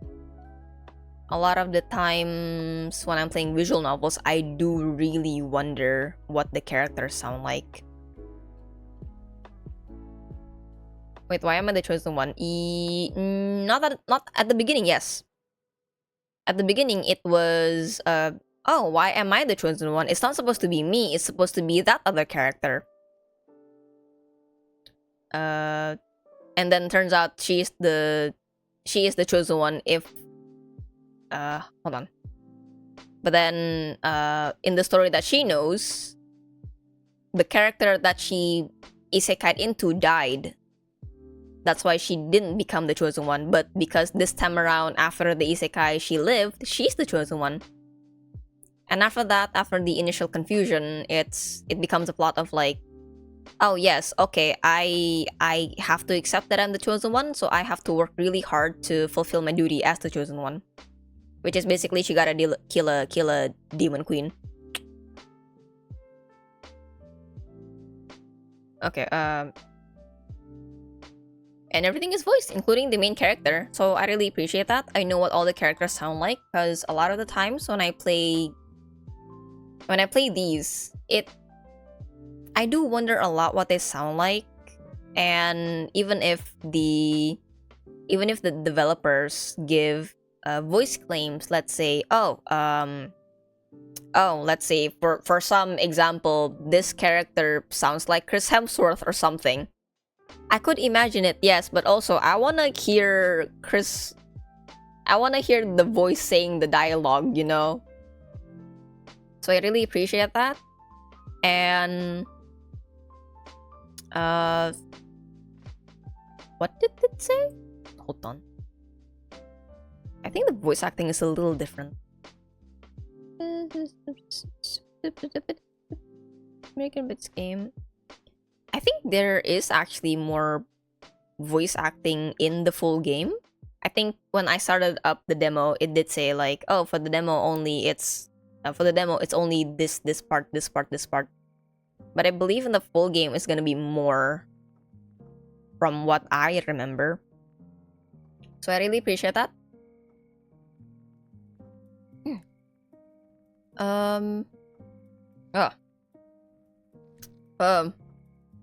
Sorry, my my lungs are not cooperating with me. It's fine.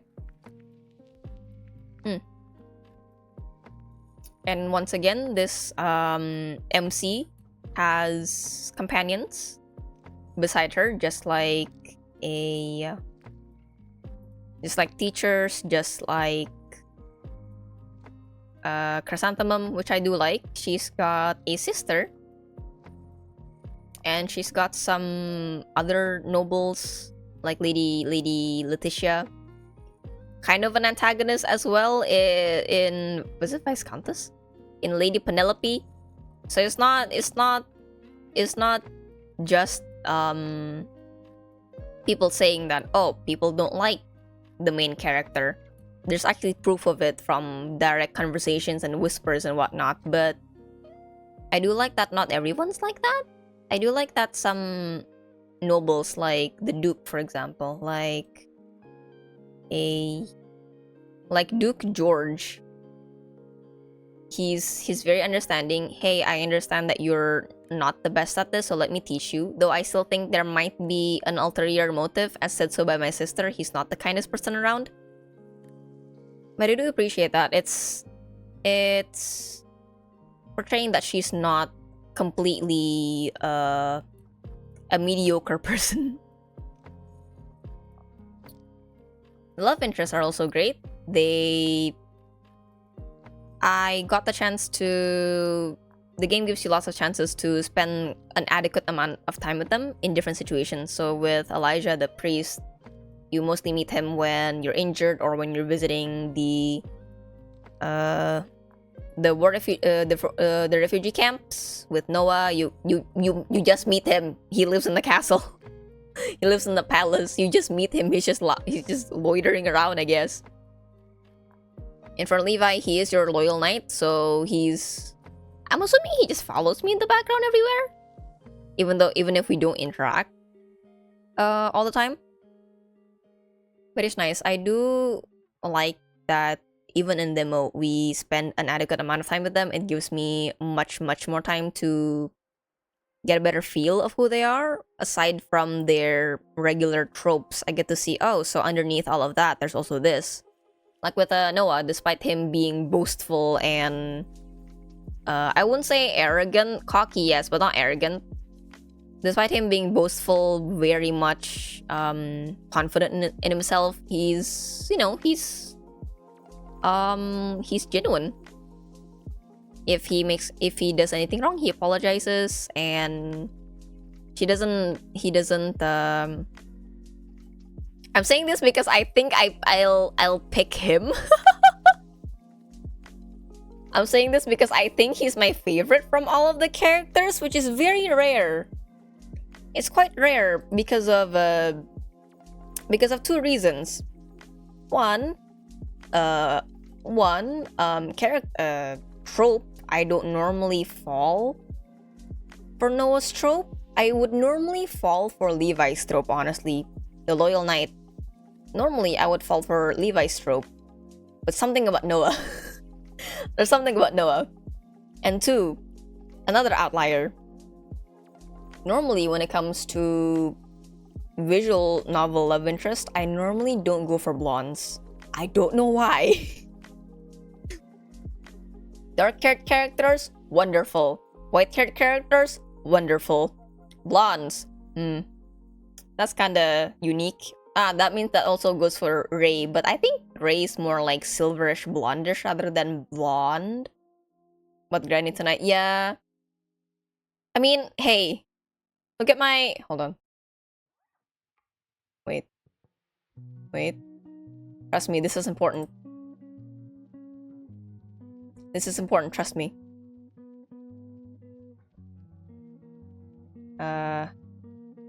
Look at my husband's list. There are barely any blondes in here. They're mostly like unnatural colored hair, black or brown. This is not... Ken must not real blonde. He dyed his hair.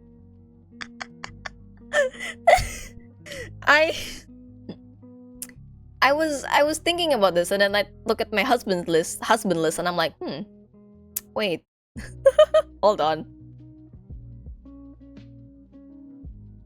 Still, yeah, I already knew that more yellow than blonde. Yeah, true.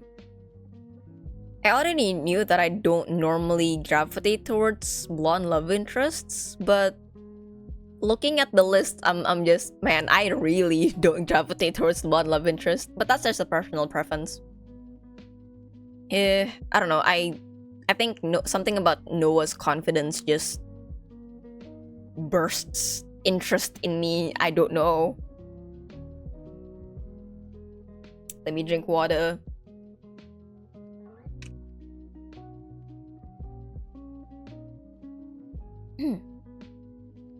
Other than the love interest, I do like that.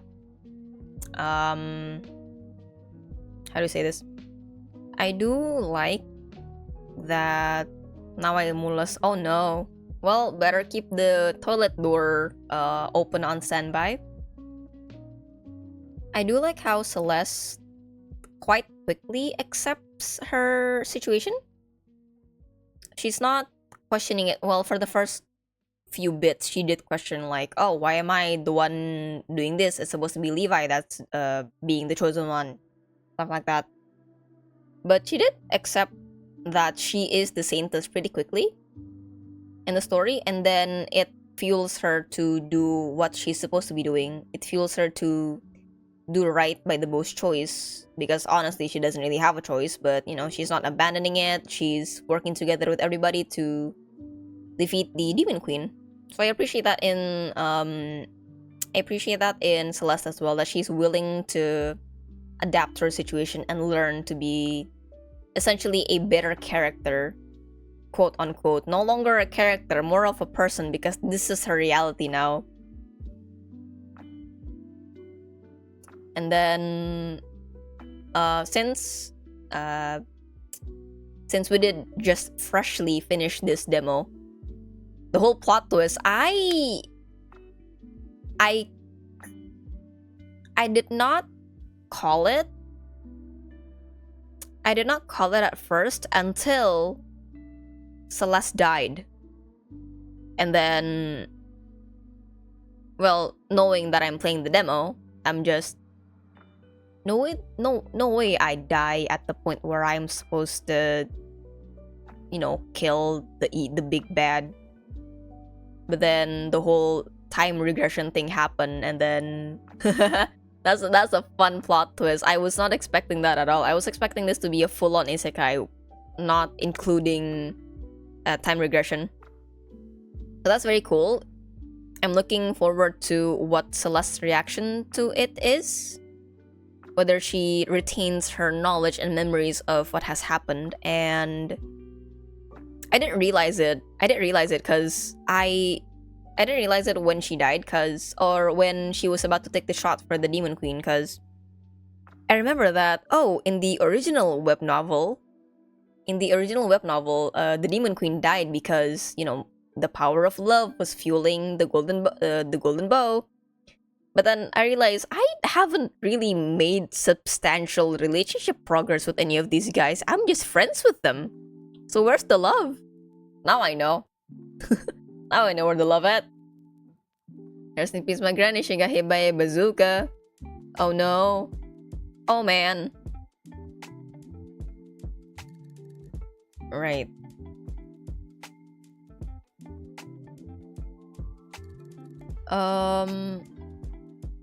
My brain kind of dying a little bit.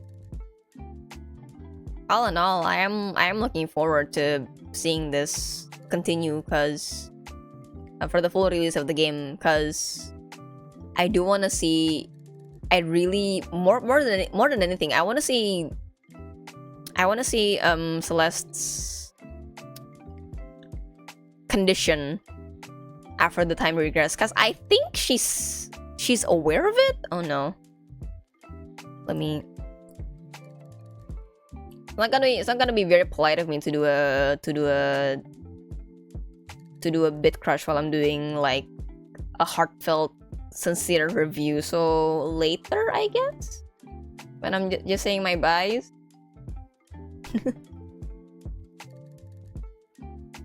I'll do it later, Gio. Yeah, later definitely. Okay. But yes, I'm interested to see how Celeste will adapt to everything, since I believe she is aware of time regressing. And I'm also curious about Elijah's role in this, because it seems that he's also aware of the time regression, because he did say again. So, we shall see in the full game, coming out next year. Next year?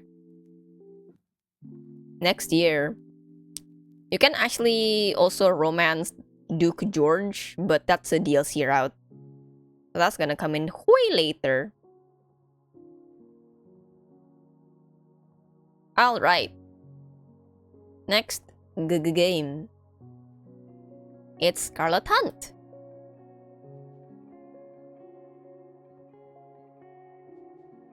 Ooh, this poster is fantastic. Beautiful. Never seen this poster before. How big is it?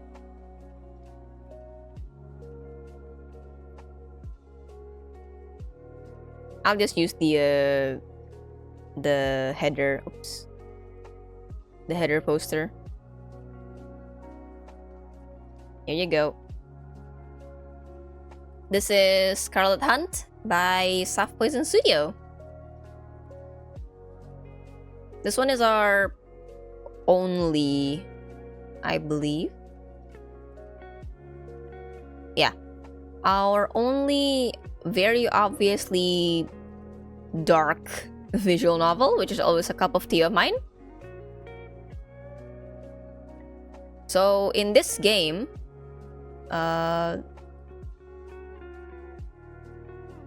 it does involve supernatural stuff, but more on a smaller scale as far as we've seen.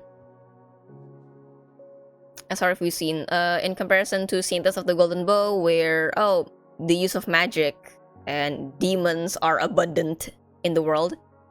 Here we just know, okay, so we're kind of messed up because of the vampires, and they like to pick us up one by one for their hunt games, and that's it.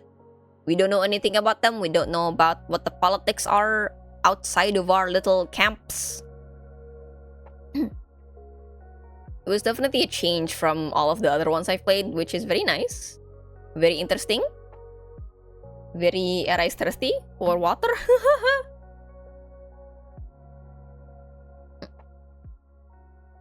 And also very, very much and limited at the same time. Which is a good thing, actually, in my opinion. So from all of these characters in the game, we only got to know very well 2 of them. We only got to know Nala and Ari. They are our besties. They are our best friends in the camp that we are in, and they're basically the 2 people that we spend the most time with.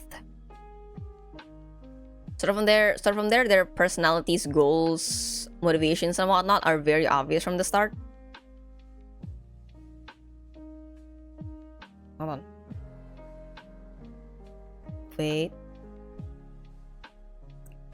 Are very obvious from the start, so it already made me feel connected to them. Because aside from the fact that, main character Robin is friends with them, I actually got to see proof that, despite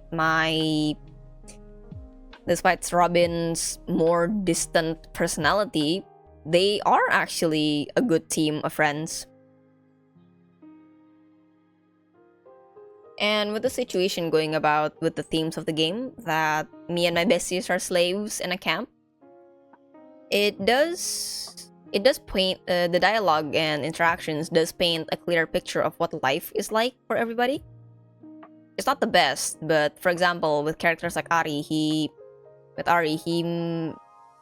tries to make everything, as painless as possible, I would say.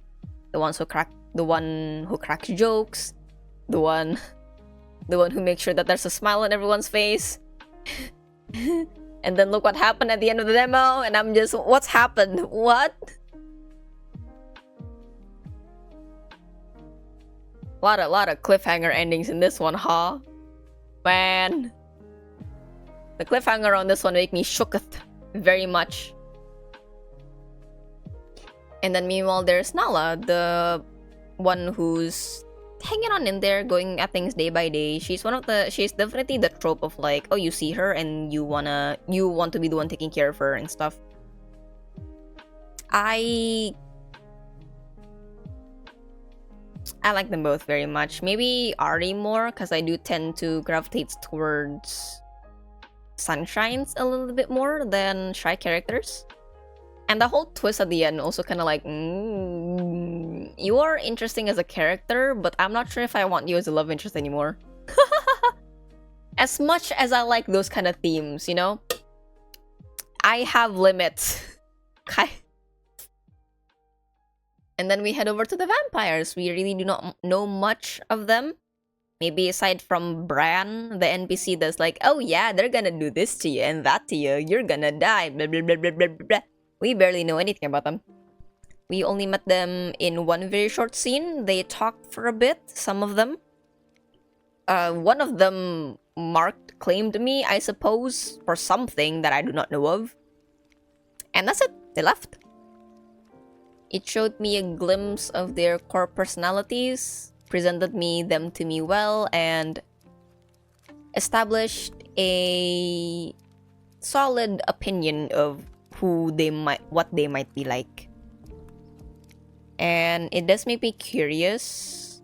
What does it mean when the vampire has claimed you? Is it like, okay, are they kind of like my patron? I guess like in the Hunger Games, and I gotta fight everybody else to win?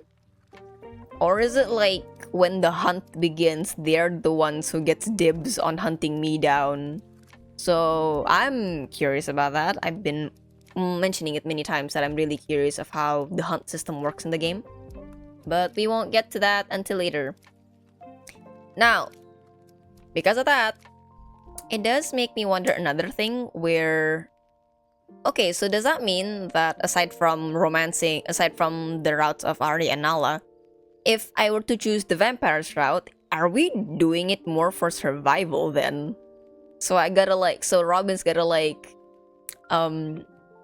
cozy up to them and hope that like, oh yeah, you kind of like me, right? So you'll make sure that I don't die, right? Is it gonna be like that, or is it gonna be like a genuine? I don't think the vampires would grow a genuine thing from my belief, but it could be.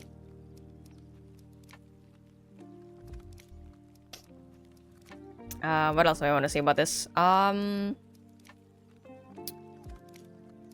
don't know. The game sold me very much on the vibes of things the whole time, while it felt very somber, definitely. When I played it, I don't feel the saddest. It's more of the fact that like the way it's written, it made me feel, okay, this is life and I don't really have a way out of it. I just have to accept it. Which is very in line with Robin's character. Aside from the whole hunt thing going on and her I volunteer as tribute to try and escape this place, she mostly is accepting of her situation. Not like some others in the camp where they try to cower in fear or maybe try to find a way to escape. So I do like that. I do like that the way it's written, it makes me see the story and the world from the MC's perspective. Which is great. It makes me understand the MC even more. Aside from the dialogue that she says. Okay, so from the 5 of these lovely love interests, I would have to pick... Well, at first, before when it was still me, Ari, and Nala, I did pick Ari initially. That I like the most. But then that happened at the end of the game. I still like him. I'm really curious on what his motivations are, but other than these two people, I would have to say the Count would be my pick to romance. I don't know. Something about him, something era ice era go wow. I don't know. I'm really curious. And he was the one who marked me during the gathering, so I don't know. Maybe that made some bias in me. I do not know. What I do know is that I'm interested in playing the rest of the game when it comes out. When is it gonna come out? I forgot. Oh, wait. Where is it? It will come out soon. I do not know how soon, but soon.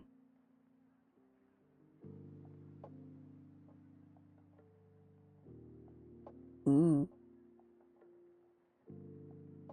Hold on, sorry, I'm getting distracted by the... Huh. I'm getting distracted by the by the Steam page. I'm looking at the screenshot. Huh, seems that depending on my choices, it does branch out a bit more than I thought. Like, instead of the count, right? Instead of him approaching me, maybe instead of him approaching me during the gathering, she could be the one who approached me instead. Turns out, from what I saw in the Steam screenshots. I don't know how I feel about that. A part of me is happy that, you know, my natural choices align with my love interest in the game, but also I'm kind of like, oh, okay, so are you saying that naturally I just attract these kind of people? do my choices just naturally mean I attract these kind of characters? I don't know how I feel about that. Right. Ow, I hit my hand. All in all, great game, excited to play when it comes out. I also don't often consume media when it comes to vampires as its primary supernatural creature. I'm just naturally not super inclined with vampires or anything of the sort. That's just me. So I'm really excited to explore this because I'm quite unfamiliar with them, and I'm excited to know more about them and how the game dev decides to like add their own little spice to what vampires are like.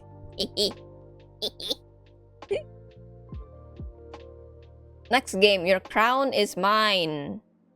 A new genre of gaming that I rarely don't participate in. Let me look at the poster.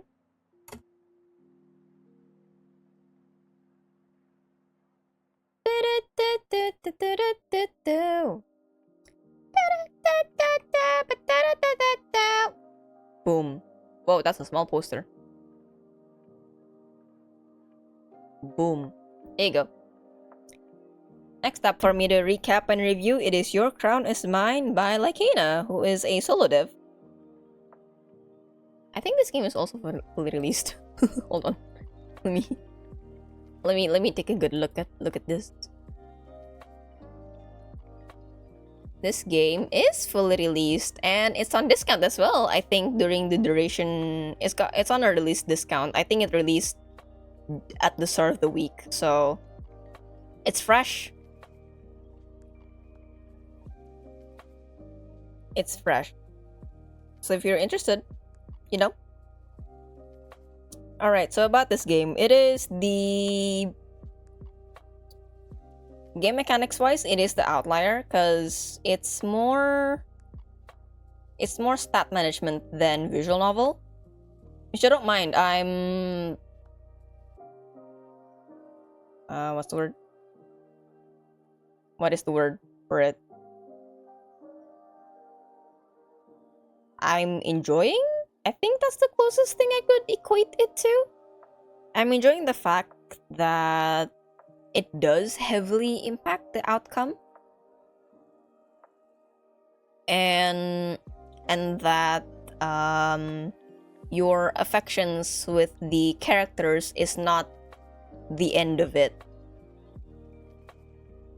Where depending on who you choose to romance and how much they like you, it also affects your vote and whether you will be the reigning monarch of the kingdom.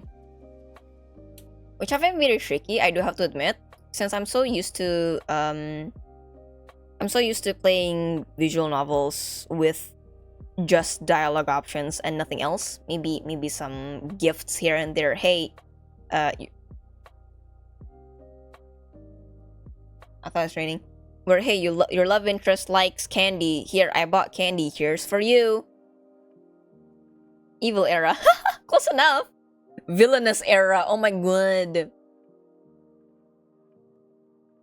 But yes. This one was very tricky for me, but it's fun. The gameplay loop is also really nice. Because it's a bit more predictable, definitely, for me. It's definitely more predictable where, oh, on the weekends I can visit the Bloom Publishing House and then I can talk to Helios, which is the guy that I'm aiming for. The guy that I'm gunning for, and the game makes it obvious where each love interest are at the moment. Mainly during the weekend. Sometimes you might pass by them on the weekdays after you're done with classes, but those are more random encounters rather than, oh yes, I will be meeting this person today.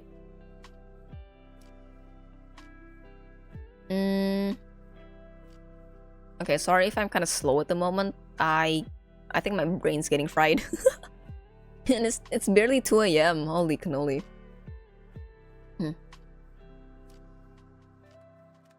Alright.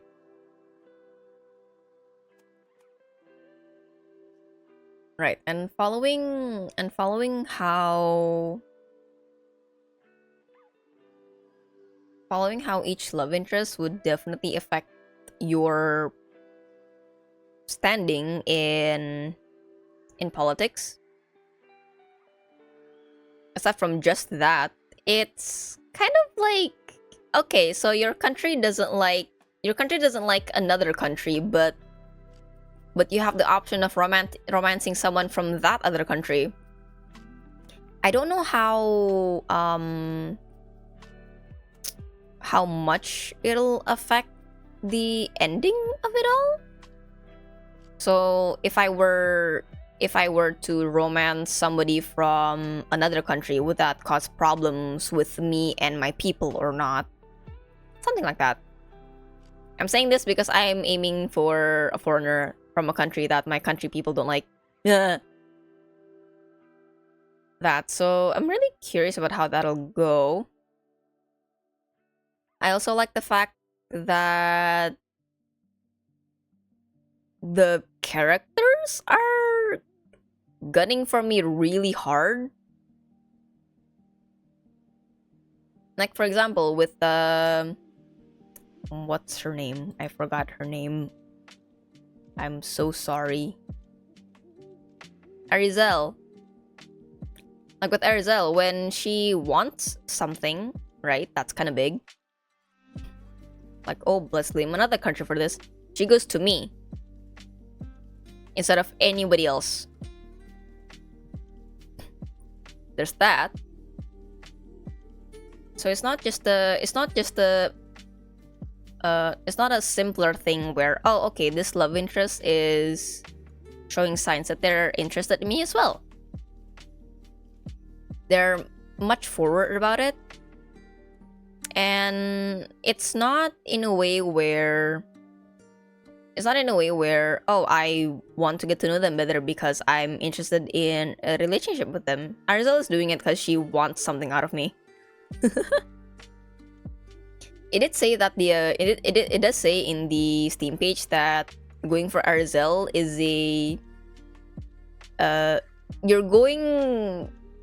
it's a villainous route.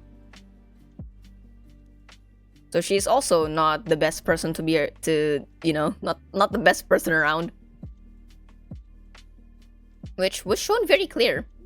Especially during that attack in one of my country's ports where she's like, hey, blame someone else. That, and then got the plot twist with the Duke and Rosalie. I can't. So funny. I know that is like a cliche. I called it from the beginning too. Cause she's so nice to me. I know that she's supposed to be a nice person, but at the same time, the way that Rosalie treated what's her name? Treated Lucena, the main character. It's definitely above cordial pleasantries, especially when she's currently engaged to my ex-fiance. So I did call it out really early, and it was very entertaining and satisfying to know that I was right. And now that makes me see the Duke and Rosalie in very different light, and I don't know how it'll affect the gameplay later on. Like, okay, so Rosalie has admitted that this. will she be more forward with her advances, knowing that I know what's going on with them? But I digress. That's such a... That's a really... I feel like that's a really nice B plot. It feels like the characters have a life outside of trying to romance or antagonize the main character. What else? There's a lot going on in this game, actually. Now that I'm sitting down and trying to review what happened in the game. Aside from stat building and romancing, you also gotta, side with your political party. And then some other choices down the line later that I haven't gone through yet. But every dialogue option that you pick really does affect things. Especially since there's a lot more than affection. Usually when it comes to visual novels with a bit of stat management, it's the one that I see the most is money. Kind of like, yeah, so money to buy stuff so that you can gain the favor of your love interest a bit faster.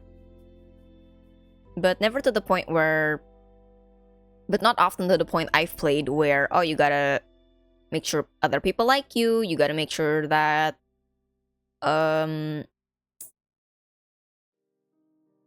gotta make sure that your mood is okay, your energy is okay. Oh, if you have enough of this stat, you can potentially gain more for this activity, things like that. And it did worry me because of the goal where you gotta get at least 50% votes within a month, I think. A short amount of time. And then in the demo, I barely passed 10% on the halfway point. So I'm really concerned. A part of me was banking on Helios to help me out because, oh, it's a newspaper, right? He gotta write it, he gotta make sure it's nice, he gotta print it, and people gotta read it. I was banking on that, but then the demo ended, and I'm popular by 9%. Thanks.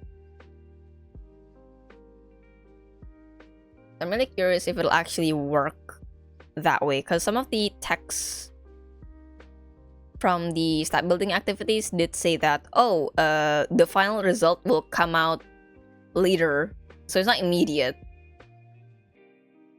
Really curious about that, but I'll find that out when the game fully releases. Well, it is fully released. Why? When I play the full game, there you go. That's a more proper way to put it. I'm seeing some more CG cutscenes of this. And I'm kind of like, okay, how do I get that one? How do I get this one? Oh, right. Another thing that made me surprised about this is that I think the dev mentioned that it's somewhat villainous manhwa inspired. But I definitely was not expecting the entirety of the visuals to look like a comic. So if you remember, in some cutscenes there would be little dialogue boxes, little comic panels in it.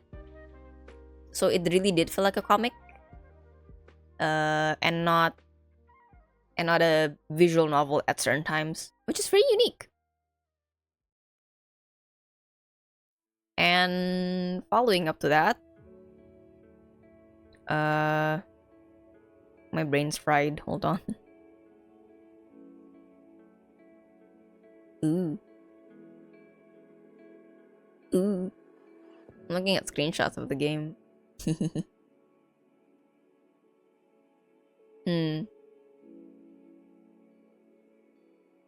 at the list, is it my... Yes! It is actually the only villainous visual novel in this... in my time at the event. I've also never played a villainous themed visual novel before, so this is all new to me. I don't know how I feel about Oh yeah, I'm known to people as being evil or scheming at the very least. Some people don't think so, some people think it's propaganda, but that's neither here nor there. Point is, I'm not the nicest person around, according to some people. Alrighty.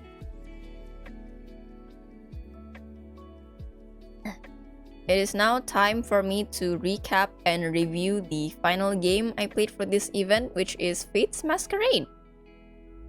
Let me pull it up. Let me pull it up and let me pull up. Right? I still have it in my library. I don't gotta look for it. Yay! Before that, what up?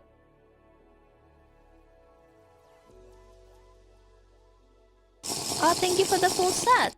Oh my god. Thank you.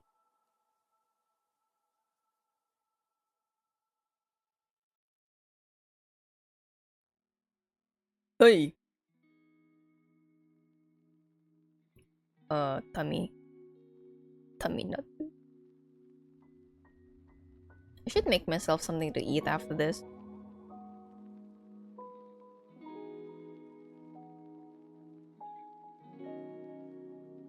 All right.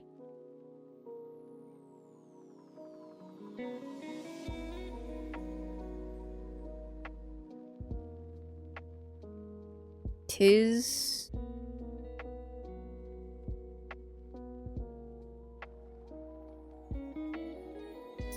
I'm seeing a cutscene that I've never seen before. Girl dinner! Hi Mage, welcome to... Maybe not girl dinner. I actually had girl dinner before stream, so I'm kind of hungry. I'm actually hungry right now. Anyway, hi Mage, welcome to the ending of my 4th day doing the Otome game celebration. I'm currently just recapping and reviewing all of the visual novels that I've played. And I am about to get to the final game that I've played for the event, which is Fate's Masquerade.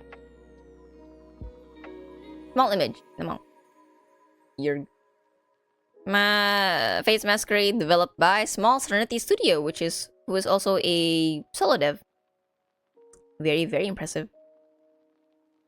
Or a didn't fast, maybe. I don't know. I'll probably crack an egg or something. Okay. Oh, my table creaked. Sorry. We are here looking at the final demo that I played. Final full demo that I played today, since Saintess was just less than half of it, actually, like a sixth of it, I guess, for Saintess. But here we are.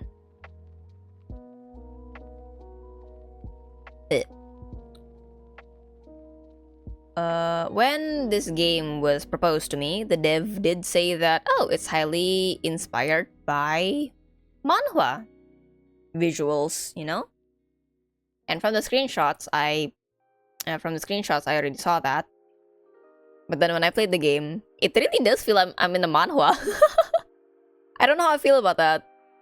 It's not a bad thing, but I'm like, yo, I'm actually in a webcomic. This is so cool. Now, if you watch when I played this game, there is one very unique thing about this, which is it features animation. Live 2D rigging, so the characters move about, they blink, they have breathing animations, yada yada yada.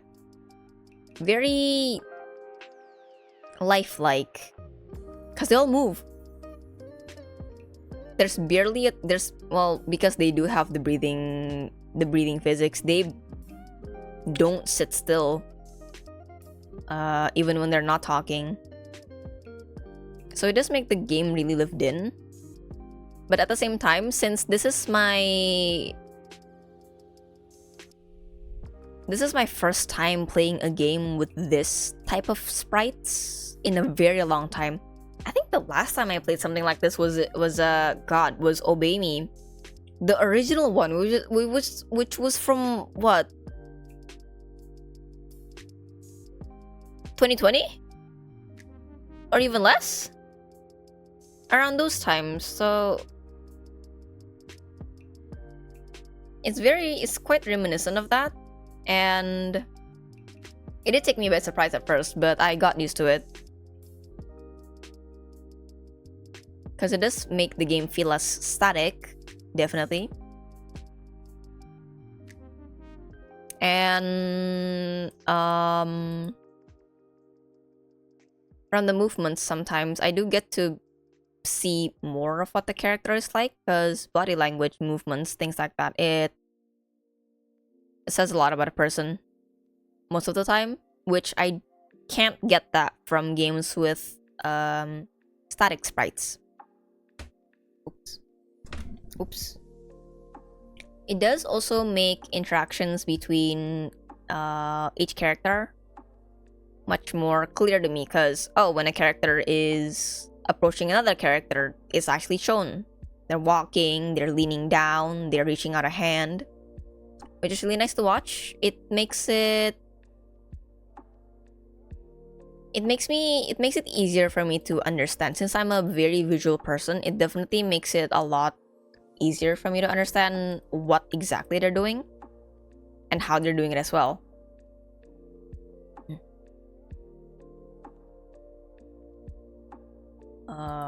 Wait, brain ceased to function. Sorry. I'm food deprived. Oh. Right. And like Your Crown is Mine, this game also a lot of the times feel like I'm reading a webcomic instead, which is definitely which I believe is the goal of the dev. So they did a fantastic job with that.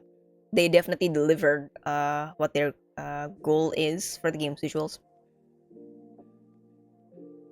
With the use of all of these animations for all of the sprites, it definitely feels more lived in. I said it a lot of times, but I don't know, it impressed me a lot, because even the most mundane things, like, the characters are walking away from me, and then I get to see their backside with animations of their arms and legs moving, and I'm just, yo, they're actually walking away from me, oh my god. It's very cool. Now then, aside from the technical things, the love interests. Did I mention which person that I would go for in the previous game? I don't remember. Your Crown is Mine, Helios, I did mention that. Very subtly, but I didn't gush about him. My brain tired. Sorry. Love interests are two brothers, one the Crown Prince and the other the Second Prince. One of them is engaged, and one of them is very much bachelor material, but he is not interested in the women. And I feel like that they're portraying this very, very well. It was already quite clear to me the personalities of both of them, just from how they look like. Because Crown Prince Maximilian looks like, from the design itself, which I'm very happy about, because design itself already conveys what the personality is. Crown Prince Maximilian is more the colder type. He can joke around, but it's not his default. He takes his work very seriously. He's mostly all business. And then, meanwhile, Prince Lucian is more the playful type, a little flirty. Jokes around a lot more, and then much more. Well, the maids in the story did describe it, but he's definitely the one that I gotta worry about more, verbal wise. You know, he did not like the jokes I gave him, and then he's like, "You're fired," you know. Maximilian's definitely a lot more honest with how he feels. He doesn't. It shows. It shows. What a distinguished gentleman. Yes, look at the way he's sitting. Exactly. I was when they had the luncheon with the ladies, and I saw Lucian walk up and somebody pulled out a chair for him and his sprite sat down. I'm like, yo, he actually sat down. It really, I don't know. Me being a VTuber, right? Me being a VTuber, it's impressive, definitely.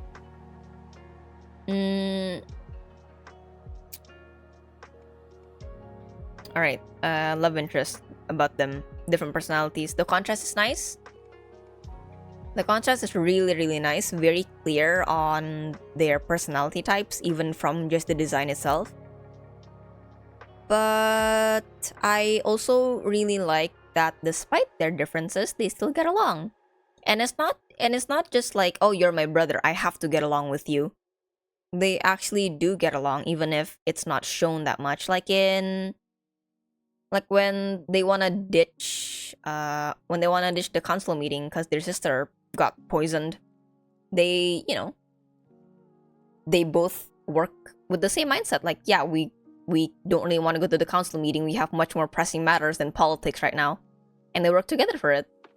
Which I really like. I really like it when love interests, even with the rivalry, they still get along with each other. It's not that all of them are completely against each other, that they're enemies through and through. And then I gotta make a clear choice. It's either or. But meanwhile, in Fate's Masquerade, I got to spend time with both of them together, with other people like the little sister or Maximilian's fiance. But still, I got to sit with them. I got to talk with them, without too big of a tension. So that I really like.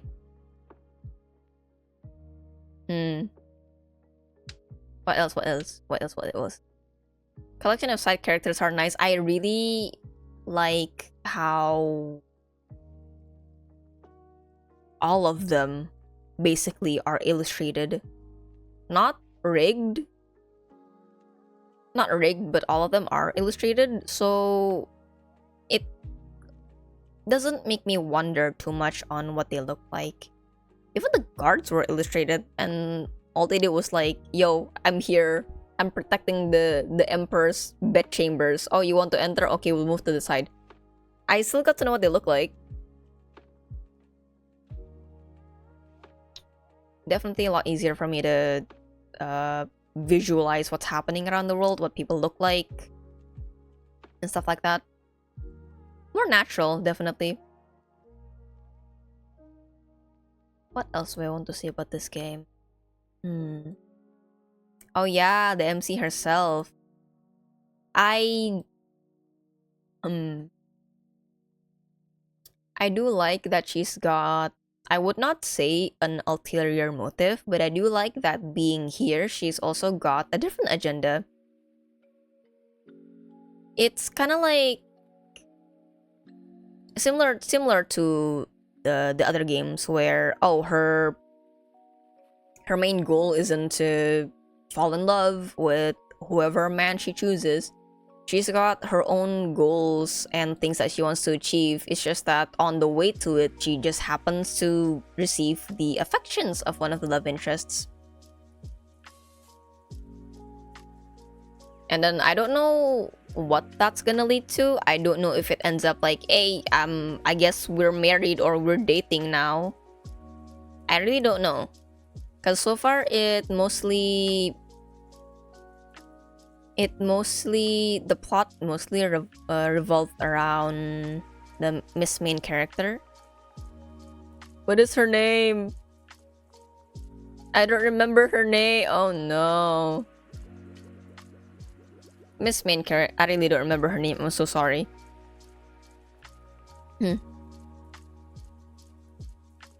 Revolve around her and the things happening around her outside of romance. It mostly focused on her being a governess. Actually, I think that was definitely the key thing being showed.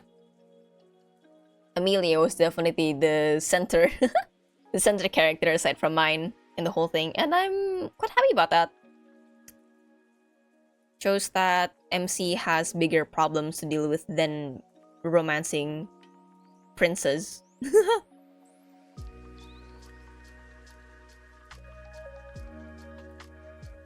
And I do also like that opinions about MC is different. Some like her, some are more reserved about her, some downright dislikes her. I think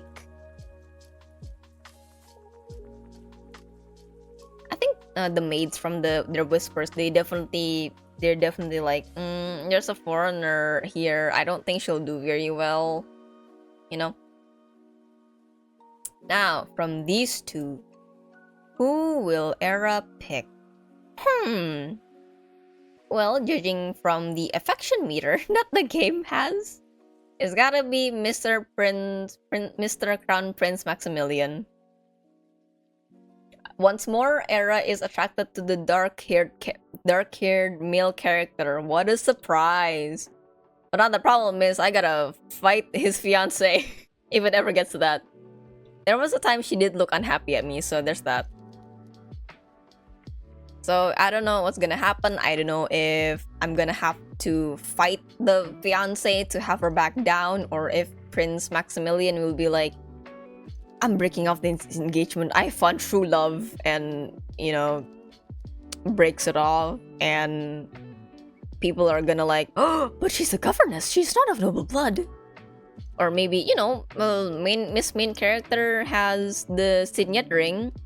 Maybe that signifies her as, you know, as a noble of a fallen land. My home did get burnt, and my family did look like they're very well off, so we don't know. Maybe Miss Character is a secret princess. We don't know that. But I digress. It's definitely not going into the demo. Definitely did not go into the bigger plot point yet. Definitely still a prologue in the whole grand scheme of things.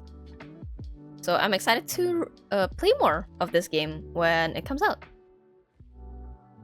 Alright, that is a review of all of the games that I played. Let me try to arrange them all. Oh my god. Oh my god! I'm trying my best. Hold on. Of so many of you. How did I do this? How did Era do this? Guys. Teachers. Fate's Masquerade. You're square. Fate's This is gonna be a very not. Oh my god. Hold on. There's so many of you. This is like what, four games. How did I do this? Oh, this should be more square. Cause you rectangle. There you go. Hey. This one, you're a big poster. Biggin. I'm all here for it. Hell yeah. Big poster. Oh my, you're so HD. Oh my god. Which one can I like decrease the size of? I think you. There you go. This is not Era standard clean. What is wrong? Oh god. Oh yeah, this is my husband list, Lamau. I'm struggling. I don't know where to put all of these. Yar. I think you could be smaller. There you go. I'm trying to showcase all of them, but I'm also like, why can't Paint Tool Sai have like an auto arrange thing? I don't know. While I'm doing this, let me ask, which game are you most interested to see the continuation of? There you go. All of the games that these are not these are not neat. Ow! Anyway, this is the best I can do. Sorry, guys. Yeah. Alright, which game are you most excited for me to continue? Some of them I can actually continue already. Oh, goodness.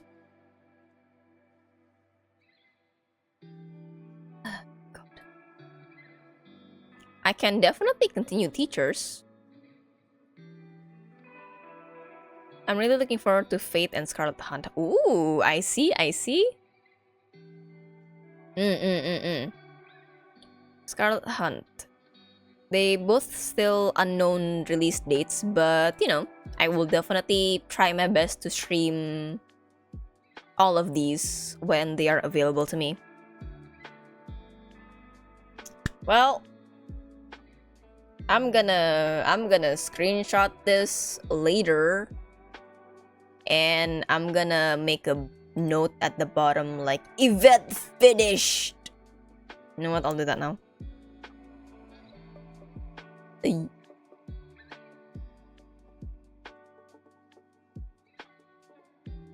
No, maybe not like that. Yerg. Boom. Ah, big. Yes.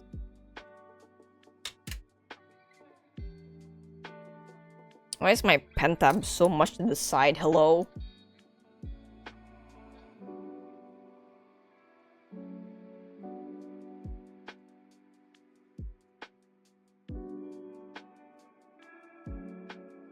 Yep, beautiful. Oh, this is so blurry.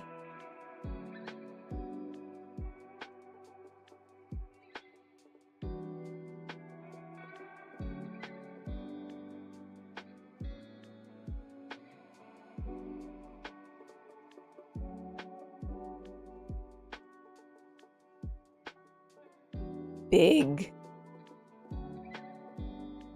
The and color it like this. That now. Like this.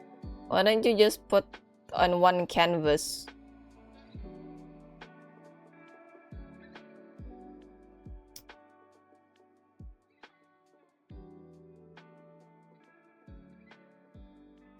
New preset A4. Okay.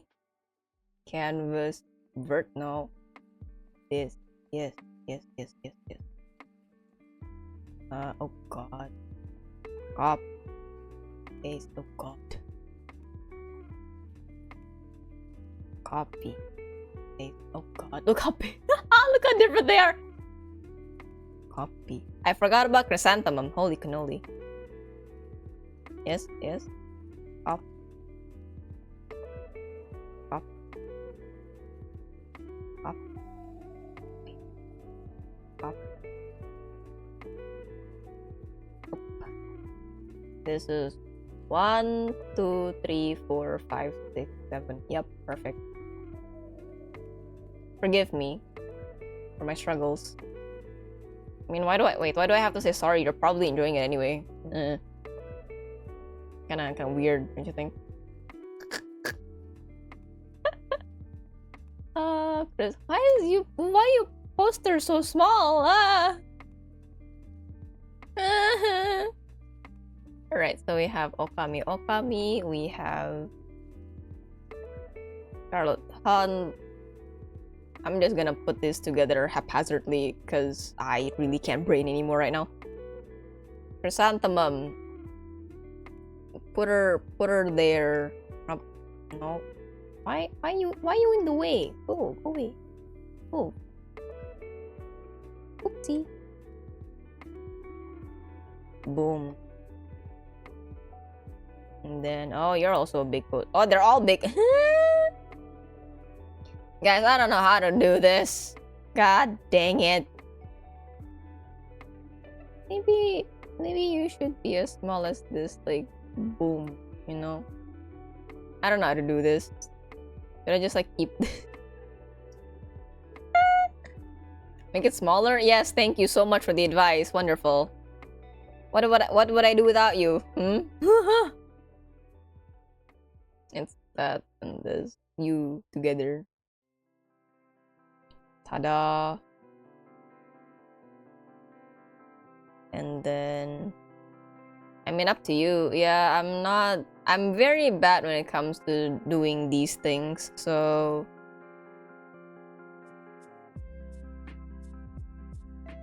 Well, some of them are not doing their job, so boom. Hey, you're surprising the correct size. Oh my god. Oh my god, you're the correct size. Square. You get bigger. There you go. Have more space. Who is this? Teachers. I'm really not good at this. I'm atrocious. I'm really bad at making templates like this. Oh god. I'm exposing myself. Don't look at it. Don't look at me. Where? Who is that? You and... Ah. Hey. Boom. But I will not have space for you then. Do I move you? No? Huh? You're gonna be too small. I'm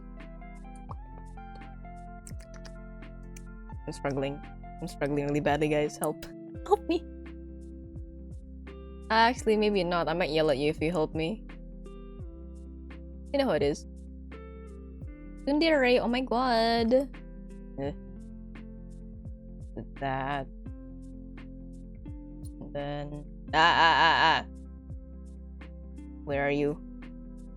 And then do this. This would be easier on Canva. Honestly, but I don't want to open a site for this. You should do this and then you should do this.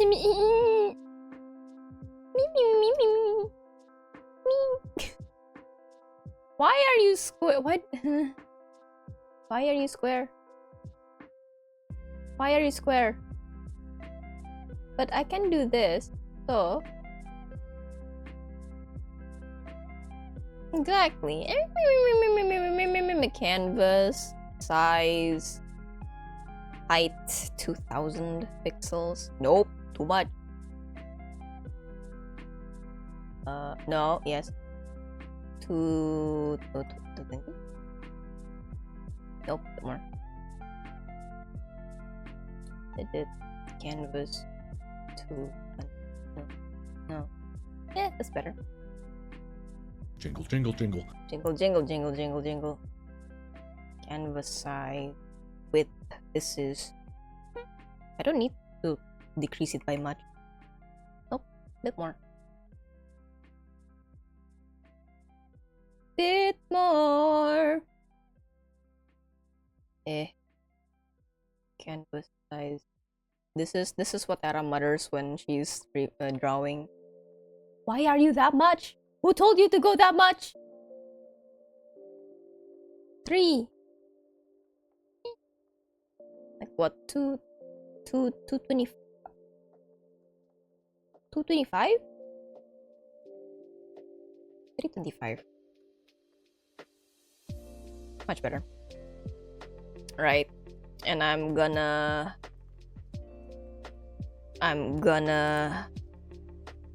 Hulk.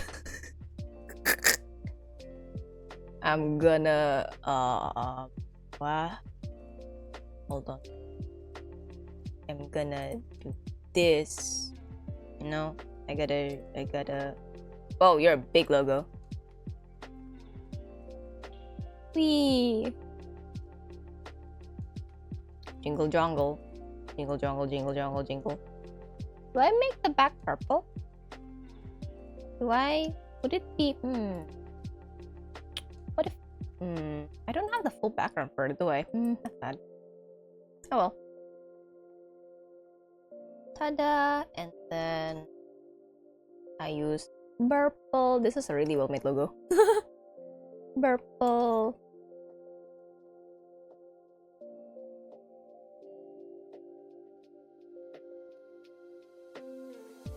No.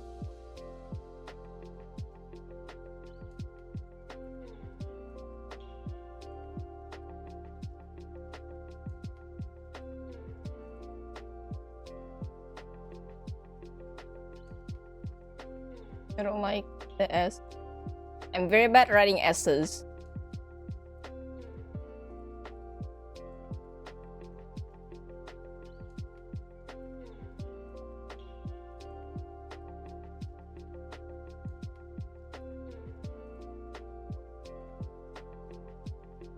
I feel like the logo should be on the middle of it. Do it yourself.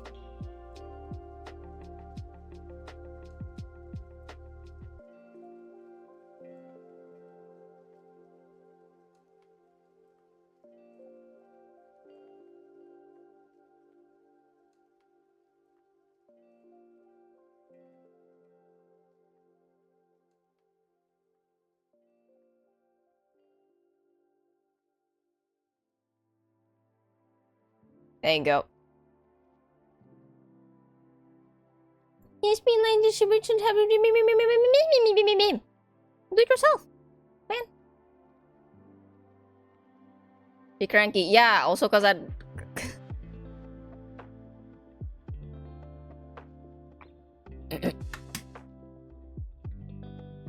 well, not just that. It's also because like ain't it pretty hypocritical of you for like not liking to be backseated, but you backseat someone else. So that's also a thing that I don't like. Anyway, I'm done! Oh my god! I'm tired, but I'm also very satisfied and I'm very happy. Thank you for the breath. And run out of water. Claps, thank you. Not the cleanest layout I do, but Sai is not really made for making layouts, so I'm okay with that. Oh my goodness gracious. Right, so my throat can actually finally get a break. I felt I felt I felt surprisingly good this morning, but then when I started stream, I felt well, my throat's going by, I guess. See ya.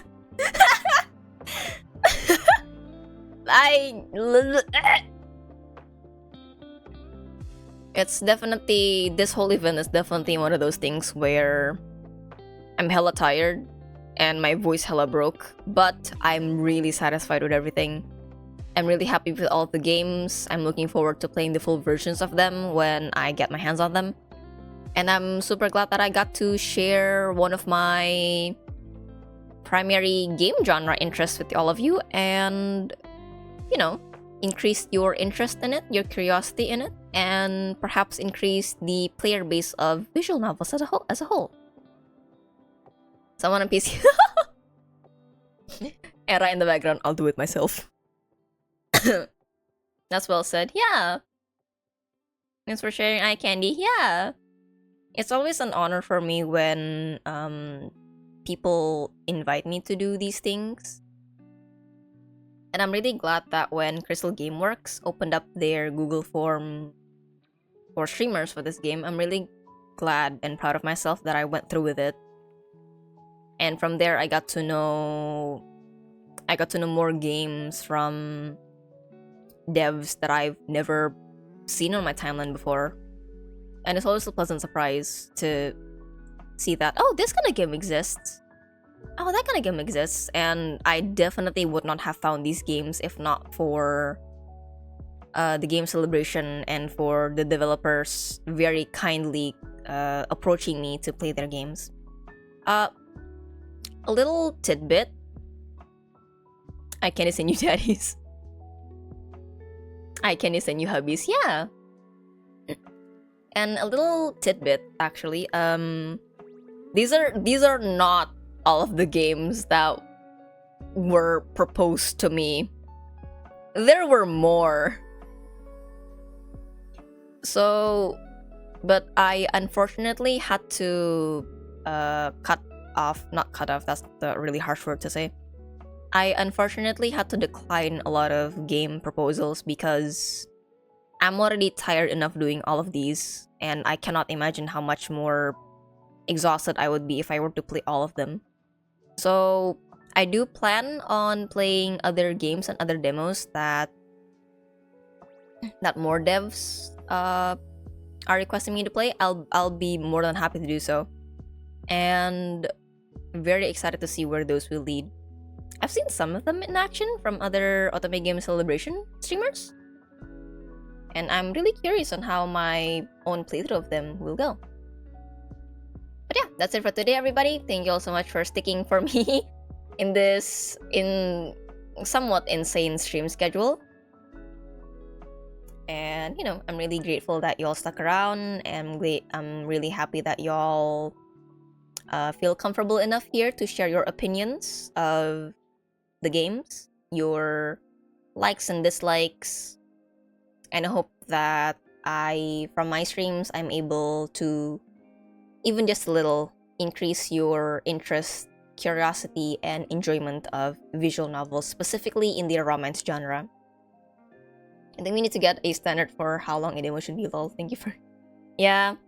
I was definitely a bit ambitious on this. I knew that with the demos I played so far, I could only last 2 demos per day. And I was very ambitious with scheduling this. That's why we had to drag it out for a bit. But I did it. So yeah, because of all of this, I'm going to be... Thank you for the last 4 streams. Yes. And speaking that, since I did stream for 4 days consecutively this week, I'm going to be taking a total break next week from streaming on Twitch specifically. By that, I mean you might catch me in my Discord server doing la-di-da, whatever grandma does, I guess. So I don't know, if you'd like to hang out with me more during my break from stream, you can just hop on in Discord call and you're gonna...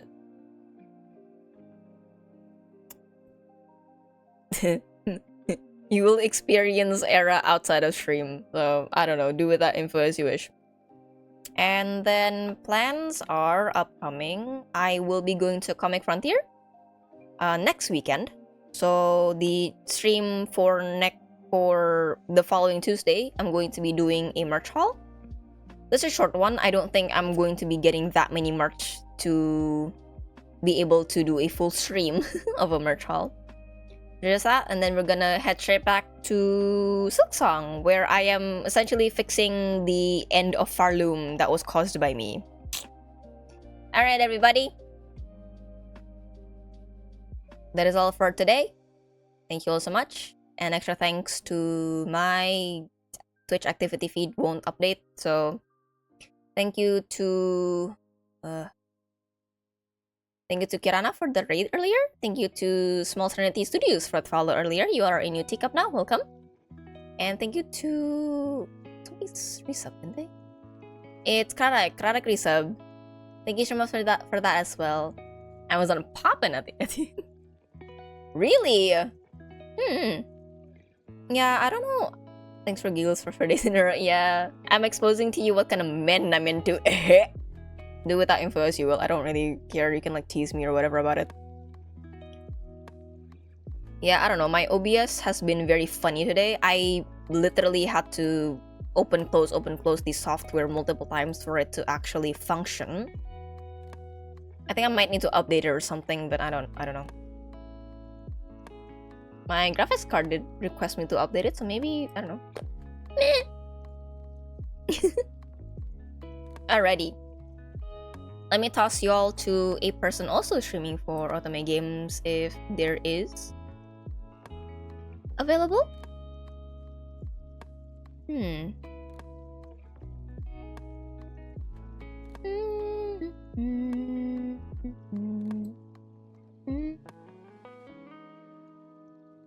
Ooh, this one's going for 4 hours already.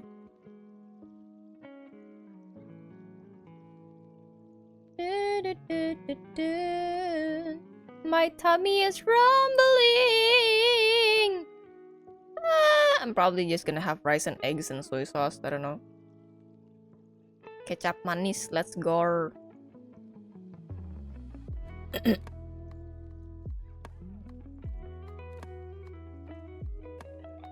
Let me look at this. Let me look at this. Man, up to this day, I still feel sad about my stream schedule because when I finish, there's not a lot of people streaming. Well, there is today. You proved my point, Twitch. You disproved my point. But, you know, I would like for this specific event for more people to be streaming on. Alright, we are gonna be raiding somebody else who is also participating in the Otome Game celebration. Alice Damon is currently streaming of the Lilies. So if you'd like to see more Otome games, please join the raid. Would really appreciate that. I hope this person accepts raids because I always get scared of that. Alright. And with that, new friendo! I always try to raid people doing the events that I'm also streaming, so. Alrighty, everybody. We're heading over to Alice Demon. And with that, goodbye. See you. Take care of yourselves. Drink if you need to. Eat if you need to. Take a meds if you need to. And sleep if you need to. I'm gonna be seeing y'all not next week. Next week. With a whole stream and Silk Song. I'm going to be resting as much as I can. As much as my... as much as my brain allows me to. Because, you know, sometimes I'm kind of like... It's time to rest. Ooh, activity! We'll see. Right. That is the raid message, and this is the raid command. Thank you all so much for being here, for experiencing this wonderful event with me. I'll be seeing you next time. See ya. Goodbye. I love you.